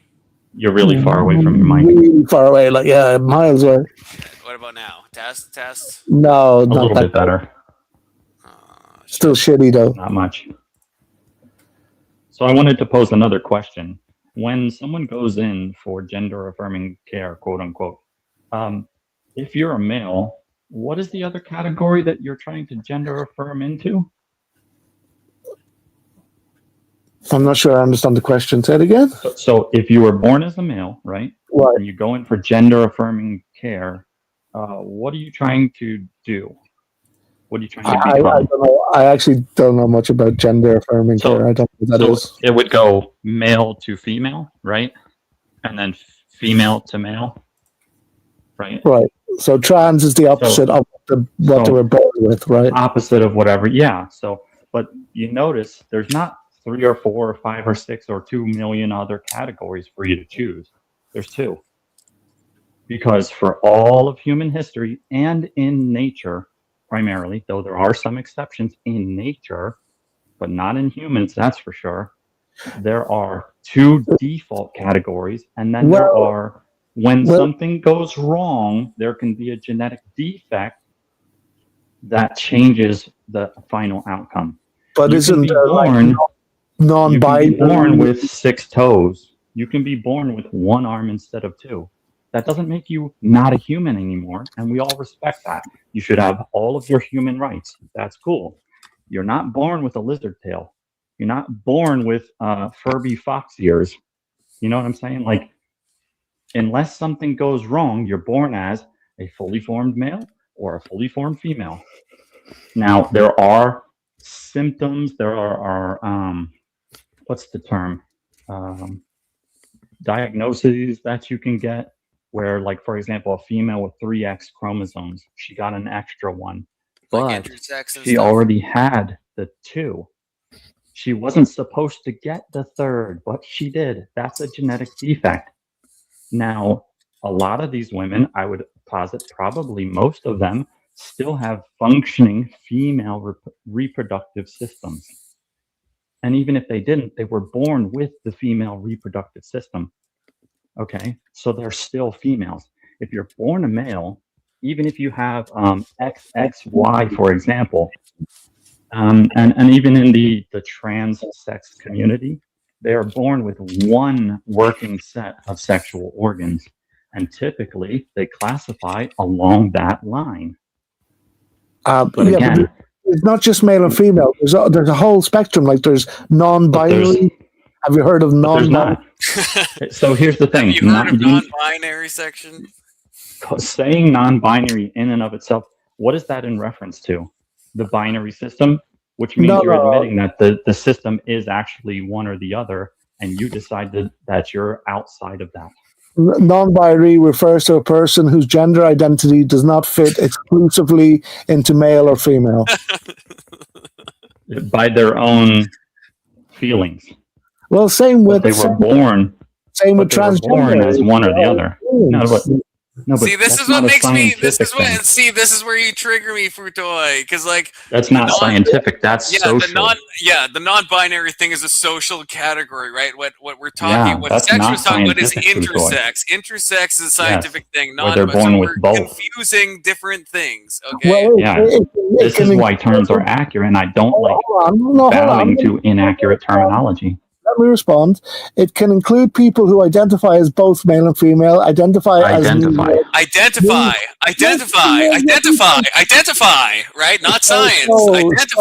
So trans people don't identify. They're just scientifically trans. They all identify, but that's not scientific. Intersex, you're not identifying as intersex. No. If you have like Klinefelters, right? You have those like are genetic defects, chromosomes, not an like identification. XXY. Yeah, it's something we can test for scientifically. The topic is transgender and people who think they're male and people who think they're female. And I just brought into occasion that there's not only females who think they're male and males who think they're female. There's also people who think they're non-binary. So I'm confused. There's no treatment for the non-binaries. My pushback for you, Frutoy, is just that I feel like you are confusing social categories with scientific ones, because what Section was talking about was intersex, biological conditions, and then you talked about non-binary. I just want to make it. I'm not trying to like dunk on you, Frutoy, but But you walked away, right? He at the start, right? What I was referring to is what he said at the start. Right? I didn't. I've been here the whole time. What are you talking about? He asked for the transition surgeries. No, for the reaffirmation, you said, what are they reaffirming from, right? Gender affirming care. Do you know what gender affirming care actually entails? Was that there's not only women who think they're men and men who think they're women, there's people who think they're non-binary. No, right? So it's nothing to do with science or social. It's to do with the conversation we're having. Yes, yeah. In there's no gender affirming care for non-binary. Gender affirming care. Yeah, listen. Okay, I understand what you're saying. Okay, so let me explain. Gender affirming care is when they put you on medications to help you emulate more of the body that you wish that you had. So when a woman wants to be a man, do you know the process go through? I understand now. Yeah, okay. So without going into too much detail, they will graft skin off of your leg or your arm, hair included. They will shave the hair, and they will do a cosmetic surgery to give you a fake willy. Yeah, I just doesn't function. But Section, I don't think you wouldn't disagree with me on this. But gender affirming care is not just surgical as well, right? No. They also here's another thing, and this is another aspect of why I don't accept any of this shit. Do you know what it means for a woman to want to be a man and receive gender therapy? They go on testosterone, high doses of testosterone, and the human body is actually calculated for what you're supposed to be. What do you think the average female testosterone level is? Oh God, that's a good question. I have no idea. Yeah, 70 to 100, I think. Oh, it's like 70 or 100 or something. Sorry, guys. I had to check it because it just didn't sound right to me. So yes, gender affirming treatment can be available for non-binary people, but it is individualized. What gender affirming means: care that helps a person align their body and presentation with their gender identity. It is not limited to binary transition. The non-binary want to present more masculine, then they're going to receive gender-affirming care. It's the same treatment they would give a female to male. Right. The thing with the non-binary is socially calling themselves. Yeah, there's probably not much reason to take HRT or to do surgical interventions if you're non-binary, right? So, but gender affirming is like a broad thing. It could involve therapy and stuff, so that's possible. But you're probably not going to do hormonal or surgical interventions if you're non-binary. At least in most cases, there's not much reason to do that. But again, affirming care, social. There's not one to make people more non-binary. Medical. They're either trying to become more feminine or no. I hear it. Stop reading your AI for a second. Okay, so I understand what you're saying. Yes, again, gender affirming care. It runs the gamut from hormones to surgery and just basic therapy and all that stuff and social affirmation. All that stuff. Surgical options. Yeah, but you probably, if you're non-binary, most people that are non-binary are not going to be doing surgical options, right? So that it doesn't really make sense if you're non-binary to do like surgical options. I mean, I'm sure there are some people that want to do that, but it doesn't make much sense. My AI begs to differ. Yeah, your AI is probably wrong. Even if they want to do some of those cares, it's still in a male and female category. Hear what it has to say before you knock it over. Surgical options. Some non-binary individuals pursue chest surgery, top surgery, facial procedures, other body controlling procedures. Yeah, so masculinization. It's possible. There's a small number of people that are non-binary that will do these things, but it does. It's a small. Yeah, they take steps to become androgynous, meaning somewhere because in between. you're not trying. If you're non-binary, right, you're not trying to be male to female, you have to be female to male. So that's a minority. But gender affirming care is a broad spectrum. It doesn't have to be surgical. It doesn't have to be hormonal. That's fine. That's all fine. But I think we can agree that me bringing up non-binary is a valid point. It's valid. I don't agree. It's not valid in the way it happened when you were, because Section was talking about intersex, and it's completely irrelevant to the intersex conversation. That was my whole point. It's fine to bring up the topic. I'm not trying to castigate you or anything like that. It wasn't though. He said, right, so it's males trying to be female trying to be males, and I got the point that there's also you're missing the point entirely. I can explain it if you want. You asked them. No, go ahead, but you asked. I know what you're saying. Right. Your question was, what is the gender affirmation therapy or whatever you call it? It's either for male to female or female to male, and I brought up that it's not just that; it is also non-binary. But it is. But it's also non-binary. Non-binary, female to non-binary. I feel like you just learned about non-binary today. Okay, so maybe speaking a lot isn't going to make your point more right. I honestly don't know a lot about it, but exactly. So then I don't know why you're fighting so hard in this thing that you just discovered.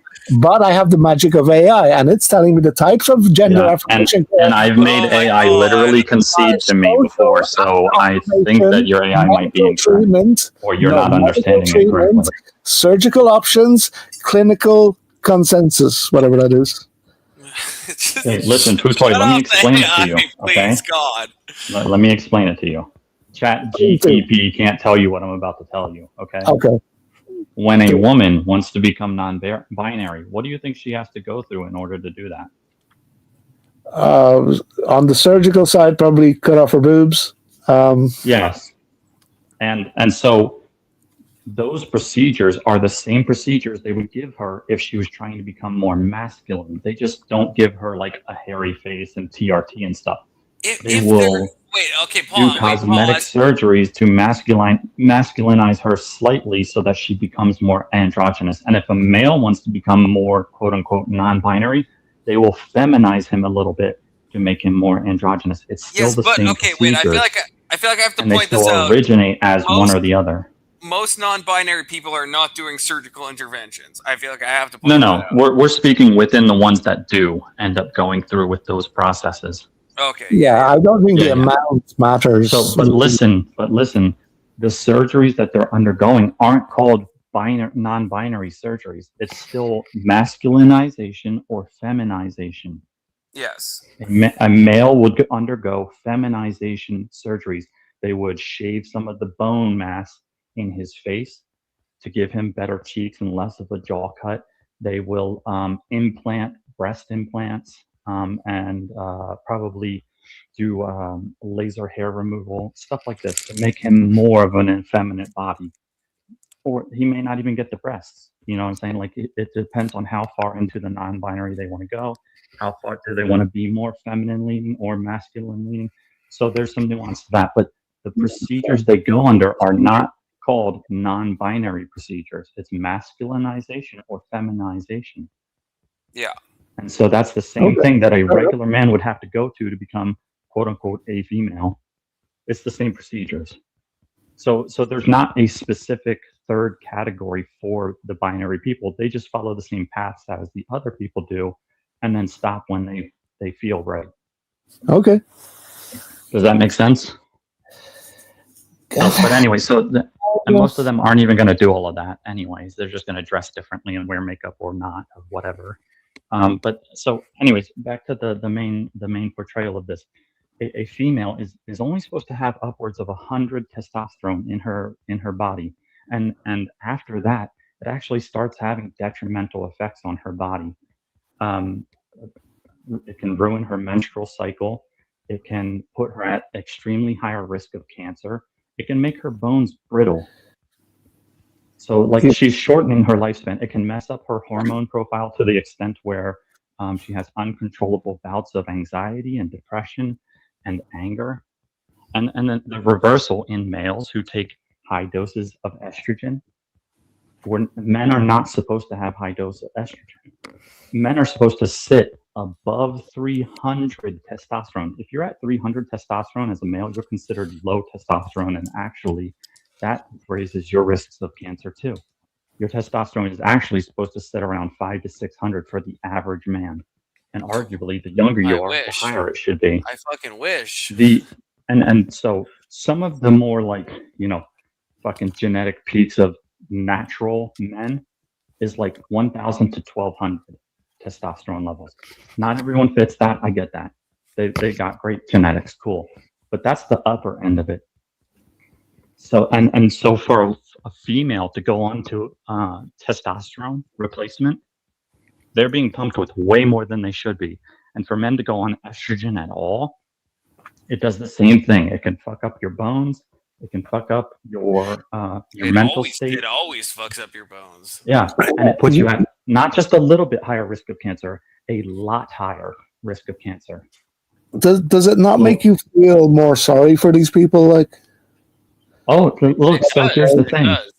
I do feel bad for them, and that's why I don't want them chasing this path at all.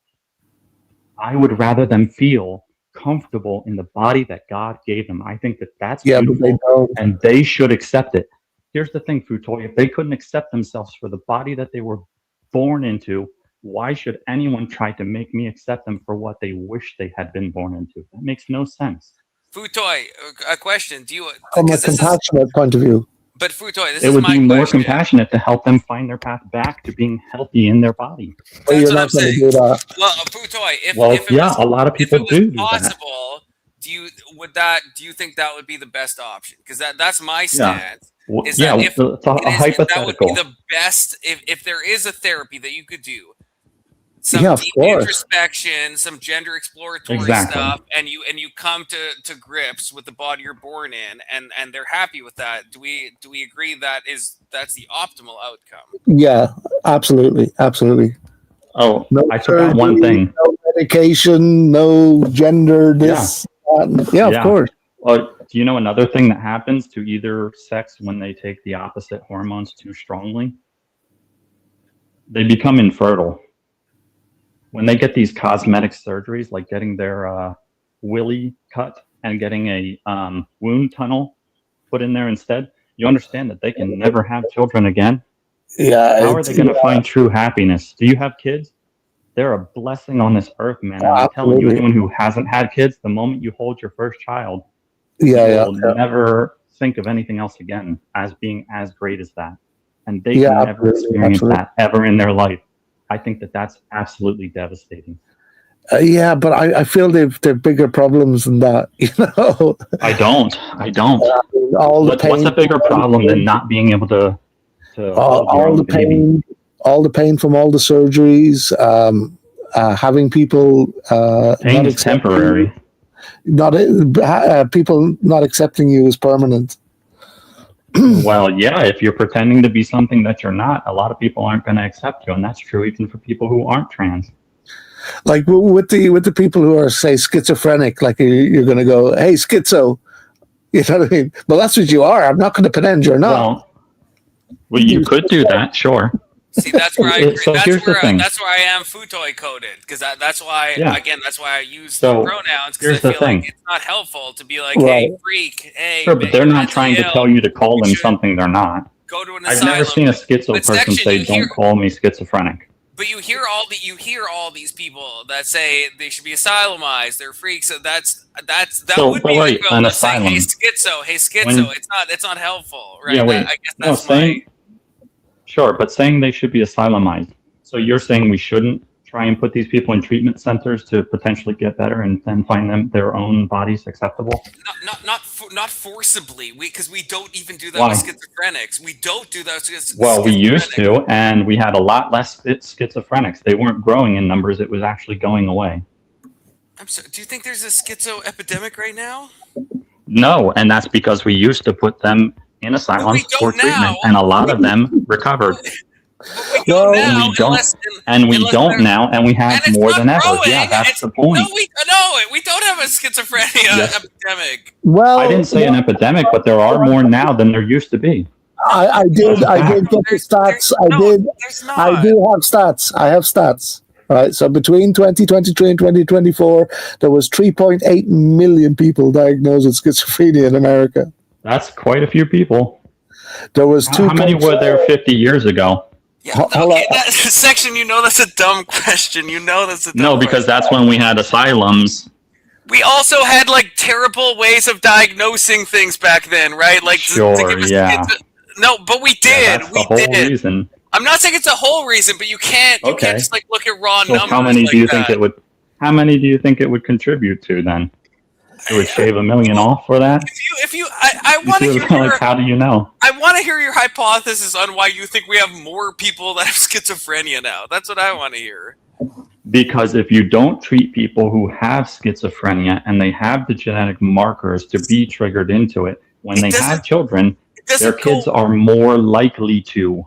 Yeah, I understand that, but you can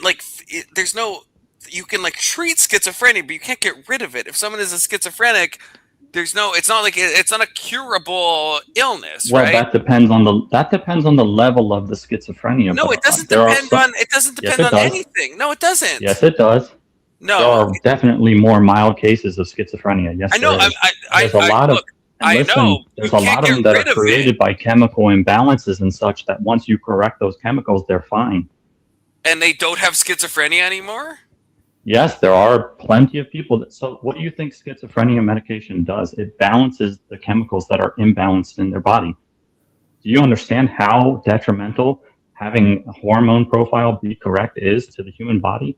Most of the ailments we face are based on the chemicals in our body being in incorrect amount. Schizophrenia. We use pharmaceutical interventions to mitigate symptoms with things like antipsychotics and stuff. We don't for the more intense cases, sure. Yeah. No, there's no. No. It's not like a bacterial infection that you can just substance fix it and abuse it's gone. and poor nutrition can mess up your hormone profiles and other chemicals in your body. They can't. They're not giving you schizophrenia. They're not. They can. Yes. No, they can. If you're nutrient deficient, or if a drug is creating a chemical imbalance, the moment you stop them from using those drugs, the chemical imbalance fixes.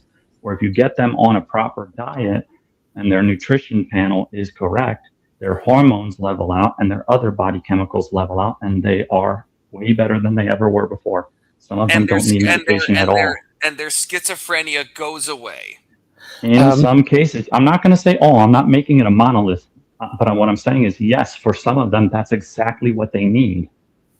No, and I'm saying that's not true. There's another. You can say it, but there's another stat put in chat by somebody called Roy, the Human Billboard. Over 70 million Americans voted for Trump. That's true. That's correct. True. I would argue it's over 80 million, but yes, I mean, exactly. Oh, he didn't say Trump. He said a PDF file. Well, he would say that, but at least he got the number close to accurate. The rest of it was just dumb because he's a Trump hater. True. Feel free to run for politics and do a better fucking job. Feel free to be better at anything that he does that you aren't doing. Then talk your shit. It's easy to say anything from the comment section. Trump's Russian wife, smash or pass? Pass. She's too old for me. In her prime. In her prime, that would probably be a smash. Yeah. Yeah, I mean, come on. That's fair. Yeah. Well, I mean, most women that are even average or above average are a smash in their prime. I wonder how much he paid. I don't think that he paid to get her in his. I don't think he had to pay to get her in his life, but I'm sure that he has invested money into whatever cosmetic surgery she wanted and all this. Yeah, sure. But current Ivanka, smash or pass? Smash, yes. Pass. No, come on. What? How? How? She's got the strong Trump bones. If you look at her. Yeah, I confident you've the same. Look at her for a minute. Taste as Trump. No, that's a word. Wow. That's just a word. That's slurp coded. It depends. Okay. Well, Now, if I think of Trump and I see her, then you can see the bone structure. You can kind of see it, and I'm a no. It does kind of look like Trump if he went trans a little bit, but if I wasn't thinking about that's Trump, too much for me. If you don't think about Trump, though, that's not. No, one scene cannot be unseen. It's done. That's a wrap. Now that I said it to you, you can't unsee it. Every time you look at her, you're going to remember that. Yeah, I am. And that's okay. There's plenty of fish in the sea, man. You don't have to love every single woman. Now I can't fucking marry Ivanka. God damn it. You could approach her from behind. That's true. That's fair. That is actually fair. That is valid. Okay, confluence is bedfluence. Okay, this has been a long final words. On a dark, starless night. Everyone be here tomorrow. Okay, tomorrow's Friday. Friday's always a fun time. Okay, for real. Yeah, you know what, Con? Oh wait, no, I got cocked. It's Thursday. It's past midnight. Thursday. My final words, because I am the type of person who would say it when many more wouldn't, but feel it, right? I think we all thank you for the lives, for entertainment for these people, and including me, and we all love it. So thanks for having me up, and thanks for the great lives. Good talking to you guys. Good night. All right. 07s, God bless everyone. Take care. Subscribe to my Discord. Always be plugging.